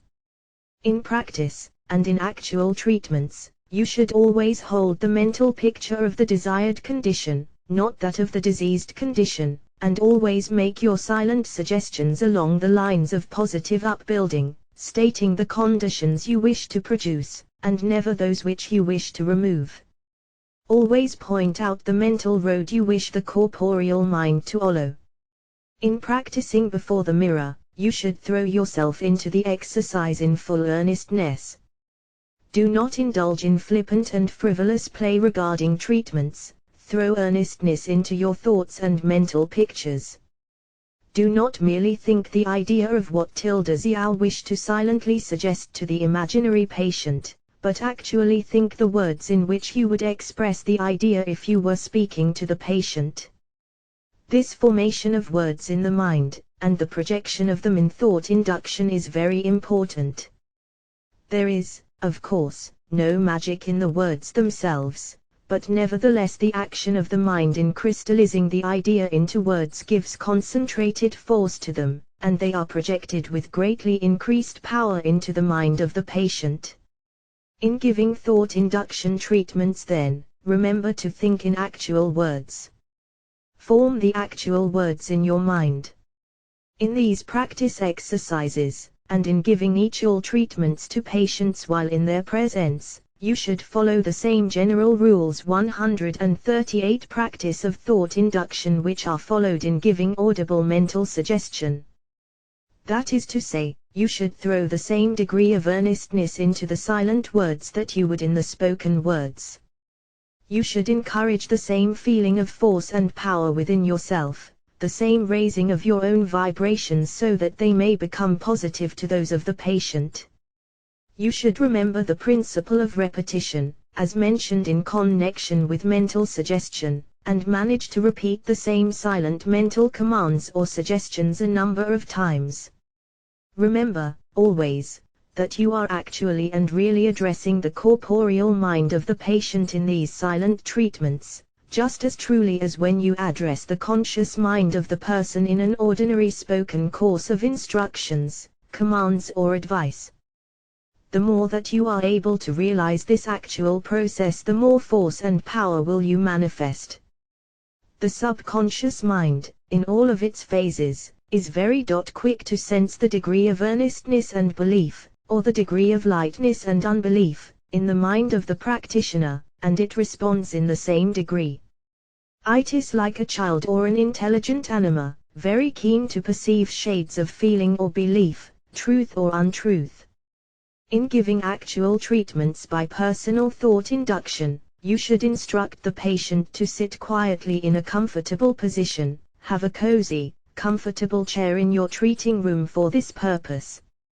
It is well to have your treating room as quiet as possible, and as free 139 mental therapeutics and never along the lines of diseased conditions. In practice, and in actual treatments, you should always hold the mental picture of the desired condition, not that of the diseased condition, and always make your silent suggestions along the lines of positive upbuilding, stating the conditions you wish to produce, and never those which you wish to remove. Always point out the mental road you wish the corporeal mind to follow. In practicing before the mirror, you should throw yourself into the exercise in full earnestness. Do not indulge in flippant and frivolous play regarding treatments. Throw earnestness into your thoughts and mental pictures. Do not merely think the idea of what you wish to silently suggest to the imaginary patient, but actually think the words in which you would express the idea if you were speaking to the patient. This formation of words in the mind, and the projection of them in thought induction is very important. There is, of course, no magic in the words themselves, but nevertheless the action of the mind in crystallizing the idea into words gives concentrated force to them, and they are projected with greatly increased power into the mind of the patient. In giving thought induction treatments then, remember to think in actual words. Form the actual words in your mind. In these practice exercises, and in giving each all treatments to patients while in their presence, you should follow the same general rules 138 practice of thought induction which are followed in giving audible mental suggestion. That is to say, you should throw the same degree of earnestness into the silent words that you would in the spoken words. You should encourage the same feeling of force and power within yourself, the same raising of your own vibrations so that they may become positive to those of the patient. You should remember the principle of repetition, as mentioned in connection with mental suggestion, and manage to repeat the same silent mental commands or suggestions a number of times. Remember, always, that you are actually and really addressing the corporeal mind of the patient in these silent treatments, just as truly as when you address the conscious mind of the person in an ordinary spoken course of instructions, commands or advice. The more that you are able to realize this actual process, the more force and power will you manifest. The subconscious mind, in all of its phases, is very quick to sense the degree of earnestness and belief, or the degree of lightness and unbelief, in the mind of the practitioner, and it responds in the same degree. It is like a child or an intelligent animal, very keen to perceive shades of feeling or belief, truth or untruth. In giving actual treatments by personal thought induction, you should instruct the patient to sit quietly in a comfortable position, have a cozy, comfortable chair in your treating room for this purpose. It is well to have your treating room as quiet as possible, and as free 139 mental therapeutics and never along the lines of diseased conditions. In practice, and in actual treatments, you should always hold the mental picture of the desired condition, not that of the diseased condition, and always make your silent suggestions along the lines of positive upbuilding, stating the conditions you wish to produce, and never those which you wish to remove. Always point out the mental road you wish the corporeal mind to follow. In practicing before the mirror, you should throw yourself into the exercise in full earnestness. Do not indulge in flippant and frivolous play regarding treatments. Throw earnestness into your thoughts and mental pictures. Do not merely think the idea of what you wish to silently suggest to the imaginary patient, but actually think the words in which you would express the idea if you were speaking to the patient.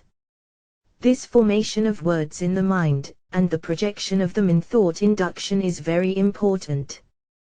There is, of course, no magic in the words themselves, but nevertheless the action of the mind in crystallizing the idea into words gives concentrated force to them, and they are projected with greatly increased power into the mind of the patient. In giving thought induction treatments then, remember to think in actual words. Form the actual words in your mind. In these practice exercises, and in giving each all treatments to patients while in their presence, you should follow the same general rules 138 practice of thought induction which are followed in giving audible mental suggestion.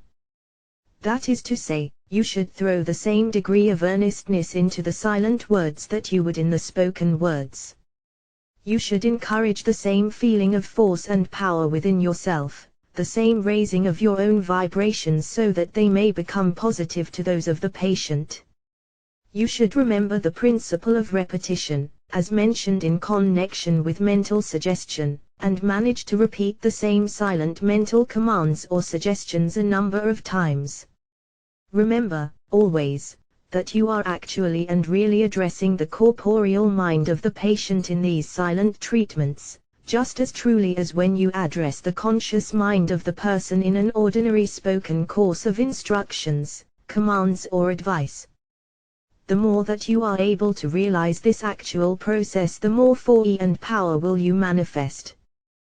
The subconscious mind, in all of its phases, is very quick to sense the degree of earnestness and belief, or the degree of lightness and unbelief, in the mind of the practitioner, and it responds in the same degree. It is like a child or an intelligent animal, very keen to perceive shades of feeling or belief, truth or untruth. In giving actual treatments by personal thought induction, you should instruct the patient to sit quietly in a comfortable position, have a cozy, comfortable chair in your treating room for this purpose. It is well to have your treating room as quiet as possible, and as free 139 mental therapeutics and never along the lines of diseased conditions. In practice, and in actual treatments, you should always hold the mental picture of the desired condition, not that of the diseased condition, and always make your silent suggestions along the lines of positive upbuilding, stating the conditions you wish to produce, and never those which you wish to remove. Always point out the mental road you wish the corporeal mind to follow. In practicing before the mirror, you should throw yourself into the exercise in full earnestness. Do not indulge in flippant and frivolous play regarding treatments. Throw earnestness into your thoughts and mental pictures. Do not merely think the idea of what you wish to silently suggest to the imaginary patient, but actually think the words in which you would express the idea if you were speaking to the patient. This formation of words in the mind, and the projection of them in thought induction is very important. There is, of course, no magic in the words themselves, but nevertheless the action of the mind in crystallizing the idea into words gives concentrated force to them, and they are projected with greatly increased power into the mind of the patient. In giving thought induction treatments then, remember to think in actual words. Form the actual words in your mind. In these practice exercises, and in giving actual treatments to patients while in their presence, you should follow the same general rules 138 practice of thought induction which are followed in giving audible mental suggestion. That is to say, you should throw the same degree of earnestness into the silent words that you would in the spoken words. You should encourage the same feeling of force and power within yourself, the same raising of your own vibrations so that they may become positive to those of the patient. You should remember the principle of repetition, as mentioned in connection with mental suggestion, and manage to repeat the same silent mental commands or suggestions a number of times. Remember, always, that you are actually and really addressing the corporeal mind of the patient in these silent treatments, just as truly as when you address the conscious mind of the person in an ordinary spoken course of instructions, commands or advice. The more that you are able to realize this actual process, the more force and power will you manifest. The subconscious mind, in all of its phases, is very quick to sense the degree of earnestness and belief, or the degree of lightness and unbelief, in the mind of the practitioner, and it responds in the same degree. It is like a child or an intelligent animal, very keen to perceive shades of feeling or belief, truth or untruth. In giving actual treatments by personal thought induction, you should instruct the patient to sit quietly in a comfortable position, have a cozy, comfortable chair in your treating room for this purpose. It is well to have your treating room as quiet as possible, and as free 139 mental therapeutics and never along the lines of diseased conditions. In practice, and in actual treatments, you should always hold the mental picture of the desired condition, not that of the diseased condition, and always make your silent suggestions along the lines of positive upbuilding, stating the conditions you wish to produce, and never those which you wish to remove. Always point out the mental road you wish the corporeal mind to follow. In practicing before the mirror, you should throw yourself into the exercise in full earnestness. Do not indulge in flippant and frivolous play regarding treatments. Throw earnestness into your thoughts and mental pictures. Do not merely think the idea of what you wish to silently suggest to the imaginary patient, but actually think the words in which you would express the idea if you were speaking to the patient. This formation of words in the mind, and the projection of them in thought induction is very important. There is, of course, no magic in the words themselves, but nevertheless the action of the mind in crystallizing the idea into words gives concentrated force to them, and they are projected with greatly increased power into the mind of the patient.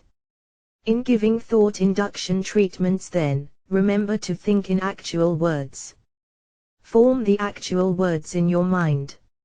In these practice exercises, and in giving all treatments to patients while in their presence, you should follow the same general rules 138 practice of thought induction which are followed in giving audible mental suggestion.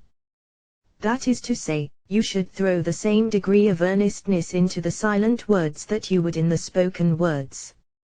You should encourage the same feeling of force and power within yourself, the same raising of your own vibrations so that they may become positive to those of the patient. You should remember the principle of repetition, as mentioned in connection with mental suggestion, and manage to repeat the same silent mental commands or suggestions a number of times.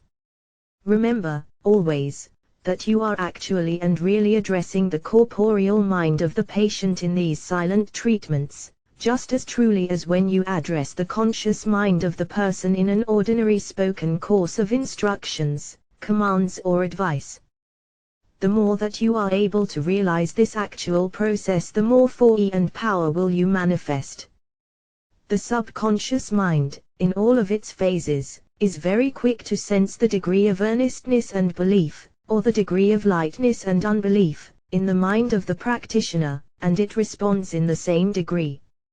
It is like a child or an intelligent animal, very keen to perceive shades of feeling or belief, truth or untruth. In giving actual treatments by personal thought induction, you should instruct the patient to sit quietly in a comfortable position. Have a cozy, comfortable chair in your treating room for this purpose.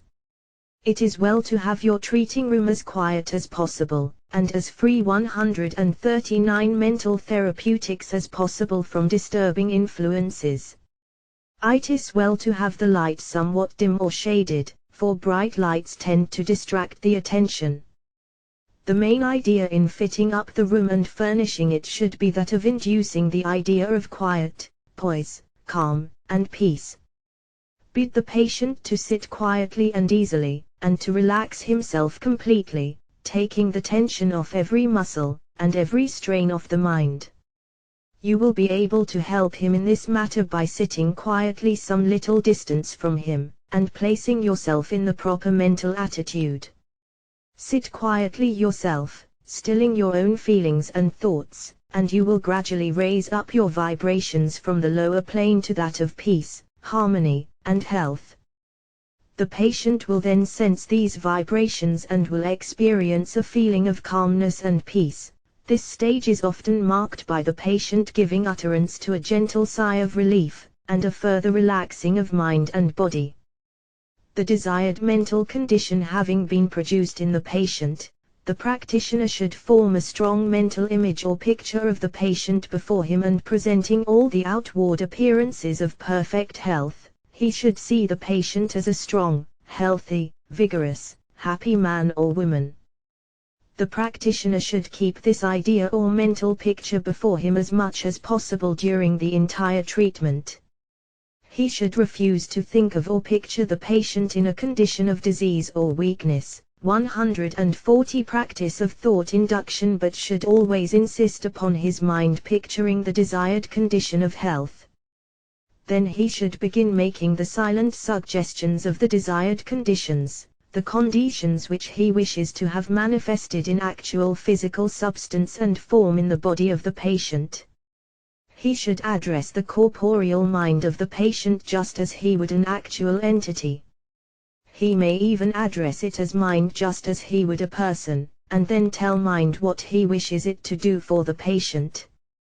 He may further likewise address the organ minds, or cell minds of the body of the patient, just as he would do in mental suggestion, or in autosuggestion. The principles of healing are always the same, remember, notwithstanding the differences in the forms of administering it. In my own experiments and actual practice conducted for the purpose of developing and perfecting the methods which I teach to my students, as well as in the work that I have had my students perform under my direction, I have found the following general method or idea to work out very effectively in this class of treatments. You will note that this general method is not so much a matter of saying or doing a certain thing as it is a case of holding a certain mental attitude. This fact may prejudice some against it, by causing them to regard the idea as fanciful or even fantastic. But those who have pondered these things deeply, and who have grasped certain little-known underlying principles of the action of the subconscious mind, 141 mental therapeutics have no such illusions or misconceptions. Instead, they realize that this general method has as its foundation a very basic fact of the operation of the subconscious mentality of man, particularly of that phase which is known as the corporeal mind. The method, or general idea, above referred to is simply this, viz., the practitioner must take the mental position, and assume the mental attitude, that the physical body of the patient, in its entirety and in its parts, down even to the cells composing it, is plastic substance which may be molded by the thought influence and power of himself, the practitioner, just as the plastic clay is molded by the hands of the potter or the sculptor. The mental images and ideas projected from the mind of the practitioner, and the silent suggestions made by him in this form of treatment, are to be regarded as the tools of the potter or sculptor, and are to be used to shape up this part, mold this one, reduce that one, and energize and vitalize the other one. Under the silent force of the creative mind of the practitioner, the physical body of the patient must be thought of as being built up, strengthened, and restored to normal functioning, the parts thought of as being built up and energized, the cells thought of as doing their work with renewed energy and activity, and the whole system flooded with vital force and energy, vitality and life. Under the strong stimulus of this thought, image, and ideal held in the mind of the practitioner, the body of the 142 practice of thought induction patient should respond to the ideals of the practitioner, and should develop in strength, vigor and general health. This same principle, or rather all of the principles described in this lesson, may be used by the person wishing to heal himself by means of self-treatment.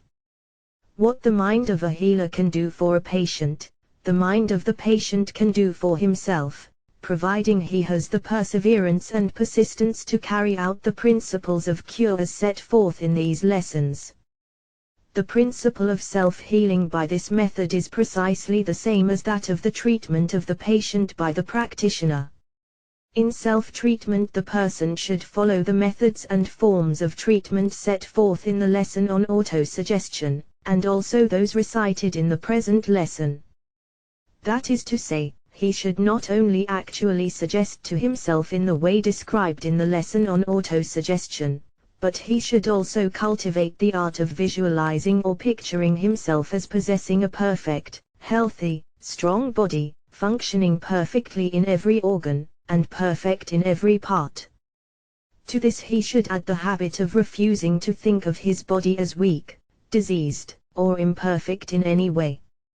He should acquire the habit of thinking of his body as already being that which he wishes it be. To those who may object that this seems like a case of willfully trying to deceive oneself, and to delude oneself as to real facts concerning the body, I would say that such is but a narrow view 143 mental therapeutics to take of the matter. Self-deception does no one any good. We do not escape evils by refusing to see them when they are present, there is no question about this. But when we come to deal with the corporeal mind we have another state of affairs to deal with.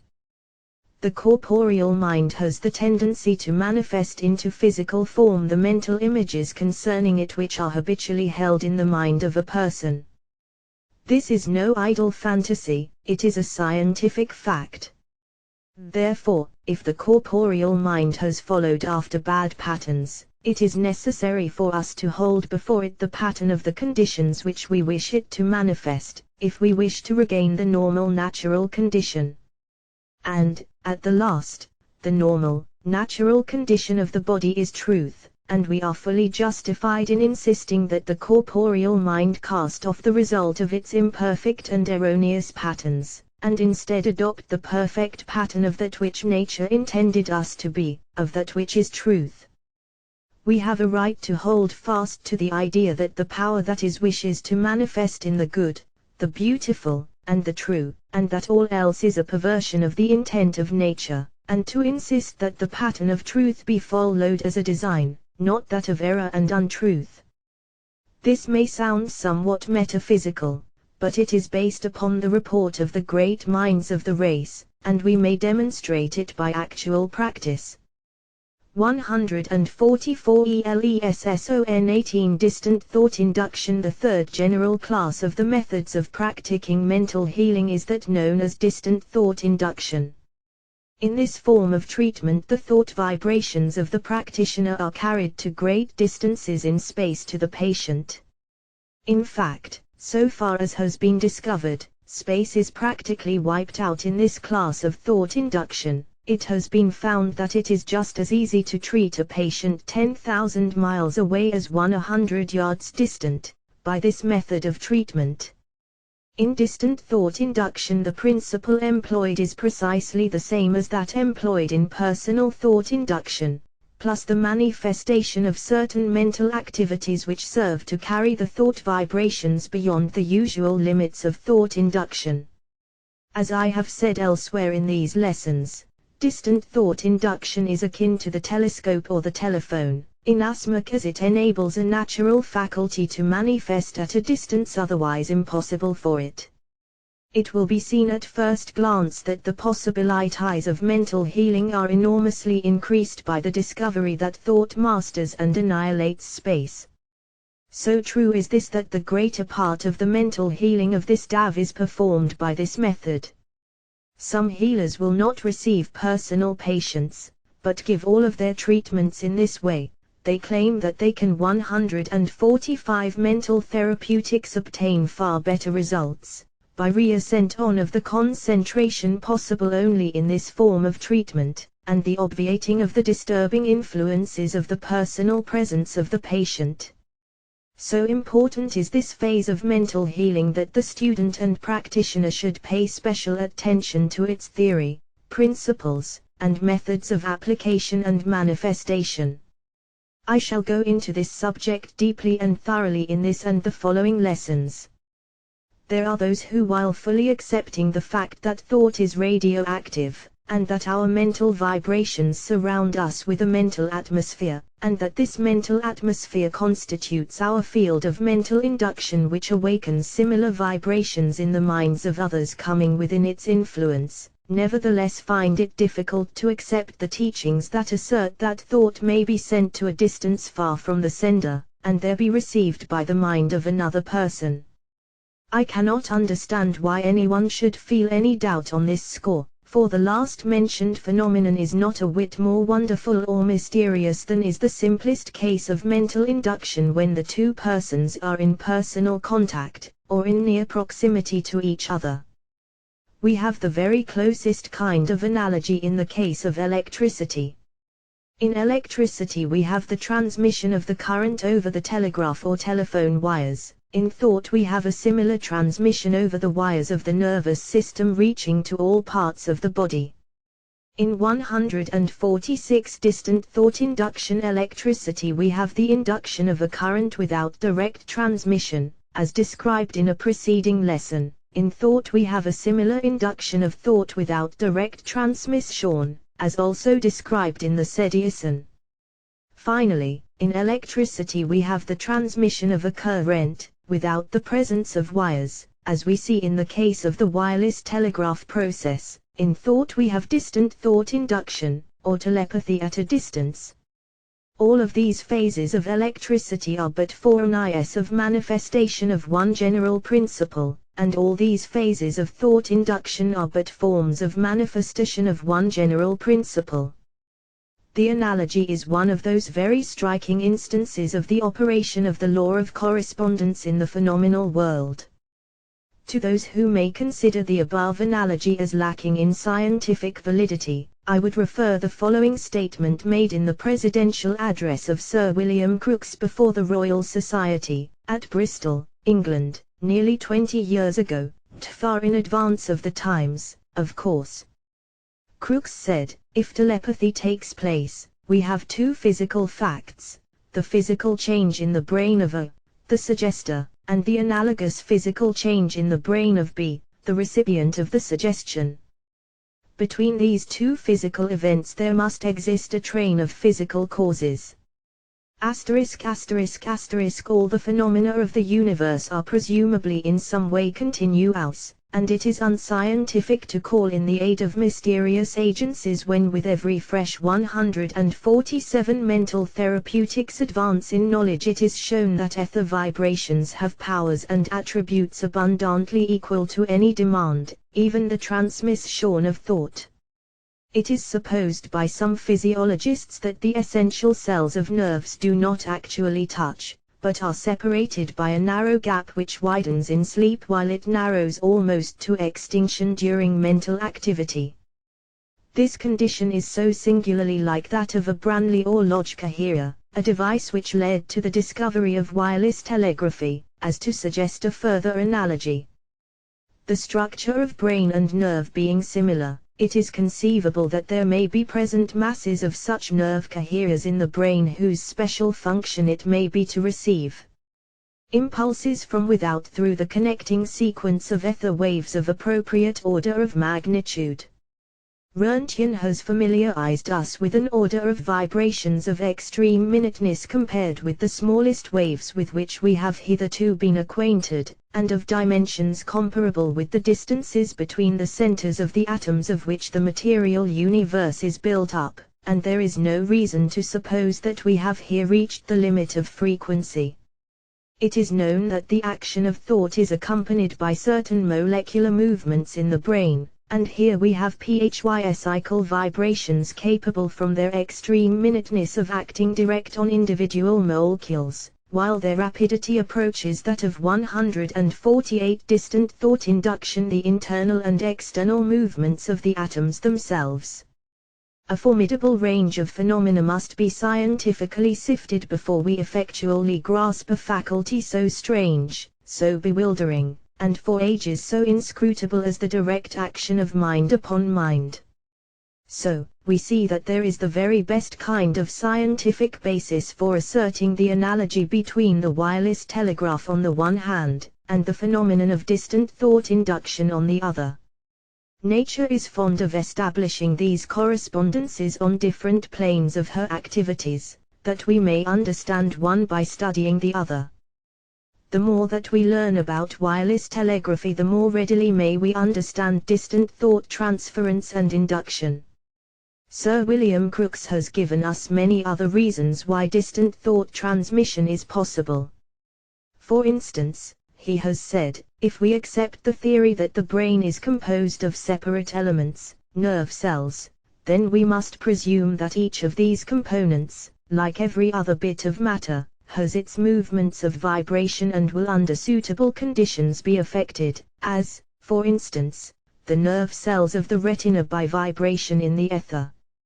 If another neuron situated not far away should acquire the same movement of vibration, there seems to be no good reason why they should not affect each other through the ether. Edward T. Bennett, the English psychologist, has said, the conclusion seems to be irresist 349 mental therapeutics that the five senses do not exhaust the means by which knowledge may enter the mind. In other words, the investigator seems to be driven to the conclusion that thought transference or telepathy must now be included among scientifically proven facts. Professor Quackenbaugh, the American psychologist, says, the time has indeed come, as Maeterlinck predicted it would, when souls may know each other without the intermediary of the senses. Clark Bell says, telepathy, as it is regarded by scientists who accept it as a fact, is some unknown sense of power in the human body, by which as a physical process communication is held between brain and brain of the human organism, some means by which the perceptions are reached in some manner analogous to the known and well-defined transmission of the electric current, or the action of gravitation, which we know exists. But we are as yet unable to comprehend how it acts, or to know its methods.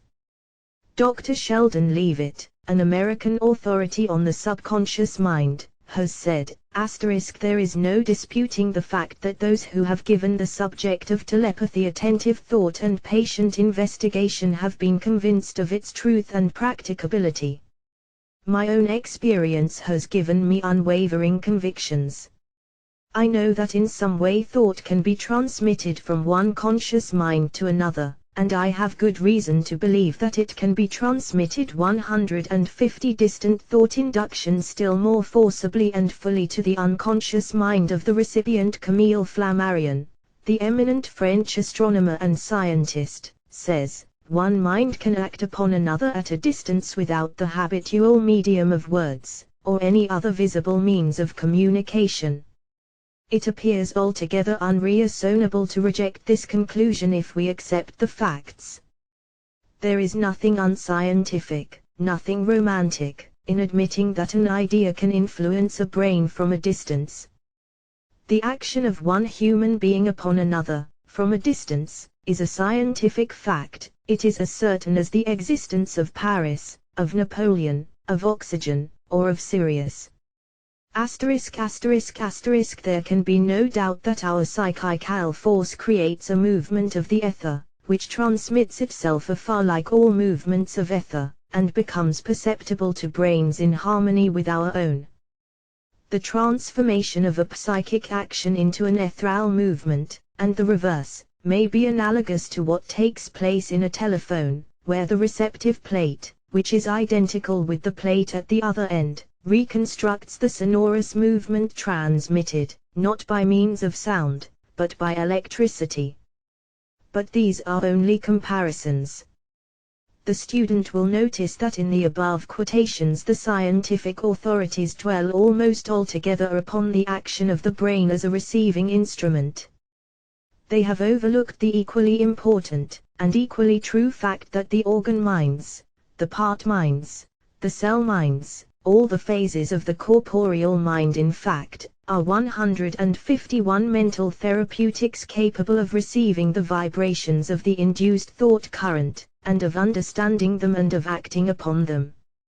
Were this not true, the phenomena of distant mental healing could not exist as it does at present. We have here a wonderfully interesting and important phase of the general subject of mental healing, and we should carefully acquaint ourselves with every phase of its activities and processes.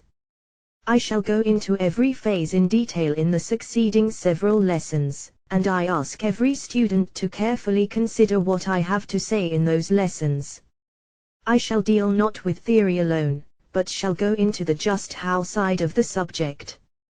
TI 152 Lesson 19 How Thought Travels to a Distance. In practicing distant thought induction, the practitioner should proceed along the same general lines that I have laid down in the instructions regarding personal thought induction, that is, at least, so far as is concerned the mental attitude to be preserved, the character of the thoughts and mental pictures to be held in his mind, and the character of silent mental suggestions, commands and instructions to be sent by him to the corporeal mind of the patient, or to his cell minds, organ minds, or part minds. The only additional process necessary is the establishing of mental lines of communication between the practitioner and the mind of his patient. Let us then carefully study the nature and details of this process of mental line building. The first impression of students when they arrive at this stage of our instruction is that they are to be instructed how to build up some strange kind of telegraph system or lines, over which the mental currents shall travel. Now, this is a mistake, although a perfectly natural one. Let us see in what the mistake lies, for by so doing we shall perceive the true state of affairs. Let us take our familiar analogy of electricity, for it will work out very well in this case as in the others we have already considered.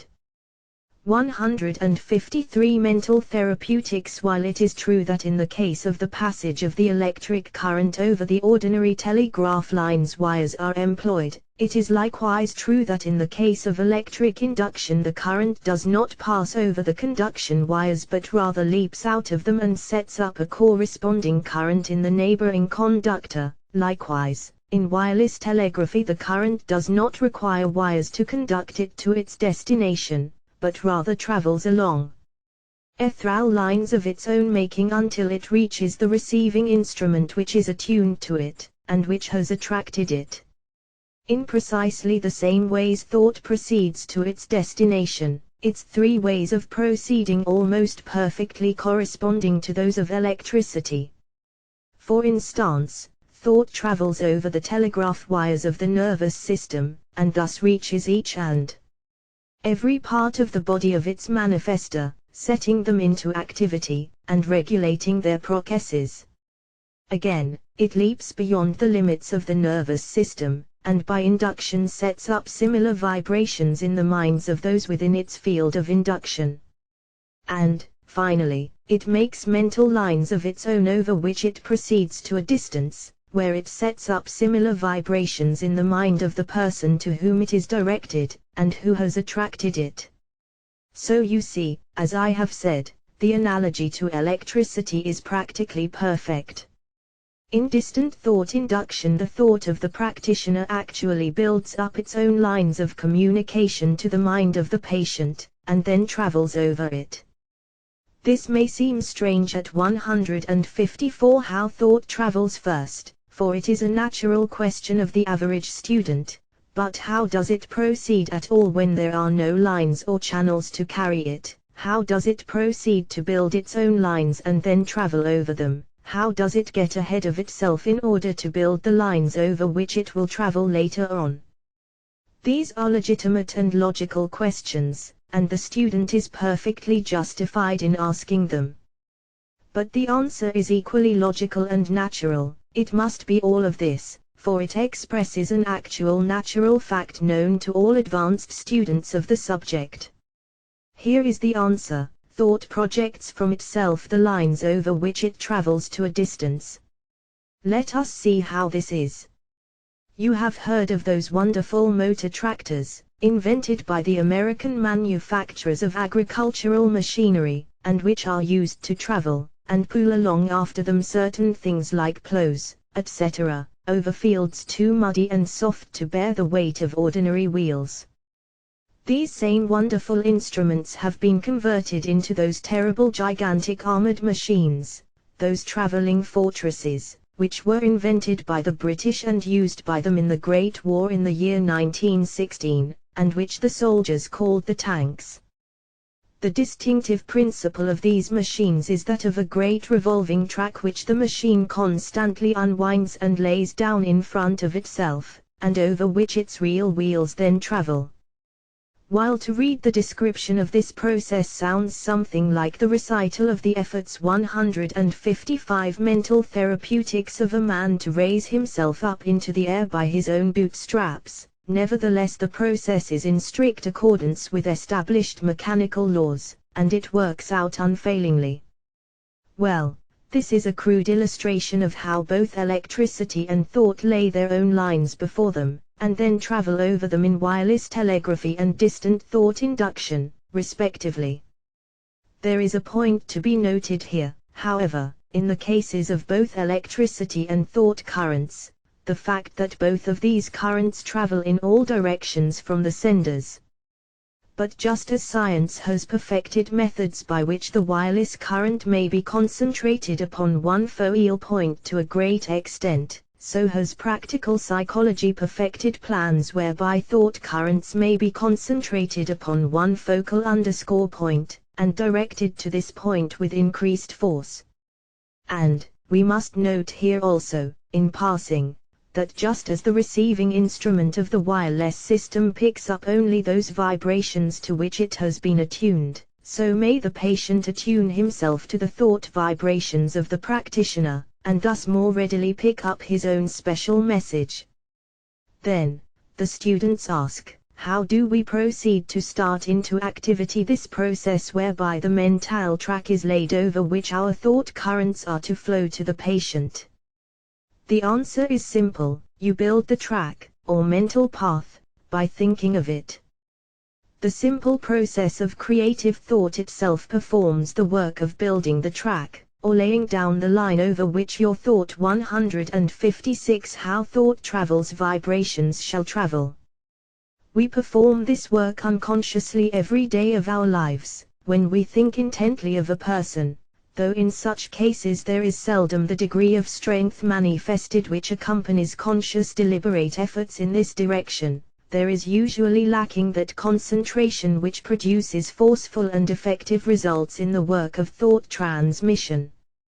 The practitioner, in order to get the best results, should first establish a strong, clear, unobstructed line of mental communication with the patient. This will remain after the treatment, and will render easier the subsequent treatments, though it will be found well to keep the line in order, the track clear, by a little attention each day or so. This direct mental line or track is built by the practitioner simply thinking it into existence, by visualizing it as in existence, by creating a mental picture of it as actually in existence. There is no need of going into the metaphysical or occult explanation of this wonderful phenomenon, for such would take us far away from our present subject, and would involve us in a mass of technical instruction which is entirely foreign to the purposes of the present work. It is enough to know that this process works out and is scientifically correct. The more vivid the practitioner can make this mental track or path between himself and the patient, the clearer he can visualize it in his *** mind's eye, the more effective will be the currents that travel over it, and the closer the EN 157. Mental therapeutics rapport condition between the patient and himself. If he can instruct the patient to aid in this work of path building, there will, of course, be a much greater degree of EN rapport condition existing between them. A mental agreement naturally always produces better results in these cases. The practitioner will find that it will help him materially in this work of building up a mental path for the purpose of distant healing, if he will form a clear mental picture of the patient at a distance, and will direct his thought of track building toward him or her when he is establishing the EN rapport condition.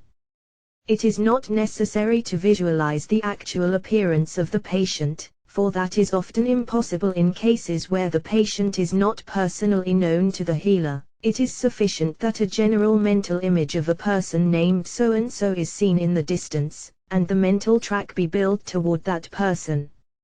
So we healers deny the necessity of this preliminary work, but a little close questioning will usually bring to light the fact that they actually do this work more or less unconcisely. They have trained themselves to quick work along these lines, and so they actually build the track while they are thinking of the patient. It is an invariable rule of thought transmission, that the vibrations always travel over a path or track, and that this track has to be built, consciously or unconsciously. Occultists have for thousands of years been aware of the efficacy of that which has been 158 how thought travels, called the astral tube, in the process of distant thought transmission, and the principle has been employed to advantage by many of the world's best distant healers, although others have preferred their own methods which in the end bring into effect the same general principles. The astral tube is created and used in the following manner. The astral tube. What occultists call the astral tube consists of the building up on the astral plane, the plane next above the physical plane of being, of a tube or tunnel which acts as a most effective channel for the transmission of thought currents or thought vibrations. It is created entirely by the creative power of the mind, and depends for its strength and permanency upon the clearness and power of the visualization, or mental picturing, of the mind of the person creating it. The astral tube is created by the person first shutting from his mind all disturbing influences, and then concentrating upon the task of creating the image in the astral substance. He begins by gazing in the general direction of the person, between whom and himself he wishes to build the tube. Then he pictures in his mind a great cloud of smoke-like substance filling the space between them. Then he mentally pierces that volume of astral vapor, by setting up a whirling motion in its center. Then he pictures this whirling motion proceeding like a miniature cyclone, boring its way rapidly through the 159 mental therapeutics volume of smoke-like substance, and thus creating a tunnel-like bore, tube, or circular opening through its entire extent, until finally appearing at the other end is perceived the figure of the person thought of. The subsequent opening up of this psychic channel is comparatively easy, much easier than the first work, of course. Remember that, in the words of the average person, this work is all in the imagination. The creative imagination, however, as all occultists know, is not a thing of mere fancy, but is rather a most powerful creative agency on the astral plane. and astral plane phenomena are, in their own field, as real and actual as are the phenomena of the material plane in their own field.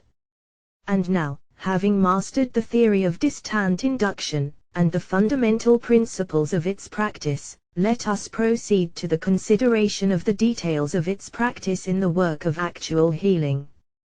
We are dealing with a fascinating subject, and are naturally impatient at too much delay in getting to the point of manifestation.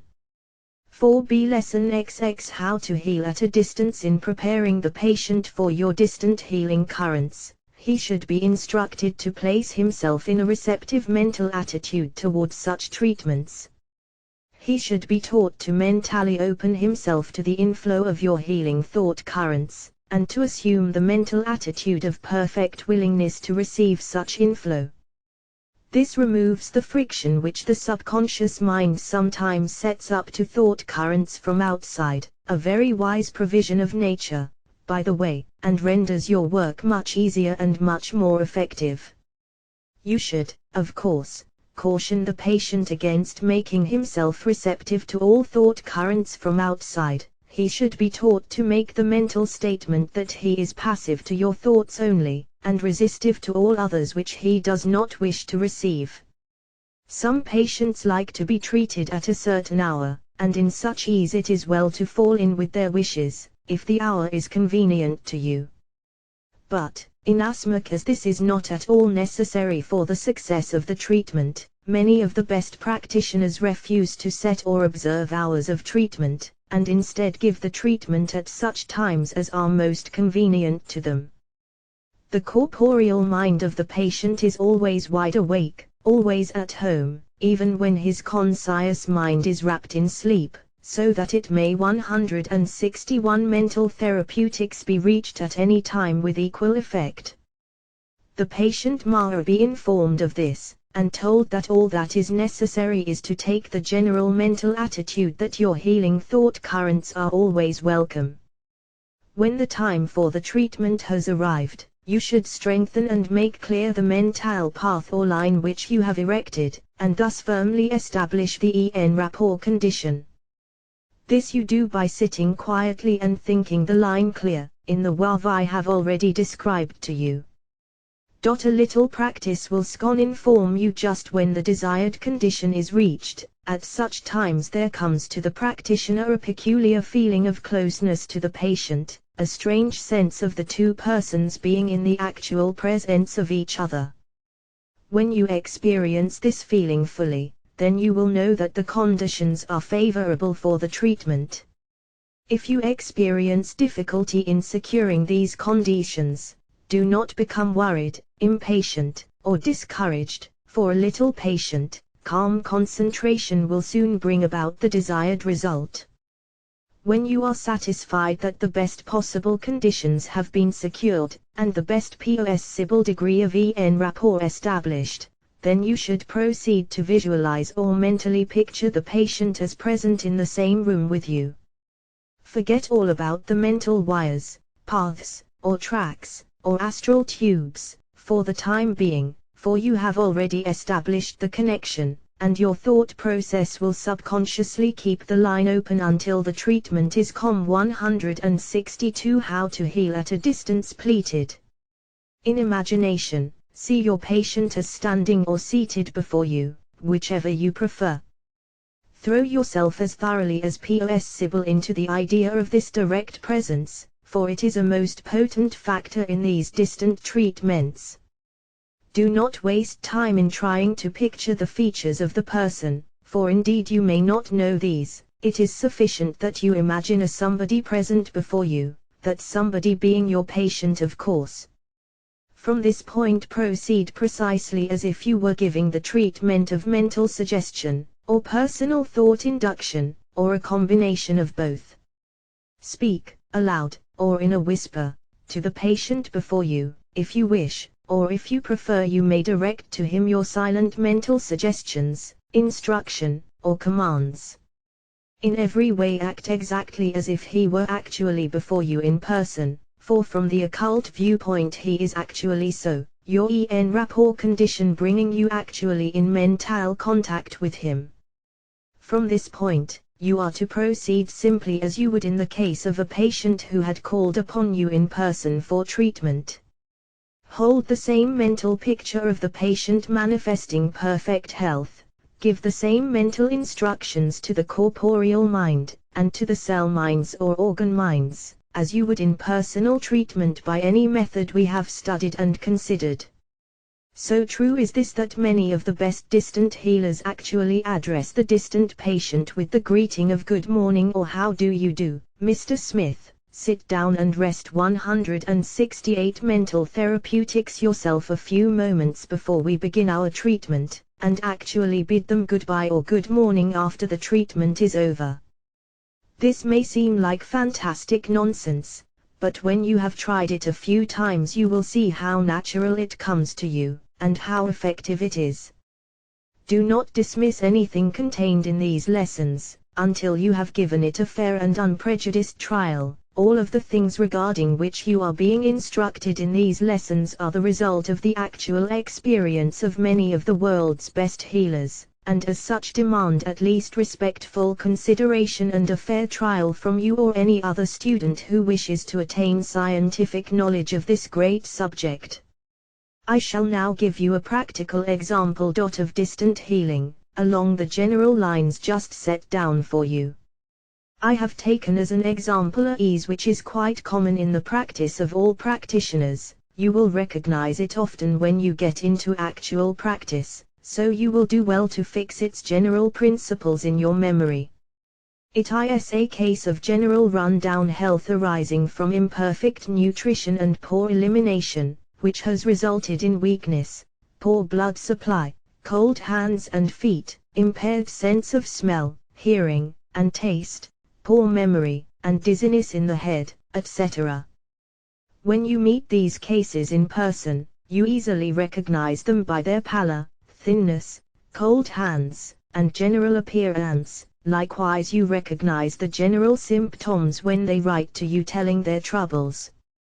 Drug treatment does little or nothing. 164 How to heal at a distance for these patients, and they soon develop into chronic cases, but the right kind of mental healing treatment soon works an improvement upon them, and if kept up nearly always results in a cure. You will notice that the treatment goes right to the spot, and is directed along the lines of scientific physiology plus scientific psychology. Typical case. Having established the rapport condition between the patient and yourself, you create the mental picture or visualization of the patient as being actually present in the room with you. This being secured, you proceed to address the patient just as you would in the case of ordinary personal presence, viz. Good morning, Mrs. Smith, I am glad to see you. You are looking better this morning. You know that you are going to get better, going to be perfectly well pretty soon, don't you? Of course you do, and that is just what is going to happen to you. You are going to get better at once, and then still better, and then better still, and so on, better and better each day, until in a short time we will have you all right again, enjoying better health than you ever did in your life, all your troubles gone and forgotten, and you so happy and well and strong that you will seem like another woman. That is what this treatment is going to do for you, Mrs. Smith, and away down in your heart you realize it, do you not? Of course you do. You know it into 165 mental therapeutics itively, and that's just why you are here this morning, here to be cured and made well. Mrs. Smith, I now see you as a strong, healthy woman. I see you before me as nature intended you to be, and as you really are in truth. You have plumped out, your cheeks are rosy and your lips red, your eyes are bright and your skin soft and pleasant to the touch. I can see into your body, and there I perceive all of your organs functioning properly, and busily engaged in their work of building up a strong and well body, and keeping it in that condition. Every part of your body is doing its work properly, every organ is functioning properly, every cell is doing its work splendidly, just as nature intended it to do. You have a strong, healthy body, doing its work properly, and that is why I see you before me as an ideal healthy woman. And, oh, how happy you seem to be well and strong once more. See that your digestive organs are working splendidly, and are digesting and assimilating every bit of nourishment in the food you eat. Consequently, you have a good natural appetite for normal healthy food. Even a crust of dry bread tastes good to you, for when you chew it you realize that you are extracting nourishment from it which is going to strengthen you and keep you strong. Your food is being transmuted into rich red blood which is coursing through your veins and building up every part of your body and strengthening it. Your brain is well nourished, and this keeps your senses in 166 how to heal at a distance good working order. You hear well, taste well, smell well, see well, and feel well. Your sense organs are all working properly, because they are well nourished. Your hands and feet are warm, for there is plenty of blood going to them and nourishing them. Your head is clear and your memory is good, because your brain is now well nourished. Your organs of elimination are working beautifully, and are throwing out of the system all the waste matter and impurities that nature wishes to discard. Your bowels are working finely. You have a natural movement of the bowels once a day, at the time you set for it, and you always keep your engagement with your bowels, for you have promised to act well by them if they act well by you, and you are both keeping your contract. Your reproductive organs are in perfect condition, and you have no trouble whatever from them. Your menstruation is regular and normal, and free from pain, for you have established a new order of things in your general care of the body, and all of the various parts and organs are responding properly thereto. You are bright, cheerful and happy all the time, all the day, and everywhere. You take an interest in life, and see everything as a new and happy world. You take an interest in what is going on about you, and are thus keeping young and active.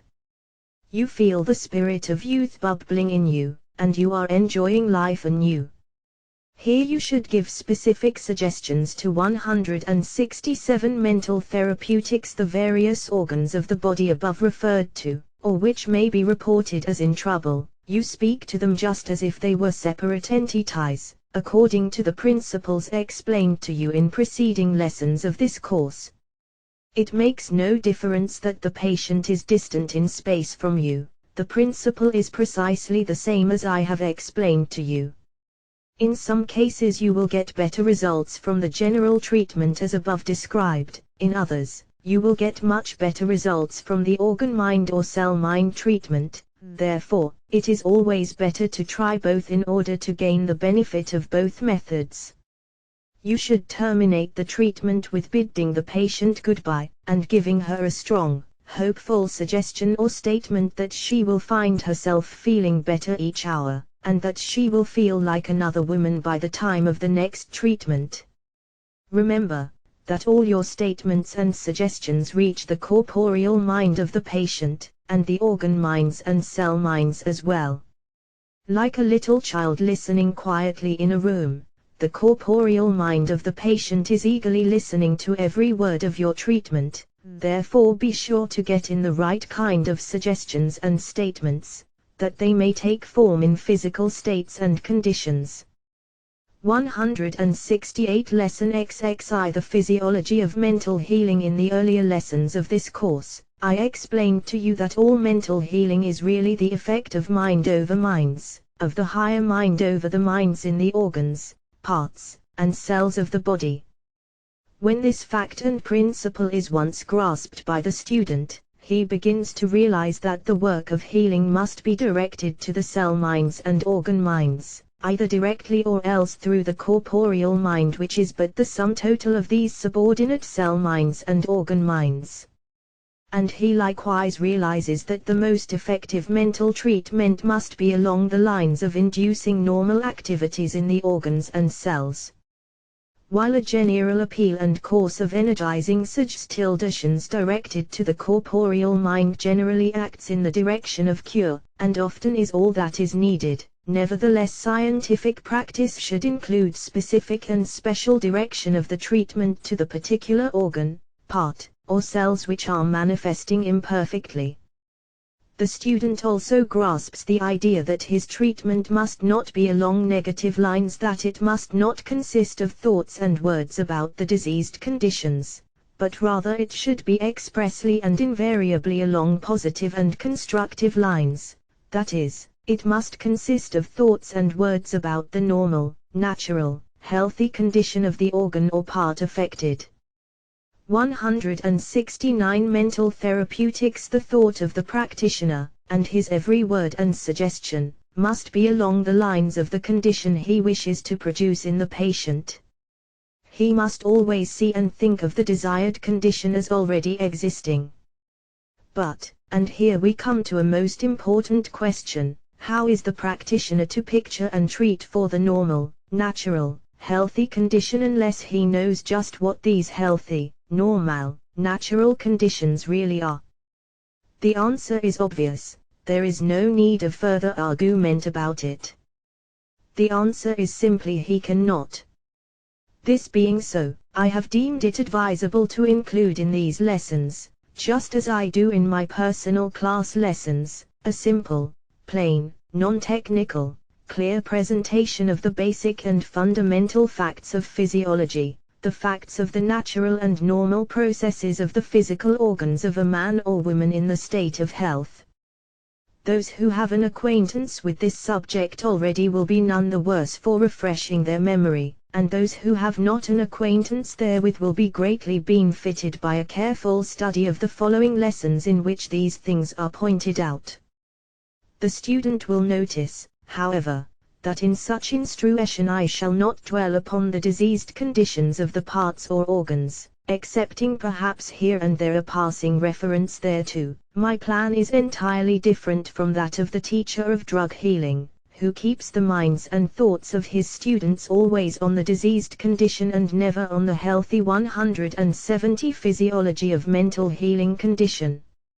Is it any wonder that so many Psychians grow morbid on the subject of disease, particularly the subject of the special class of diseases upon which they specialize? Is it any wonder that they are always looking for symptoms of their favorite disease, and always imagining that they find it? In view of what we know of the effect of mental images upon the physical states and conditions, it is no wonder that so many of these disease specialists finally fall victims to their own favorite diseases. It would indeed be wonderful if such were not the case, in view of the known facts of psychological influence over the organ minds and cell minds. And, alas, it is also to be feared that in many cases the mental attitudes and mental images of these specialists actually induce corresponding diseased conditions in the bodies of the patients under their care. A simple understanding of the laws of mental suggestion should be sufficient to show the reasonableness of this suspicion. So I have pursued an entirely opposite policy in these lessons.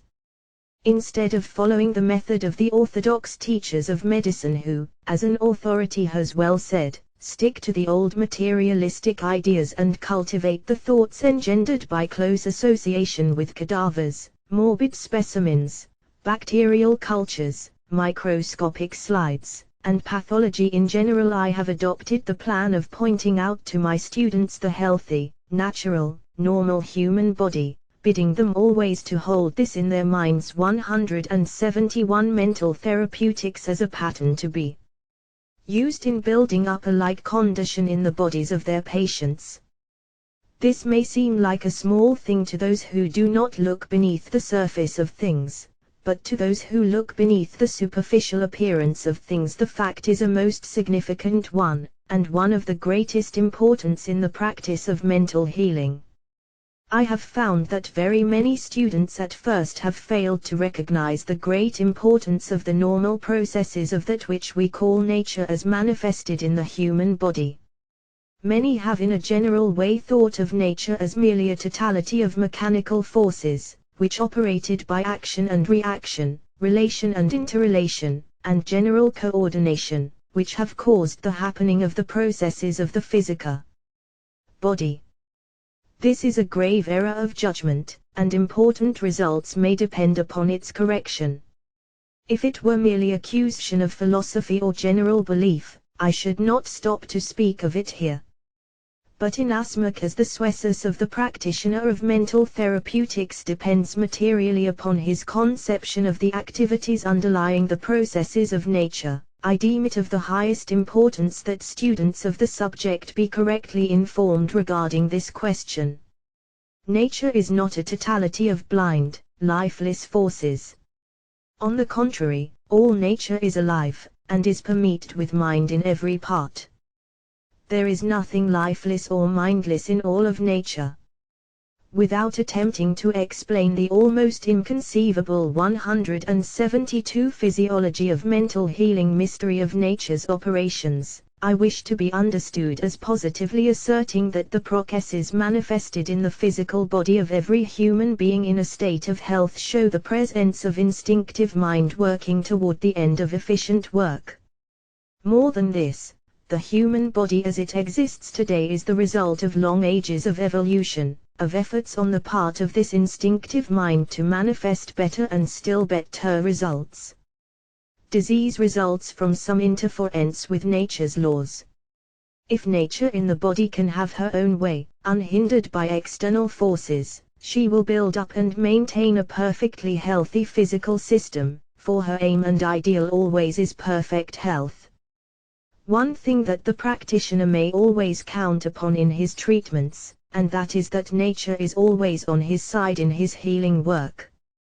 Nature has as her twofold purpose, a. the preservation and well-being of the life of the individual, and b. the reproduction and survival of the species. She is constantly working toward those ends. When she is thwarted in her ends, she makes the best of it, and does the best she can in view of the imperfect material with which she has to work and the obstacles interfering with her full expression and manifestation. Away down in the depths of the corporeal mind will be found this primitive and elementary urge of nature toward perfect health. It may be urged that nature kills a man as well as bringing him into life. This is true in a way, but it remains true that while man is in 173 mental therapeutics the limits of his natural years of life, nature is always striving to keep him in health and strength. She intends that every man shall live out his normal period of time, and she intends that he shall live it in health and strength. If nature's laws were not interfered with, disease and short life would be but as accidents. So truly does nature work always in the interests of health and life, that even many conditions called disease are but nature's remedial processes designed to cast from the system that which is harmful to it. Nearly all acute disease is really a remedial process, when rightly understood. But when nature is unable to accomplish her work, she apparently resigns herself to the task of making the best of it, and struggles along in a halting and limping fashion. This allows the diseased condition to become chronic. In our treatments we really help nature by imparting energy and activity to the cell minds and organ minds, and thus throwing off the abnormal conditions. All healing consists in restoring nature's normal rule and operations. All this leads up to what I shall have to say to you in the succeeding lessons of this course, in which I shall show you nature in normal action, her processes performed in the natural, normal way which maintain physical health and well-being. Any deviation from this normal standard of operations means ill health or disease. The closer you study the conditions maintained by nature when the body is in a state of 174 physiology of mental healing perfect health, the better able will you be to direct your thought, suggestions, and other suggestions, and other treatment to the best effect. General directions. I wish here to give you certain general directions regarding the study of the following lessons, and the application of the principles therein contained. 1. Take up each lesson in turn, and carefully study the principles of nature's operations as manifested in the particular department treated upon in the lesson. Do not leave the lesson until you have formed a clear, general idea of the operations of nature in that particular office and function, or class of the same. Go back to the subject over and over again until you have mastered it completely. It may help you in your study if you will write down a short synopsis of each lesson, without reference to the book during the writing. Use your own words and ways of stating the principle. Then compare what you have written with the lesson itself, and note your mistakes and omissions. Stick to it until you have a very clear idea of the subject in your mind, so clear that you may easily describe it to a friend in conversation. 2. When you have gained a clear idea of the subject of the lesson, in fact even while you are gaining it, you should practice visualizing or forming a clear mental picture in your imagination of the process you have been studying. Try to picture it just as you would if you were actually viewing the process in a human body. 175 Mental Therapeutics. If this were possible, I want you to be able to picture these leading physiological processes just as clearly as you would picture the workings of a piece of familiar machinery, the running of a train, a typewriter, or a sewing machine, for instance. 8. When you come to actual practice, I want you to reproduce the idea and mental picture of this normal, natural, functioning of the organs in question, so that you may actually picture the corresponding organs of the patient as acting in the same way. By doing this you actually set up processes in the body of the patient which will bring about just this kind of activity and normal functioning. Do you get the point? By creating the correct mental pattern in your mind, and then reproducing it in connection with your thought of the patient's body, you tend to make the ideal pattern take on objective form and activity in the patient's system. Do you see now why I dwell so strongly upon the necessity of your creating the right kind of mental pattern? To this end the instruction given in the following lessons has been written.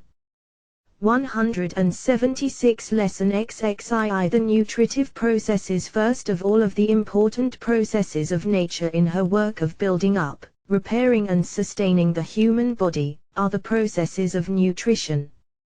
The processes of nutrition are those by which the normal condition of life and growth of the living organism is maintained, and which operate in the direction of the living tissues of the body taking up from the blood the nourishing materials or substances required for their repair and the performance of their healthy functions. You will note the following two facts. 1. That the tissues take up nourishing material or substance in order that they may keep in repair and perform their healthy functions.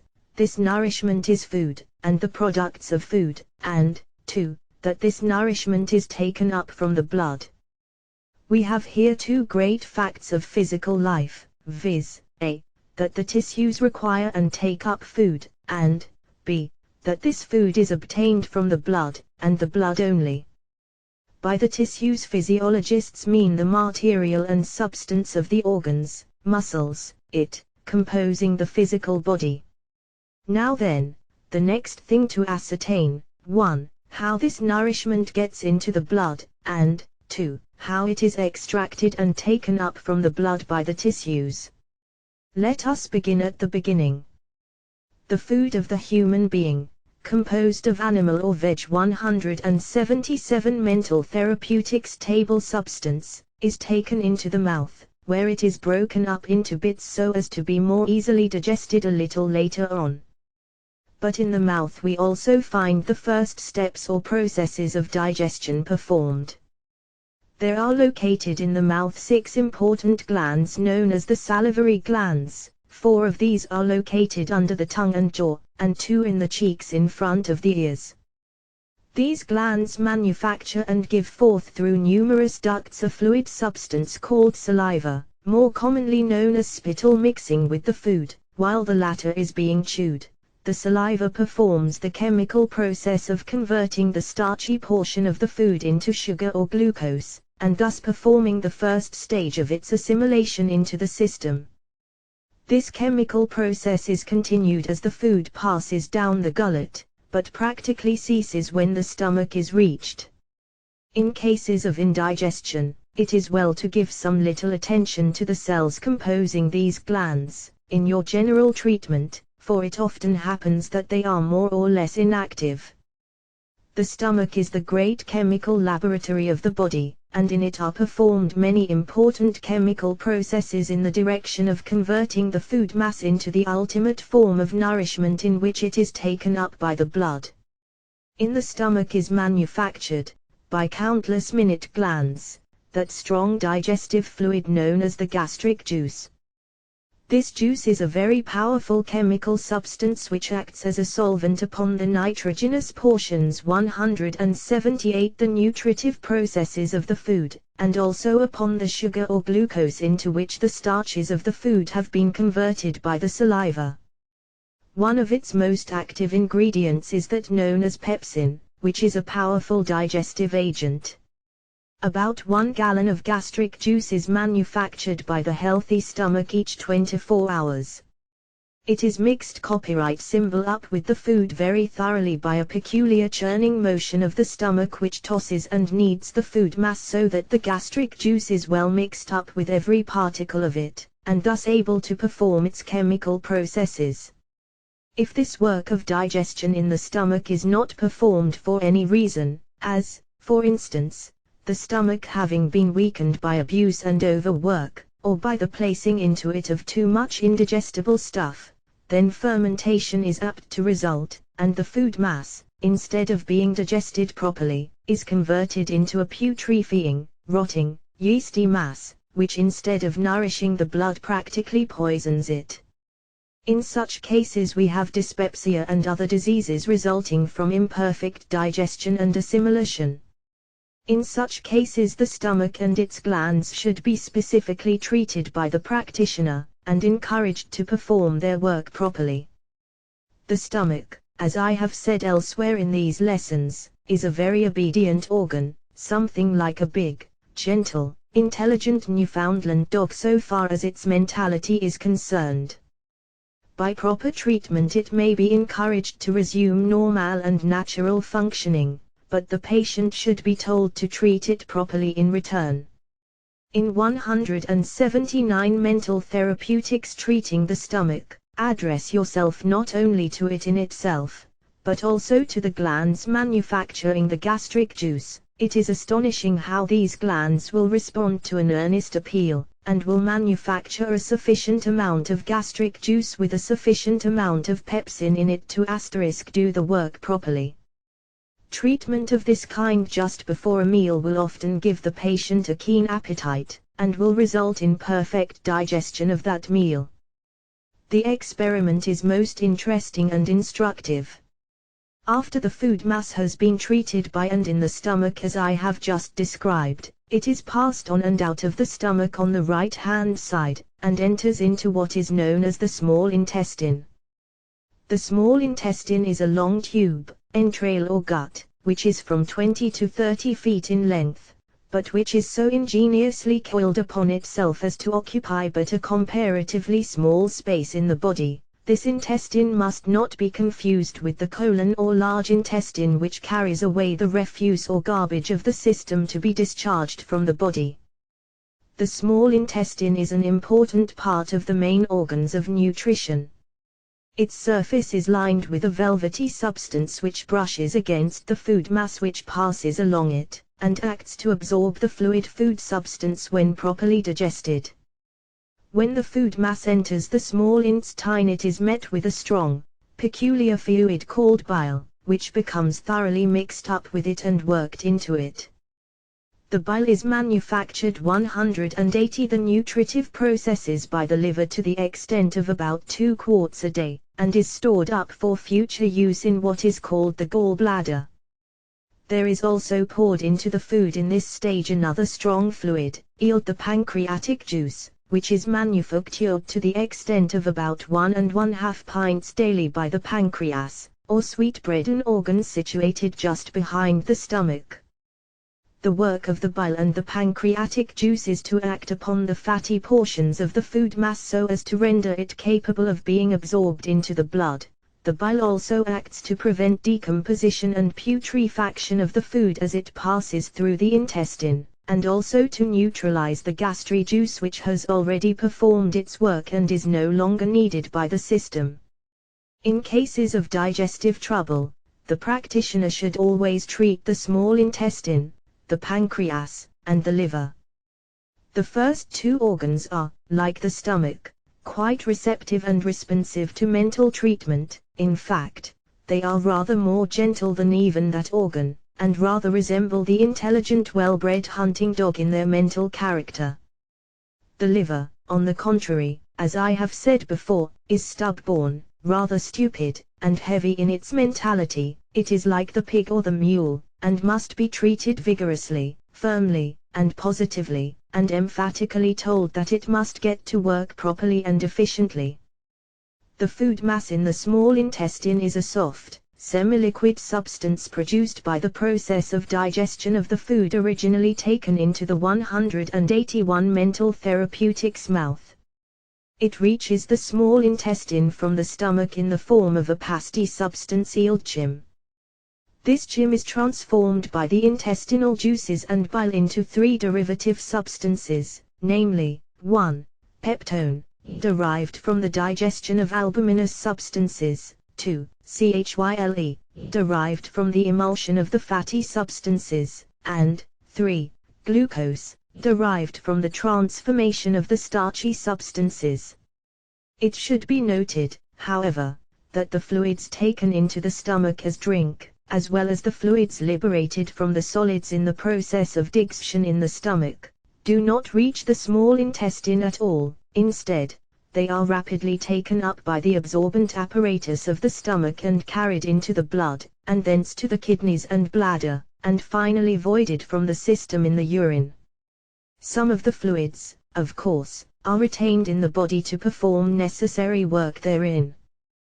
The work of absorption of the digested food substances, or nourishment, from the small intestine into the blood is performed by the millions of plush-like hairs of the velvety inner surface of the small intestine, which maintain a constant waving motion through the semi-liquid digested food contained therein, and lick up and absorb the nourishment now fitted for the system.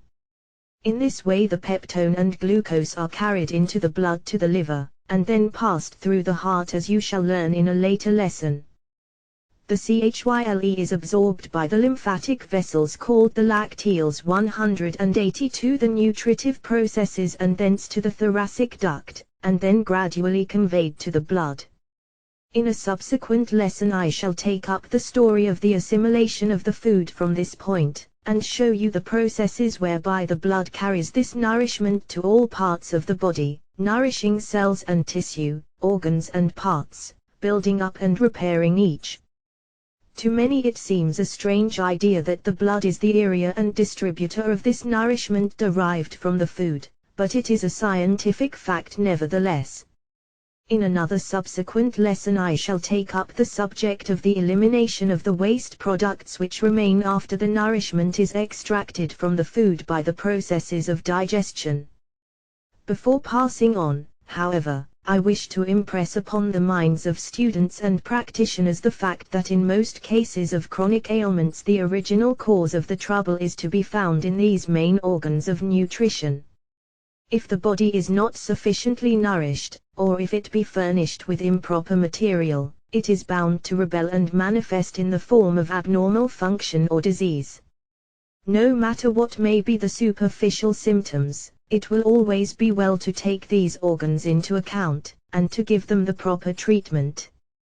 In fact, many of the best practitioners, before proceeding to more local treatment, give a strong, thorough, preliminary treatment both to the main organs of nutrition and the organs of elimination. If the body is 183 mental therapeutics properly nourished, and its waste products are properly carried off, the liability of disease is materially lessened, and the work of cure rendered materially easier and simpler. The body has often been compared to a piece of intricate machinery, which is run by the steam of the vital force. This steam is generated by the fires of the furnace of the organs of nutrition, and these fires must be kept well supplied with the nourishment of the proper kind of food, and fanned by the draught of perfect functioning. Also, the ashes and declinkers must not be allowed to accumulate. The work of the organs of elimination must be kept normal, and up to the mark. Hence, student and practitioners, keep these two main points always before you, attend well to the organs of nutrition, and those of elimination, and 9/10 of your work is accomplished. For, from imperfect digestion and assimilation, and imperfect elimination, arise a veritable swarm of diseases, symptoms, and physical troubles. 184 Lesson 23 The eliminative processes second in importance only to the nutritive processes of the body are its eliminative processes. And some would deny even this relegation of the latter to second place, for they plausibly maintain that no matter how well the body may be nourished, it will not remain in a state of health if it is unable to eliminate properly its waste products, its debris, its garbage. The word eliminate means to put out, to expel, to discharge. The body eliminates its waste matter and products in 4 ways, viz. 1. Through the breath, 2. Through the skin, in the perspiration, 3. Through the kidneys, in the urine, and 4. Through the bowels, in the feces or excrement. In a later lesson I shall describe the process of elimination through the breath, in which the waste products of the system, carried in the blood to the lungs, are there consumed by the oxygen in the air breathed into the lungs, and expelled in the form of carbonic acid gas. Elimination through the skin, by means of the perspiration, is a far more important process than is realized by the average person. There are over 3 million sweat glands in the human body, the combined length of the secreting tubes being about 2 or 3 miles. The normal adult human being excretes about 185 mental therapeutics and 1/2 pint to 2 pints of perspiration every 24 hours, that amount of course being greatly exceeded by men doing manual work in hot places, such as rolling mills, engine rooms. Sweat or perspiration is seen by chemical analysis to be loaded with the refuse matter of the system, it being in fact but little different from the urine in its chemical composition. The excretory glands of the skin are really supplementary organs to the kidneys, and in case of kidney troubles they perform a great deal of the work that ordinarily falls to the lot of the kidneys. The kidneys are 2 organs located in the loins, behind the intestines, 1 on each side of the spinal column. They are shaped like a bean, and are about 4 inches long, 2 inches wide, and 1 inch thick. Their office is to purify the blood by extracting from it a poisonous substance called urea, and certain other waste products of the system, which would cause blood poisoning if not eliminated from the system. The watery fluid secreted by the kidneys is called urine, and is carried from the kidneys to the bladder, in which organ it is stored up to be afterwards voided from the body in the process of urination.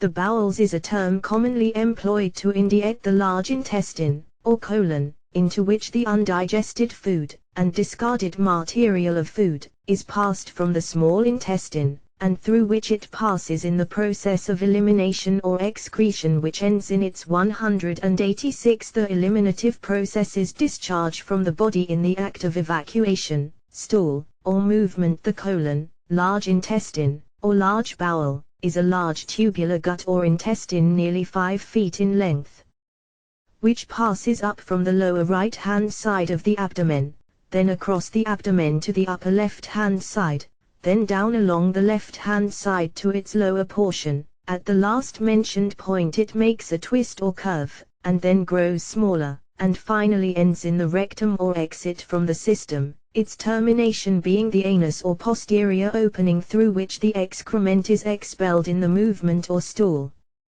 The small intestine empties its discarded matter into the colon by a curious little trapdoor arrangement on the lower right-hand side of the abdomen, the vermiform appendix being situated just below this entrance.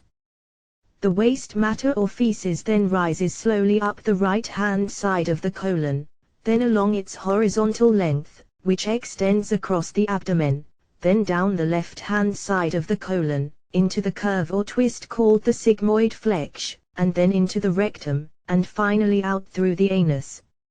Its movement along the length of the colon is caused by certain muscular movements provided for that purpose. The colon is the great sewer of the system, which nature has provided for the carrying off of the waste products resulting from undigested or undigestible portions of food, and other waste products of the system. Nature intended that this sewerage should be removed speedily, and 187 mental therapeutics in the ease of animals and young children it is so removed. But the artificial habits and customs of adult human beings has sadly interfered with this natural and normal custom, and bad results have ensued for the race.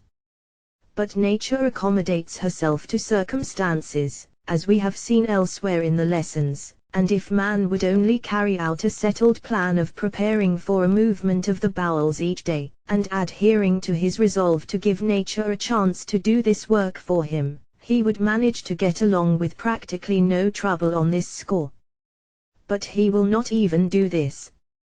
He refuses to heed nature's calls, until at last nature, and by nature here is meant the bowel mind, becomes discouraged and does as little as she can help, and the result is chronic constipation with all of its attendant evils. Let me point out to you the results of this unnatural state of affairs. In the first place, the inner walls of the colon become encrusted with impacted fecal matter, some of it remaining there for many days, its fluids becoming absorbed until the remaining mass becomes quite hard and tightly packed together. A small hole is worked through this hardened mass, through which a small quantity of excrement is passed. The colon so impacted and encrusted becomes a source of danger to the general system. It is like a choked-up sewer flowing through a city. The fluid portion is absorbed into the blood through the walls of the intestine, and thus tends to poison the blood and all the parts of the body. 188. The eliminative processes. This state of affairs is manifested by foul breath, strong perspiration, and strong urine, these resulting from nature's efforts to get rid of the foul matter by some other route. Dyspepsia, biliousness, liver troubles, kidney troubles, rheumatism, nervousness and many other ailments arise from this state of affairs. Many cases of female trouble are caused by the pressure of the impacted colon upon the generative organs, and by the poisoning of the latter by reason of their nearness to the foul sewer of the colon. The practitioner will discover that when he removes the causes of constipation, and thus takes away the original cause of the troubles above alluded to, the symptoms of many of these diseases will disappear. In fact, many of the best practitioners now proceed to first treat all their patients for imperfect elimination, and by so doing they remove the original causes of the particular diseases for which they have sought treatment. The patient may easily determine whether or not his or her colon is in this abnormal condition by an examination of the color of the stool or movement.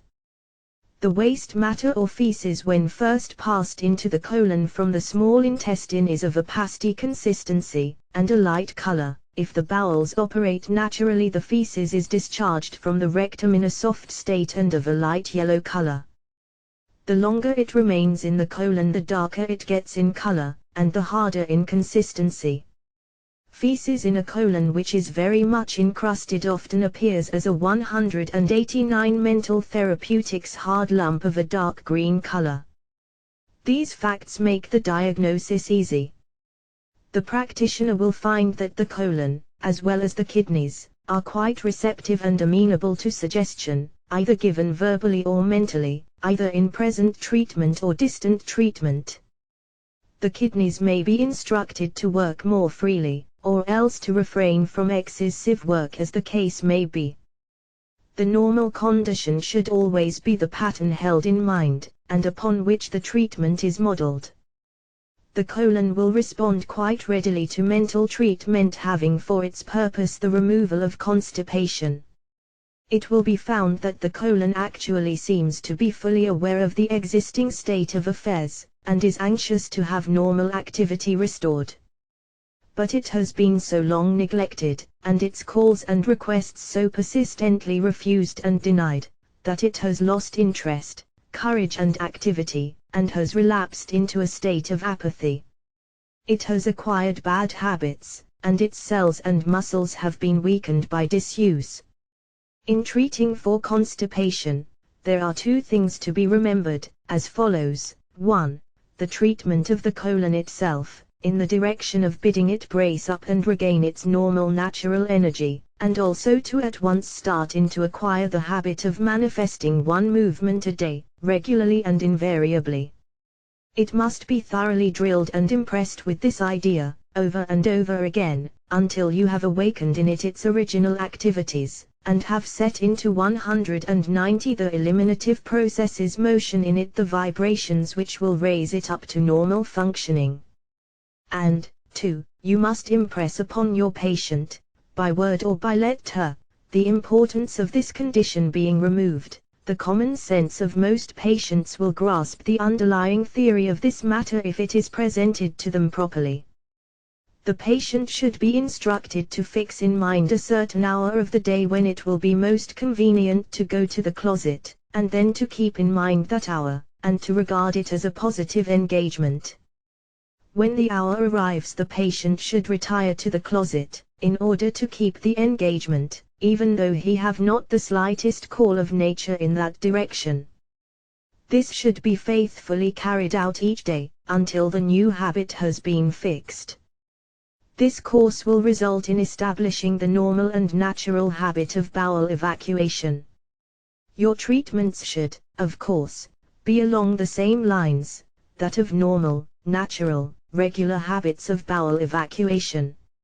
If you observe the above stated general principles and practice, you should be able to cure cases of chronic constipation which have defied the efforts of the best drug practitioners. In addition to the above methods of treating constipation, it will be well for you to encourage the patient to drink more water each day. The normal amount of water called for by the system is about 2 quarts in 24 hours on an average. But very few persons ever keep up to this standard, some fall far below it. Now, this is not advising your patient to take water 191 mental therapeutics as a remedy or medicine, any more than the use of food can be considered a remedy for malnutrition. The facts of the case are that unless the system is given sufficient fluids to work with, it cannot carry on its processes naturally and normally, no matter how efficient its organs may be. Water is needed to absorb and carry off the waste products of the system in the blood, in the breath, in the perspiration, in the urine, and in the feces carried off by the bowels. The mental healer should not attempt to ignore the plain facts of physiology in his enthusiasm regarding the power of the mind. Instead, he should adapt his treatment to existing facts of physiology. He should fall in with nature's ways, instead of trying to run contrary to them. For in the end nature performs the cures, and nature is the corporeal mind and its sub-ordinate phases and forms. 192 Lesson X. If the blood is the life, although the discovery of the circulation of the blood is of comparatively recent date, yet from the earliest times thoughtful men have recognized the all-important offices of the blood in the vital processes. They have realized that in some mysterious way physical life and health is closely bound up with the blood supply and the purity thereof. This thought is expressed in countless aphorisms, of which the one quoted at the head of this lesson, "The blood is the life," is a typical example.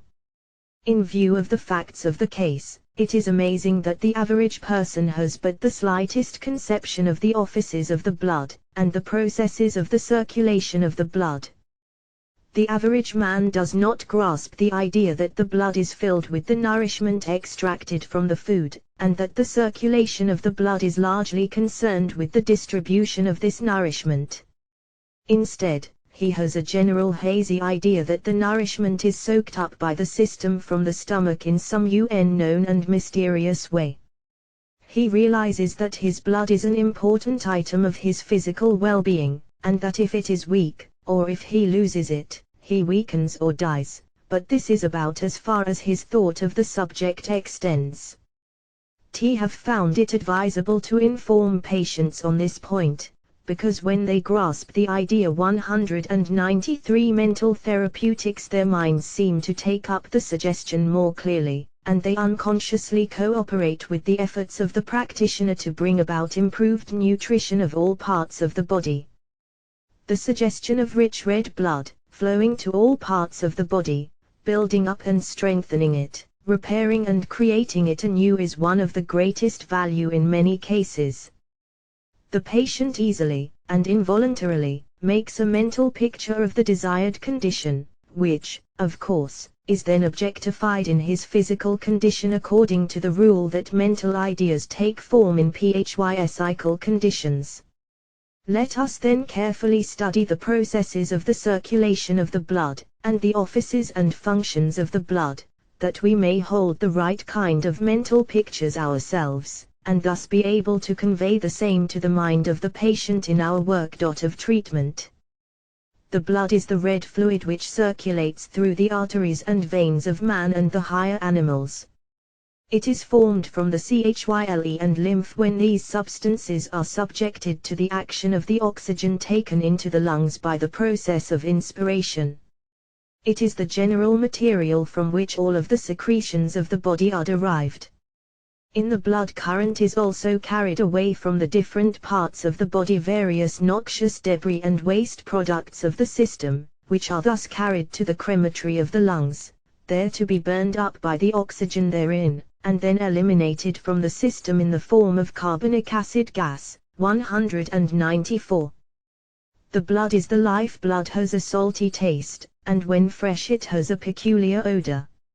It is composed of about 78% of water, about 6 or 7% of albumin, about 13% of coloring matter, and a small percentage each of fibrin, irrestylizable fat, fluid fat, and various mineral chemicals such as sodium and potassium chlorides, carbonates, phosphates, and sulfates, and calcium and magnesium carbonates, phosphates of calcium, magnesium and iron, ferric oxide, etc.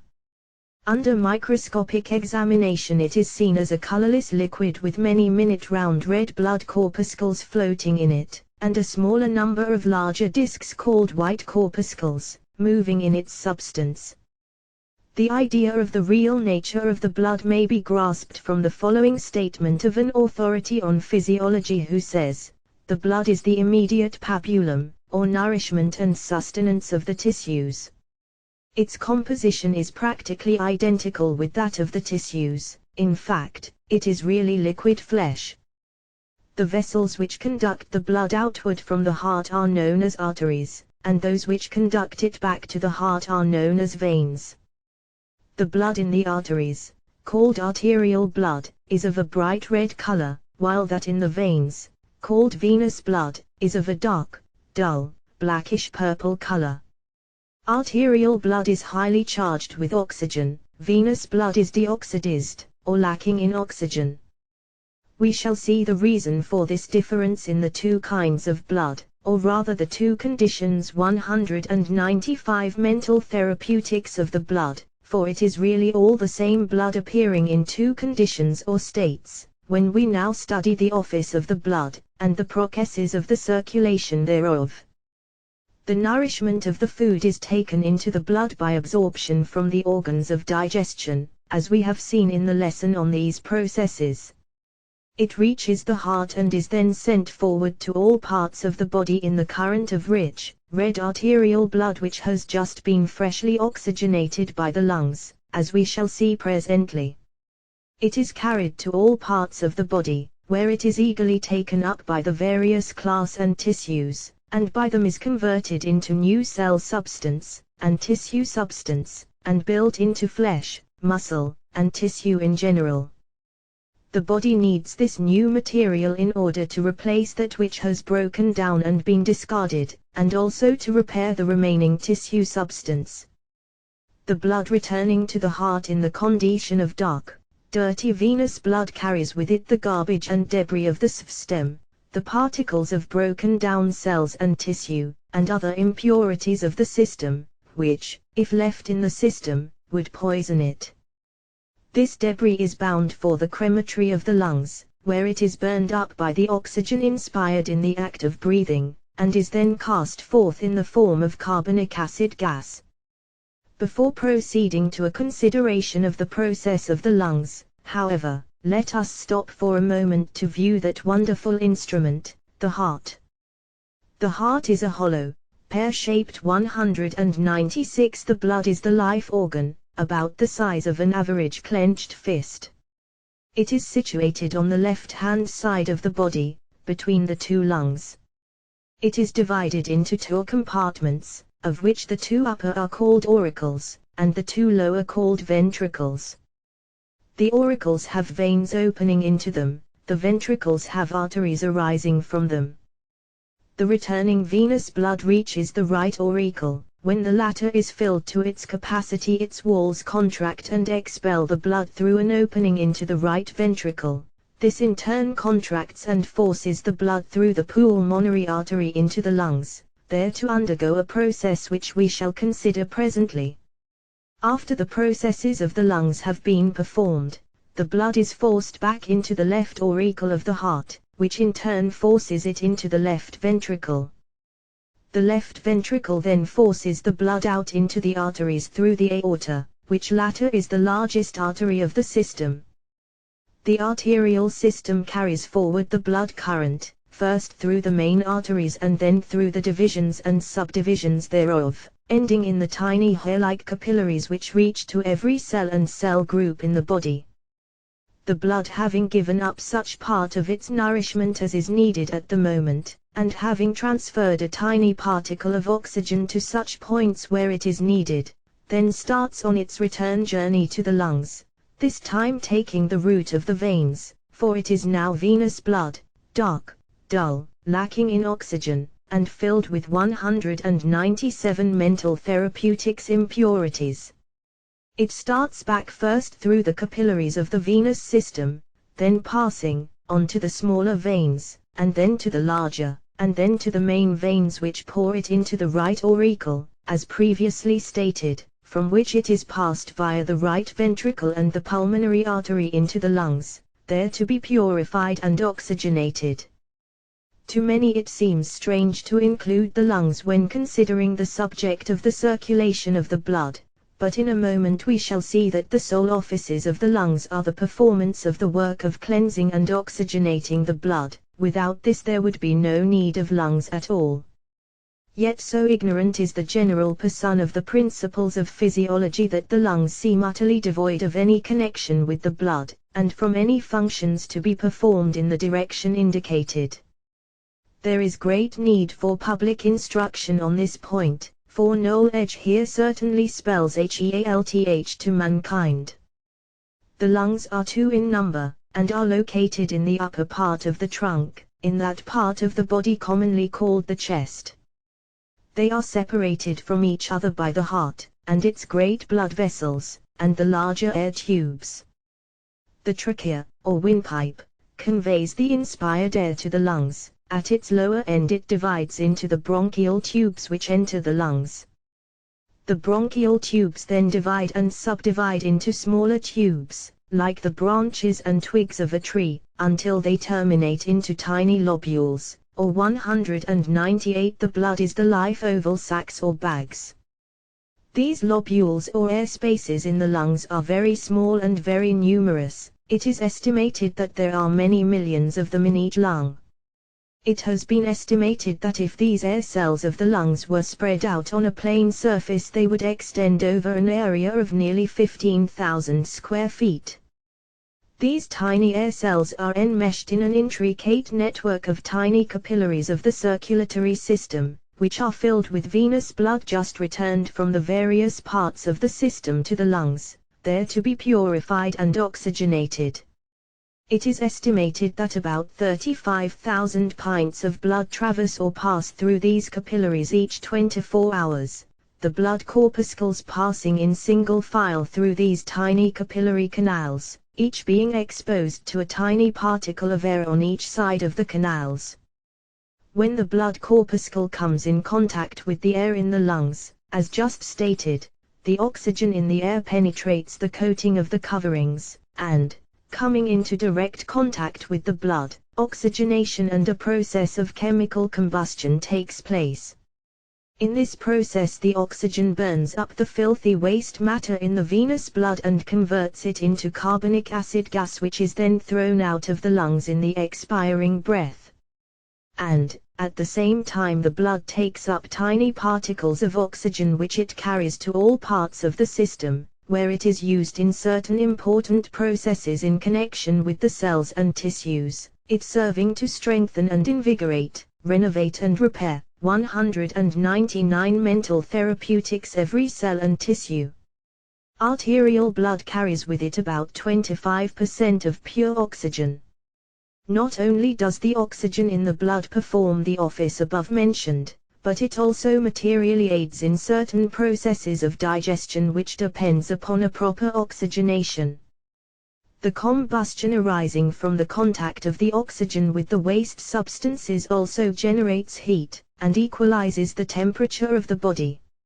In addition to the system CF blood circulation, there is another very important system existing and operating in cooperation with the former. This secondary system is called the lymphatic system. Lymph closely resembles blood in its composition. It is composed of some of the ingredients of the blood which have exuded from the walls of the blood vessels, and also of some of the waste materials of the system which require making over. The lymphatic system attends to this repair work, and also several other functions of the system. The renovated waste material is passed more into the blood, there to be used by the system. The lymph circulates in thin, very delicate tubes, which are invisible to the unaided human eye. They may be injected with quicksilver, however, and thus made visible.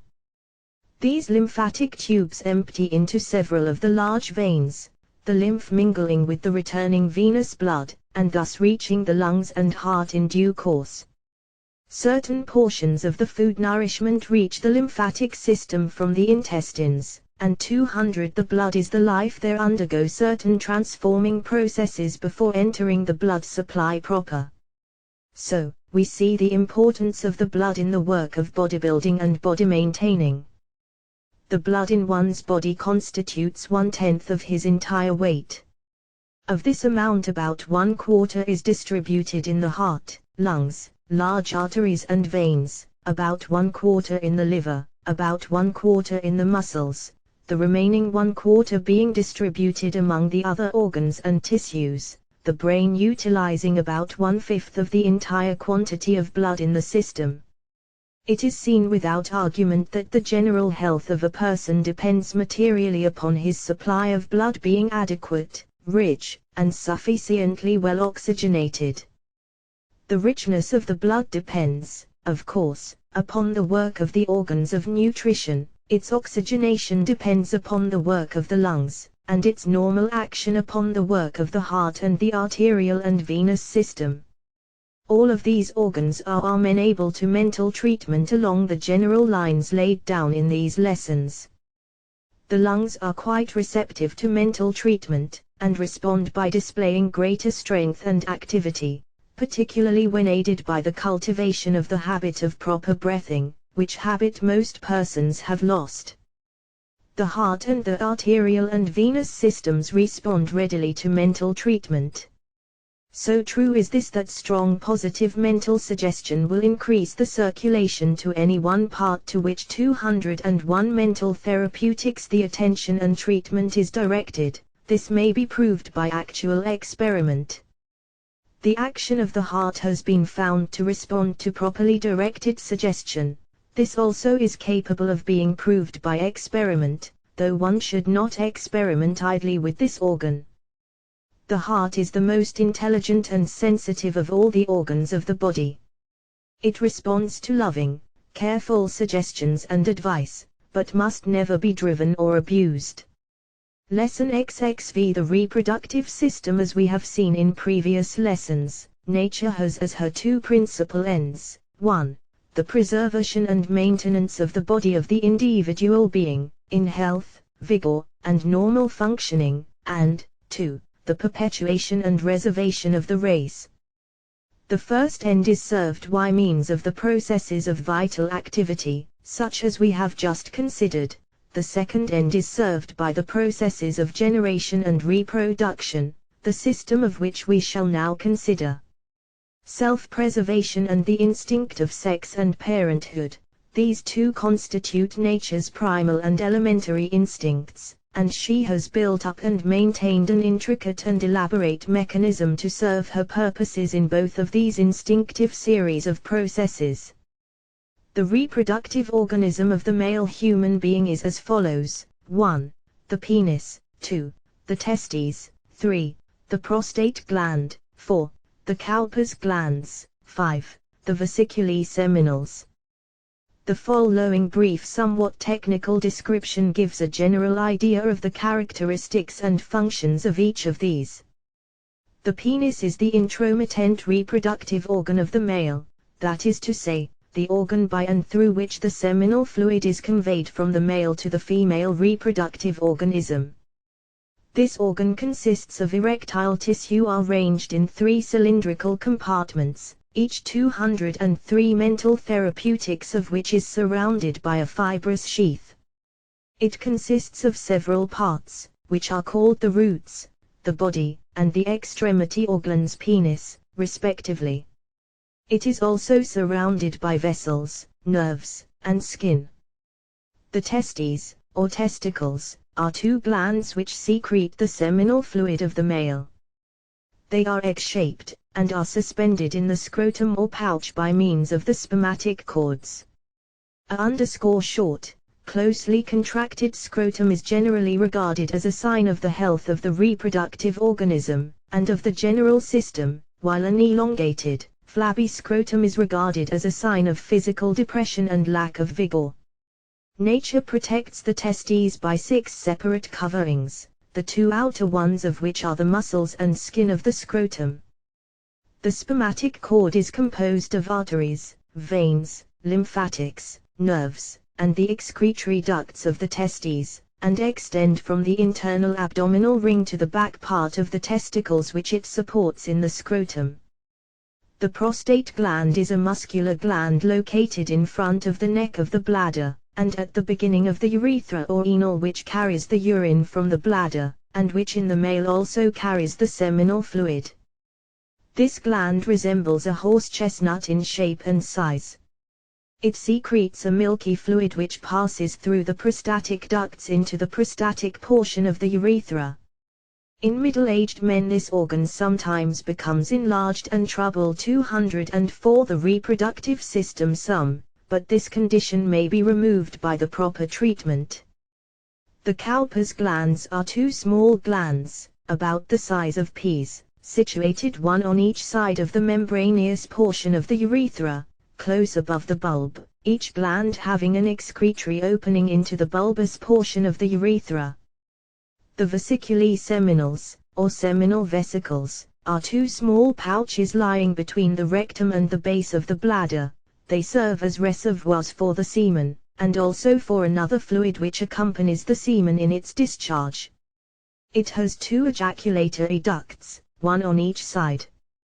The semen, or seminal fluid, containing the reproductive seed, is secreted by the testes, and stored in the reservoirs of the vesiculae seminals above described. It consists of a colorless transparent fluid, in which is contained solid particles of protoplasm, namely the seminal granules and the spermatozoa. Under sexual excitement the semen is forced from the vesiculae seminals by muscular contraction, and, passing into the urethra, is met by the secretions of the Cowper's glands, and those of certain mucous follicles opening into the urethral passages, peristaltic action finally ejaculating the seminal fluid from the male organism. The spermatozoa are the essential element of the seminal fluid, the other fluids and secretions being merely accessory and secondary in function and offices. The spermatozoa, or male elements of reproduction, are microscopic living creatures, each 205 mental therapeutics resembling a minute tadpole, with head, rod-like body, and a hair-like tail which is in constant motion from side to side, the tail serving to propel the creature to its destination. In the male human being, the spermatozoa each measure about 1/600th of an inch in length, and are present in countless numbers in the semen. They dwell in the gelatinous mass which composes a part of the seminal fluid of the male. The spermatozoa constitute the so-called seed of the male, which impregnates the ovum of the female, as we shall see presently. The reproductive organism of the female human being is grouped into two classes, viz., the external organs, and the internal organs, respectively. The external reproductive organism of the female human being is as follows: 1. The mons veneris, or fatty eminence in front of the pubis, above the other external organs. 2. The labia majora and the labia minora, being respectively the large and small lip-like coverings enclosing and protecting the vaginal orifice. 3. The clitoris, a small organ hidden by the labia minora, having at its extremity a small sensitive tubercle. 4. The meatus urinaris, or orifice of the urethra of the female, which lies near to the vagina and about an inch below the clitoris.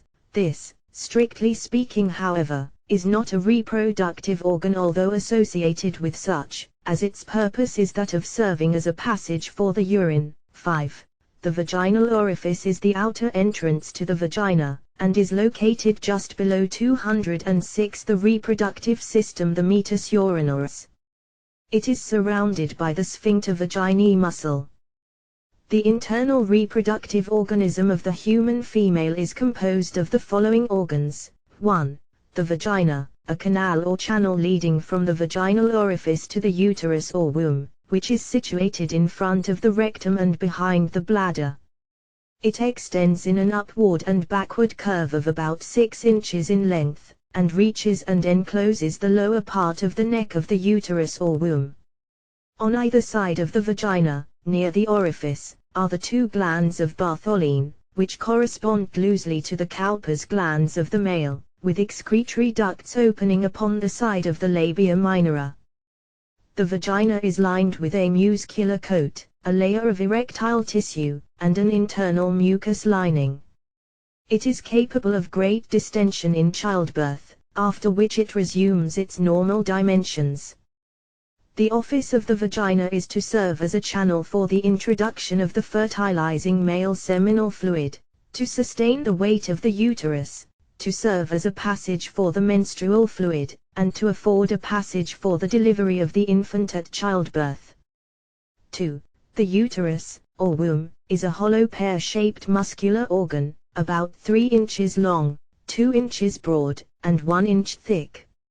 It is the organ of gestation which receives the fecundated ovum in its cavity, and supports and retains the fetus during its development. The upper and broader part is called the fundus, the lower contracted portion being called the cervix. 207 mental therapeutics or neck, which projects into the vagina. The uterus is composed of a muscular coat, which contracts as do the walls of the stomach and bladder. This coat extends very greatly during the period of pregnancy. The uterus is located just behind and slightly above the bladder, and is supported by 8 ligaments which, when in a healthy condition, hold it firmly and easily in place. Displacement of the uterus is caused by the weakening or relaxing of some of these ligaments. This condition may be relieved and cured by proper treatment in the direction of strengthening the ligaments by suggestions directed to that end. 3. The fallopian tubes are the ducts of the ovaries which serve to convey the ova from the ovaries to the cavity in the uterus. They are 2 in number, 1 on each side, each tube being about 4 inches in length. They extend from either side of the fundus of the womb until they communicate with the ovaries. 4. The ovaries are two oval-shaped organs lying one on each side of the uterus. The ova are formed in them, and they correspond to the testes in the male. They are about 1½ inches long, 1 inch wide, and 1/2 inch in thickness. They are covered with a dense, firm coating which encloses a soft fibrous tissue, abundantly supplied with blood vessels, which is called the stroma. Embedded in the mesh-like tissue of the stroma are numerous small, round transparent vesicles, in various stages of development, known as the Graafian follicles. 208 The reproductive system, which are lined with a layer of peculiar granular cells. These follicles are the receptacles or sacs which contain the ova or eggs which constitute the female reproductive germ, each vesicle containing a single ovum, or egg. 5. The ovum, or egg, of the human female is a very small round body measuring from 1/250th of an inch to 1/120th of an inch in diameter. It is surrounded with a transparent colorless envelope in which is contained the yolk consisting of globules of various sizes, the center of the yolk consisting of a thin transparent vesicle which in turn contains a tiny granular, opaque, yellow structure known as the germinal spot. This ovum, or egg, is discharged and enters the uterus at the menstrual period. When this period arrives, the Graafian follicle becomes enlarged by reason of the accumulation of the fluids in its interior, and exerts such a steady and increasing pressure from within, outward, that the surrounding tissue yields with it, and it finally protrudes from the ovary and is then expelled from it with a gush. Following this rupture there occurs a hemorrhage from the vesicles of the follicle, the cavity being filled with blood which then coagulates and is retained in the Graafian follicle. The formation and development of the Graafian follicles begin at puberty and continues until the menopause or change of life in the woman. The ripening and discharge of the eggs produce a peculiar condition of congestion of the entire female generative 209 mental therapeutics organism, including the fallopian tubes, uterus, vagina, etc. Menstruation is the monthly flow of bloody fluid from the uterus which occurs in all healthy, but non-pregnant, women from puberty until the menopause or change of life. Puberty is the age at which a woman begins her period of possible childbearing. In temperate climates the average age is about 14 years, while in tropical climes puberty occurs a year or two earlier, and in Arctic zones a year or two later. The menopause or change of life, in women is the beginning of her period of non-reproductiveness. This time is reached when the woman is about 4 to 5 years of age, on the average, although in some cases it is reached several years later, and in a few cases a little earlier.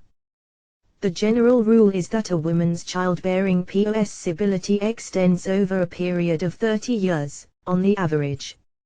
At the time of the menopause, and after, the ovaries diminish in size, the Graafian follicles cease to form and develop, the fallopian tubes atrophy, and other physical changes manifest themselves. Menstruation, when once fully established, occurs at intervals of every 28 days on the average in the case of healthy women. In some cases, however, it occurs as often as every 21 days, while in others it occurs as seldom as every 6 weeks, without affecting the general health or normal functioning. Menstruation ceases temporarily during pregnancy, and also usually is inhibited during the period 210. The reproductive system of nursing. The menstrual flow continues for about 4 or 5 days, on the average, although here too there is a wide range of variation from the average. The flow increases during the first part of the period, and decreases during the last part. Menstruation is accompanied by the congestion previously noted, and a sense of psychical discomfort and irritable emotional feeling. Menstruation is accompanied by a hypertrophy of the mucous membrane of the uterus, and later by a shedding of this hypertrophied membrane, which leaves the underlying vessels exposed and bleeding. After the period, new mucous membrane is formed. As before stated, the ovum is discharged and enters the uterus at this period. The ovum, unless impregnated by a spermatozoon of the male, gradually loses its vitality and is thrown out of the system. If impregnated, however, it remains attached to the walls of the uterus and in time develops into the fetus. The ovum contains all the rudiments of the young creature, but unless it is impregnated and fertilized by the spermatozoon, it never develops. The impregnated ovum begins to form a segmentation nucleus, and then the segmentation or splitting up process begins, and new cells rapidly form. There appears an opaque streak known as the primitive trace of the embryo, and the young living creature begins its life history. The period of gestation continues for about 9 solar months, or about 280 days, although in exceptional cases 211 mental therapeutics it continues for but 7 months, and in others even as long as 10 months. The reproductive organism of both man and woman is very responsive to suggestion and mental treatment along the lines indicated in these lessons. Weakened parts may be materially strengthened by the proper suggestions intelligently directed. In the case of weakness of the uterus, falling of the womb, etc., a line of suggestions directed toward the strengthening and contraction of the supporting ligaments and muscles will be found very effective. The uterus is very sensitive to mental treatment, and is much like the heart in its degree of intelligence and responsiveness. There is a great field for scientific mental treatment here, and one in which medical science has failed to afford the best results. Too often the surgeon's knife has been used needlessly. The skilled practitioner of mental healing, though specializes upon this class of cases, should obtain wonderful results, thereby performing a worthy work and at the same time establishing himself or herself in a paying practice. 212 Lesson XXVI. When the hand of the potter slips. In many Oriental poems, such as _ the Rubaiyat of Omar Khayyam, there is found a reference to the favorite Oriental analogy of the potter and the pots, the creative power being the potter, and the human creature being the pot which has been molded by the hand of the potter. When a diseased or deformed body is seen, then it is said that the hand of the potter slipped, and, indeed, this figurative picture is in close resemblance to the truth, for the hand of nature at times does seem to slip in its work, although in many cases the slip is caused by an interference of the human creature with nature's own well-laid plans and established machinery of operation. Nature being in this case merely the corporeal mind, it is seen that the slip is one of that wonderful mental organization, and one which may at least, to a great extent, be remedied by appealing direct to it, as in the case of scientific mental healing as set forth in these lessons.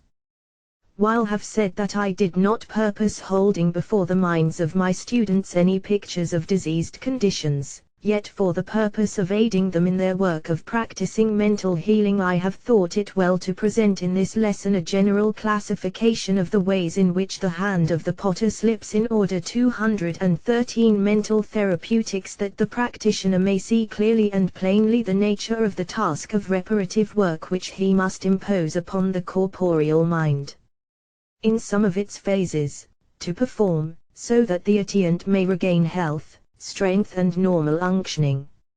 It will, of course, be understood that the following is not a complete list of psychical ailments, nor is it a lesson on pathology.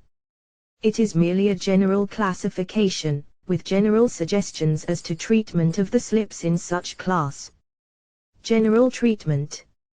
In most cases it will be found well for the practitioner to give the new patient a general treatment, i.e., a treatment for general physical health and strength.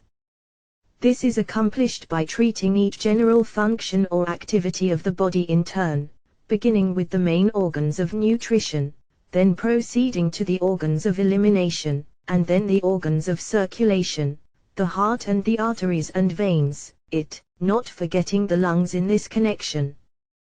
Then follow with the reproductive system, and then the muscles, joints, In this way a general improvement of the whole system is started underway, and a firm foundation thus laid for subsequent special or local treatments for specific complaints.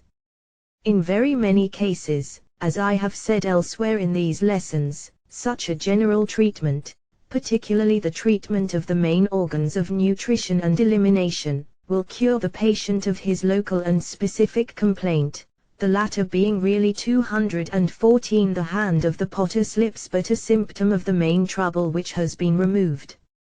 A patient in whom perfect nutrition and perfect elimination is effected generally manages to throw off the special complaint without much more trouble. The practitioner will do well to always bear this fact in mind, for it will explain many strange and rapid cures, and will also give him a line on the course of treatment in many puzzling cases which have defied other kinds of treatment. Troubles of the organs of nutrition. The chief troubles in this class are malnutrition, imperfect nourishment, and dyspepsia, indigestion, etc., these several troubles usually being associated and existing at the same time. The hours of treatment here is obvious, i.e., treatment should be directed toward energizing the stomach and intestines into activity and normal functioning. The stomach should be urged to perform its work properly, and the patient should be instructed to furnish it with wholesome food only. The small intestine should be urged to resume normal functioning, and to aid in the work of digestion and assimilation, in order that there may be created rich nourishing blood which will build up the entire system. The stomach of a dyspeptic is generally found to be in a state of panic. This must be relieved by proper suggestions, and confidence restored. The stomach and intestines are quite intelligent, and will respond quickly to the right kind of suggestion. The liver, as I have said, is a stupid, slow, 215 mental therapeutics stubborn organ, and requires the most vigorous and positive kind of suggestions, orders, commands and general scolding in order to be made to resume normal functioning. It must be approached in a positive mental attitude, much the same in which one would approach a pig, mule, or goat. Mastery must be asserted and maintained. A little actual practice will show the practitioner the best line of suggestions and commands to use in such cases, but the general rule is to be firm and positive in dealing with the liver. Troubles of the organs of elimination. The bowels, kidneys, and bladder are quite receptive to suggestion, and will respond to and cooperate with the efforts of the practitioner who approaches them in the right spirit and manner. There is but one general rule, and that is to tell the organ plainly and kindly just what is required of it, and how it must behave itself. Train it just as you would an intelligent dog. You will be surprised at first to see how rapidly and intelligently the organ will respond. In the case of constipation, the patient should be instructed to make and keep his or her engagement with the bowels each day, i.e. to go to stool at a set time whether or not an inclination is felt. The bowels will quickly respond to this confidence, and will be felt to be actually and earnestly endeavoring to keep its part of the agreement. Where purgative medicines have been employed, and the pill habit established, 216 the hand of the potter slips, it will take a longer time than otherwise to neutralize this old habit and to establish the new and normal one. Tendency to urinate too often may be checked by the proper suggestions, and the muscles controlling the bladder may be taught to contract tighter and to maintain the contraction better and longer. The words tighten or loosen respectively convey a strong suggestion to this class of muscles. The sphincter muscles which surround, and by their contraction tend to close, the various openings of the organs of elimination. In treating diarrhea and loose bowels, simply reverse the suggestions given in the case of constipation, of course. Troubles of the heart and circulation. The heart, and the arteries and veins, are very amenable to suggestion, and will respond very intelligently to it when properly given. As I have stated elsewhere in these lessons, the heart is very gentle and intelligent, the very reverse of the liver, and should be treated accordingly. It is like a gentle, high-spirited, well-bred horse, or like an intelligent gentle child, in its mental character and makeup. Rough methods or treatment should be avoided in treating the heart or the circulatory system in general. Gentle, kindly, soothing words and tones, and clear, plain, intelligent directions should be given it. You may even, and often very effectively, explain to the heart the trouble that is being caused by imperfect action. Accompanying 217 Mental Therapeutics, the explanation with suggestions as to how the trouble may be overcome, and new and better habits of actions acquired. In case of cold hands or feet, you may direct an increased circulation to those parts by calling the attention of the circulatory system mind to the matter. Anemia, or deficient blood supply, is of course to be treated by improving the nutrition, for the heart cannot furnish nourishment to the blood, nor the blood to the parts of the body, unless it has been assimilated and absorbed from the food eaten by the patient. Dropsy, or an abnormal accumulation of serum, which causes swelling, it may be treated by stimulating the kidneys and the skin to carry off the excess fluids, and to thereafter perform their functions normally. Troubles of the lungs. The lungs respond very well to suggestions properly directed. The suggestion should be along the lines of increased activity and resistance. The cells should be urged to greater efforts, and taught to resist invading organisms.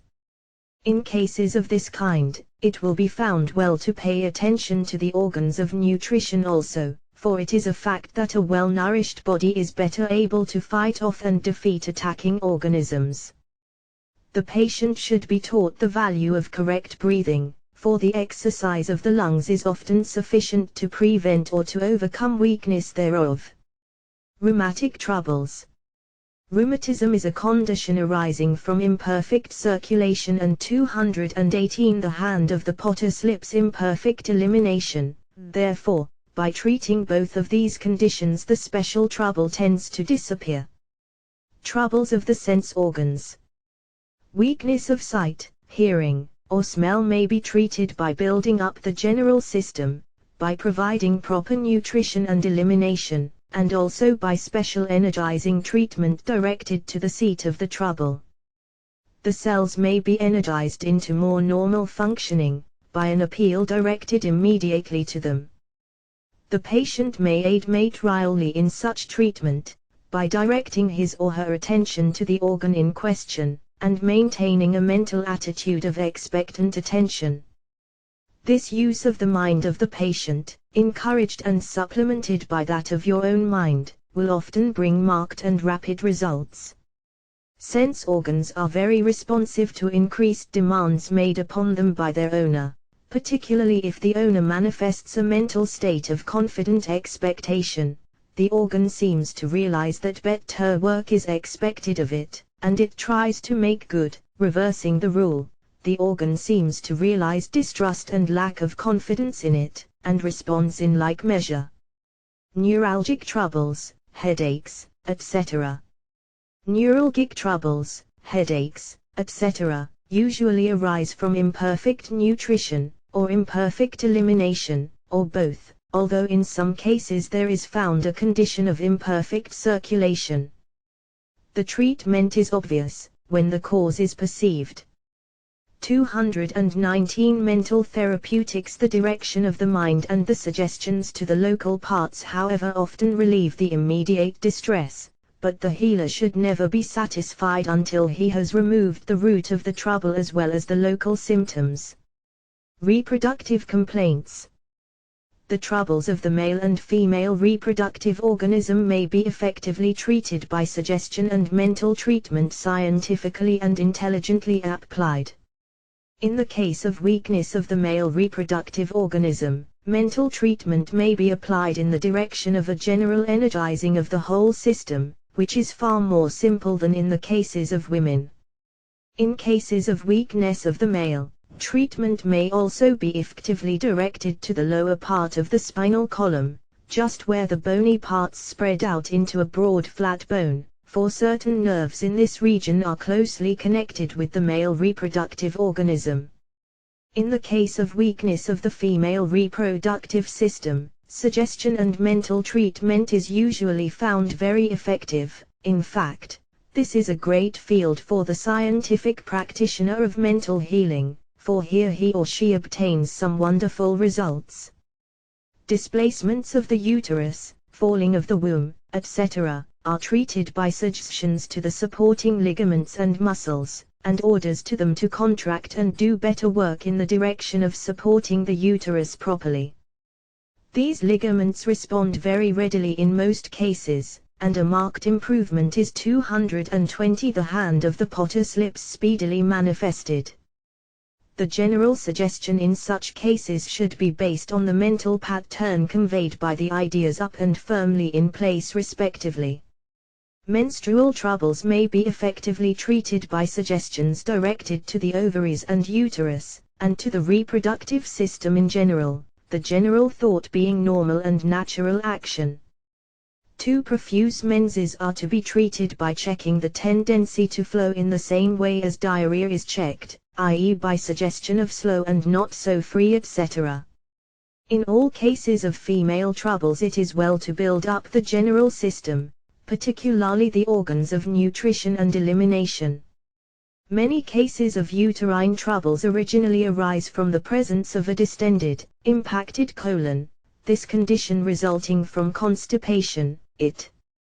When the cause is removed, it is a comparatively simple matter to remedy the local trouble. Nervous troubles.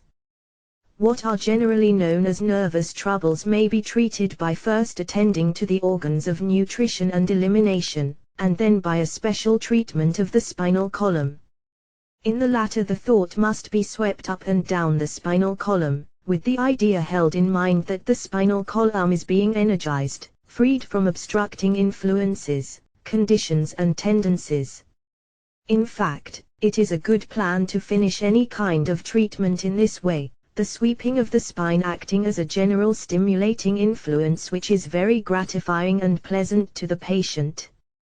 221 Mental therapeutics. Another general treatment effective in all cases is that known as equalizing the circulation, in which the thought sweeps down and then up over the whole body, several times in succession.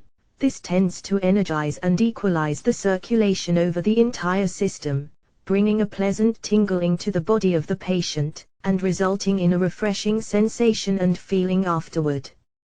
Self-treatment. The student who wishes to heal himself or herself by means of mental therapeutics has but to remember that each and every form, method, principle, and rule of treatment given in these lessons for the treatment of the patient is equally valid and applicable in the treatment of oneself.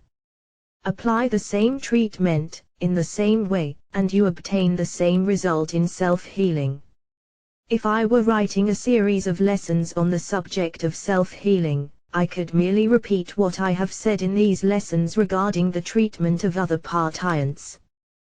The principle is identical, and the methods of application are practically the same. In self-treatment, the I part of yourself should act as the practitioner, while the corporeal mind of yourself should be the patient. Proceed in such case as if you were really treating another person, the body of another. This is the whole secret in a few words. Concluding advice.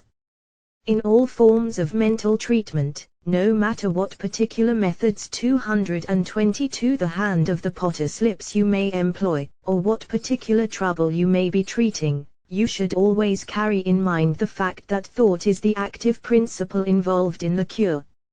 And you should learn to think of thought not as an intangible, unsubstantial thing, but rather as a great natural energy and force, something as real as is electricity or magnetism. It will help you to mentally picture it as sweeping from you into the body of the patient, they're energizing and strengthening the minds in the cells and parts of that body. The more clearly that you can visualize or mentally picture it as actually traveling and moving like a great current of electricity, the greater will be its potency. Do not allow yourself to become wrapped up in technical theories or speculations regarding the riddle of the universe, or of the inner nature of mind. Leave these subjects to the metaphysicians who delight in them to such an extent that they usually have no time or inclination to do anything practical in life. Do not be a dreamer, but be a doer. Cultivate the characteristics of the constructive thinker, build up, construct, create, with the power of mind. You will find that your power to heal will increase with practice and habit. You will develop what some have called the sanative contagion to such an extent that those coming into your presence will receive healing thought even though you do not voluntarily send the same forth. Then you will radiate healing power. This is the mark of the true healer. Think of 223 mental therapeutics yourself as a son of healing power, and let your radiance flow forth in all directions.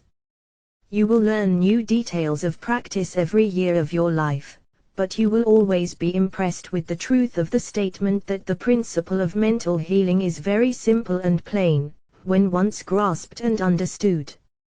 Here is a simple statement of this simple fact, to carry with you as my parting gift. Mental patterns are reproduced in physical states, forms, and conditions. 224 Lesson XXA Magnetic and Spiritual Healing. Although I have finished this course of lessons as originally planned, I thought it advisable to add to it a brief consideration of two forms of healing which, while scientifically included in the broad classification of mental therapeutics, nevertheless have some points of difference from the general methods of this system. I refer to 1. Magnetic healing, and 2. Spiritual healing, respectively. In these two forms of healing I find the same fundamental principle operative, although called forth and manifested in a different manner. In the following pages I shall endeavor to explain this apparent difference, and at the same time to explain the particular methods employed in each of these general methods, to the end that such of my students who may wish to include these methods in their own practice may be enabled to do so intelligently and effectively. Etic healing. What is known as magnetic healing has gained quite a large following in Europe and America. Many wonderful cures have been made by practitioners following this method. In America it is usually applied in connection with the more regular forms of mental healing, while in France it is often practiced as a distinct branch of therapeutics. Those who have carefully investigated the 225 raw mental therapeutics subject of magnetic healing have generally reached the conclusion that its effects arise from a dual cause, as follows: a. The energizing effect of a transference of vital energy from the body of the healer to that of the patient, and b. Accompanying the effect just mentioned, the power of thought along the lines set forth in these lessons. I shall not go into the subject of the vital force employed in magnetic healing, for the subject is not at all well understood even by those practicing and teaching its principles. Enough for the purpose of this consideration is the fact that there undoubtedly exists that which may be called vital force in the human body, and which may be transferred to another person under certain conditions, and which when so transferred tends to energize into renewed activity the body of that other person, or any of his physical organs toward which the force may be directed by the healer. It is important in this connection to note that this vital force is best directed by the healer when he fixes his attention upon the part of the body of the patient to be treated. This shows that the vital force is subordinate to mind, and is controlled thereby. Those who may wish to inquire into the essential nature of this vital force, may obtain interesting information by studying the Oriental teachings concerning what is called prana, which is practically identical with what we of the Western world call vital force. Nearly all nations in the history of the race 226 magnetic and spiritual healing have employed some phase of this form of healing with effect, and in most cases we may see that they also, consciously or unconsciously, employed mental suggestion or thought force in such treatments. The laying on of hands has always been a popular form of treatment, and many good results have arisen therefrom. But we must never lose sight of the fact that in such processes the minds both of the patient and of the healer have been directed to the affected part, the effect of which may be easily understood by those who have carefully studied the lessons of this course. The healer and the patient both understood that the treatment was expected to produce certain effects, and both naturally and instinctively pictured the expected result, and obtained it. Outside of the effect of the vital force upon the patient, whatever the degree of that effect may really be when divorced from the mental effect of the thought of practitioner and patient, there is undoubtedly a strong suggestive effect in the application of the hands to the affected part, or the placing of them near the region affected. The eye sees the motion, and the body feels the contact, and both of these elements add materially to the suggestive value of the treatment. The mere tapping of the region of the liver by the fingers of the healer serves to arouse the mind in the liver and to make it attentive to the suggestions given it mentally. It is akin to tapping on the shoulder of a man to whom you wish to speak, or to rapping on the door of a 237 mental therapeutics man's room, when you wish to arouse his attention. Longitudinal passes made downward over the body of a reclining patient will tend to increase his circulation, and to equalize it. Downward passes have a soothing effect as a rule, while upward passes have an awakening, arousing effect. Transversal passes made sidewise across the body of the patient will tend to loosen up the action of the organs in that location. A twisting or boring motion of the extended finger will often rouse into activity sluggish organs, a feeling of warmth often accompanying this result. Pain may be removed by an application of the palms of the hands to the affected part. Stroking the body, or a part thereof, with the tips of the fingers often has a soothing effect. Rubbing a sore spot, such as a rheumatic joint, usually benefits it. Some practitioners employ a vibrational motion or shaking motion to the body of the patient, claiming good results therefrom. Hot insufflation, or breathing upon the affected part through a handkerchief or napkin often brings relief from pain. If you should see fit to combine this form of treatment with your mental healing proper, I advise you to always keep in mind the effect of the mind even in such treatments, and to add all of your regular mental healing methods to that of the magnetic healing. For in this way you obtain whatever benefit or virtue there may be in the magnetic treatment, while at the same time not losing the effect of your mental 228 magnetic and spiritual healing methods. Finally, I freely admit that in the case of certain patients who have been strongly impressed with the theory of magnetism, the use of the hands in the treatment greatly adds to the efficacy of the mental treatment. Govern yourself according to circumstances, and be prepared to give to the patient that which is most readily accepted by him. The reason for this I have made plain in the earlier lessons of this course. Spiritual healing. While in my judgment the essence of what is called spiritual treatment is to be found in the ideas in the mind of the patient, or of healer, rather than in some supermental force, nevertheless I feel that the student should become acquainted with the general theory and form of practice of this phase of healing so that he may combine the same with his other methods, or else practice it solely, if he should see fit.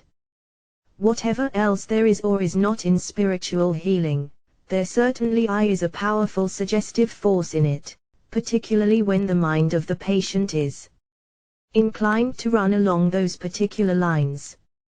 Personally, I do not claim to be a spiritual healer, or a teacher thereof, but I have a sufficiently extended knowledge of the subject to be able to select the best methods of applying the same.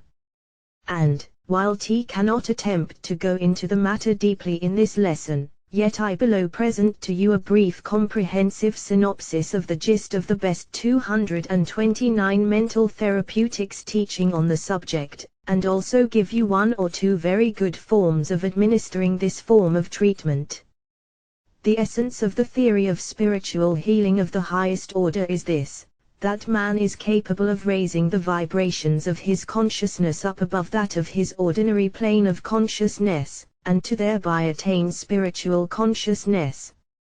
When the healer reaches this plane of consciousness, and pronounces his healing word from that plane, he reaches the similar plane of spiritual consciousness in the patient, and causes it to manifest its healing power.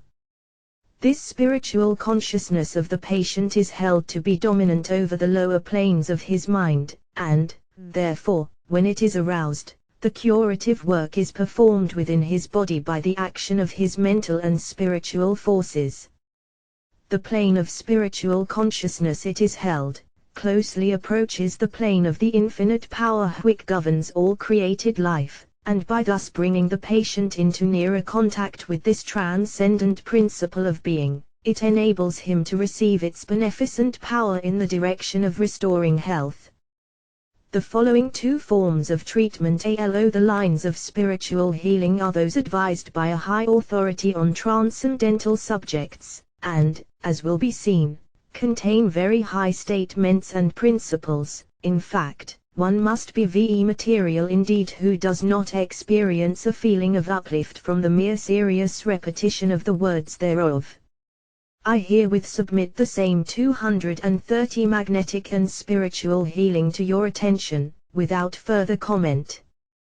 They are both intended for the use of the healer in raising him up to the plane of spiritual consciousness from which he may speak the healing word bidding the patient be whole and well. The first statement of spiritual consciousness is as follows: O Spirit, the One, birthless, deathless, the omniscient, omnipresent, omnipotent being, in whose ocean of life I am a drop, let me feel thy presence and power. Let me realize even more fully what thou art, and what I am in thee. Let the consciousness of thy reality, and my reality in thee, permeate my being, and descend upon all the places of my mind. Let the power of spirit manifest through my mind, permeating the body of this person that I am desirous of healing, or this body that I call mine own if you are healing yourself, bringing to it health and strength and life, that it be rendered a more fitting temple of the Spirit, a more perfect instrument of expression or the one life that flows through it. Raise up this body from the gross vibrations of the lower lanes, to the higher vibrations of the spiritual consciousness, which and by which we know thee. Give this body, through the spiritual consciousness which is immanent within it, that peace, and strength, and life, that is its by virtue of thy immanence within it. Do thou, the all-life, flow in thy essence through this thy reflection and expression, revivifying and enlivening it. This do I claim, O All-Spirit, by 7331 mental therapeutics. **** virtue of my eternal birthright from thee. And, by reason of thy promise and the inner knowledge of the same given to me, I now demand this of thee. The second statement of spiritual consciousness is as follows. O thou great infinite power, thou great flame of life of which I am but a spark, I open myself to thy healing power, that it may flow through me to strengthen, build up, and make whole this brother, or sister, in life. Let thy power flow through me to the end that he, or she, may receive thy vivifying energy and strength and life, and be able to manifest the same as health, strength, and vigor. Make me a channel of thy power, and use me for good. And, so, my students, I pass on these lessons to you. May you study them carefully, and apply the principles thereof to the best advantage in the healing of those in whom the hand of the potter has slipped.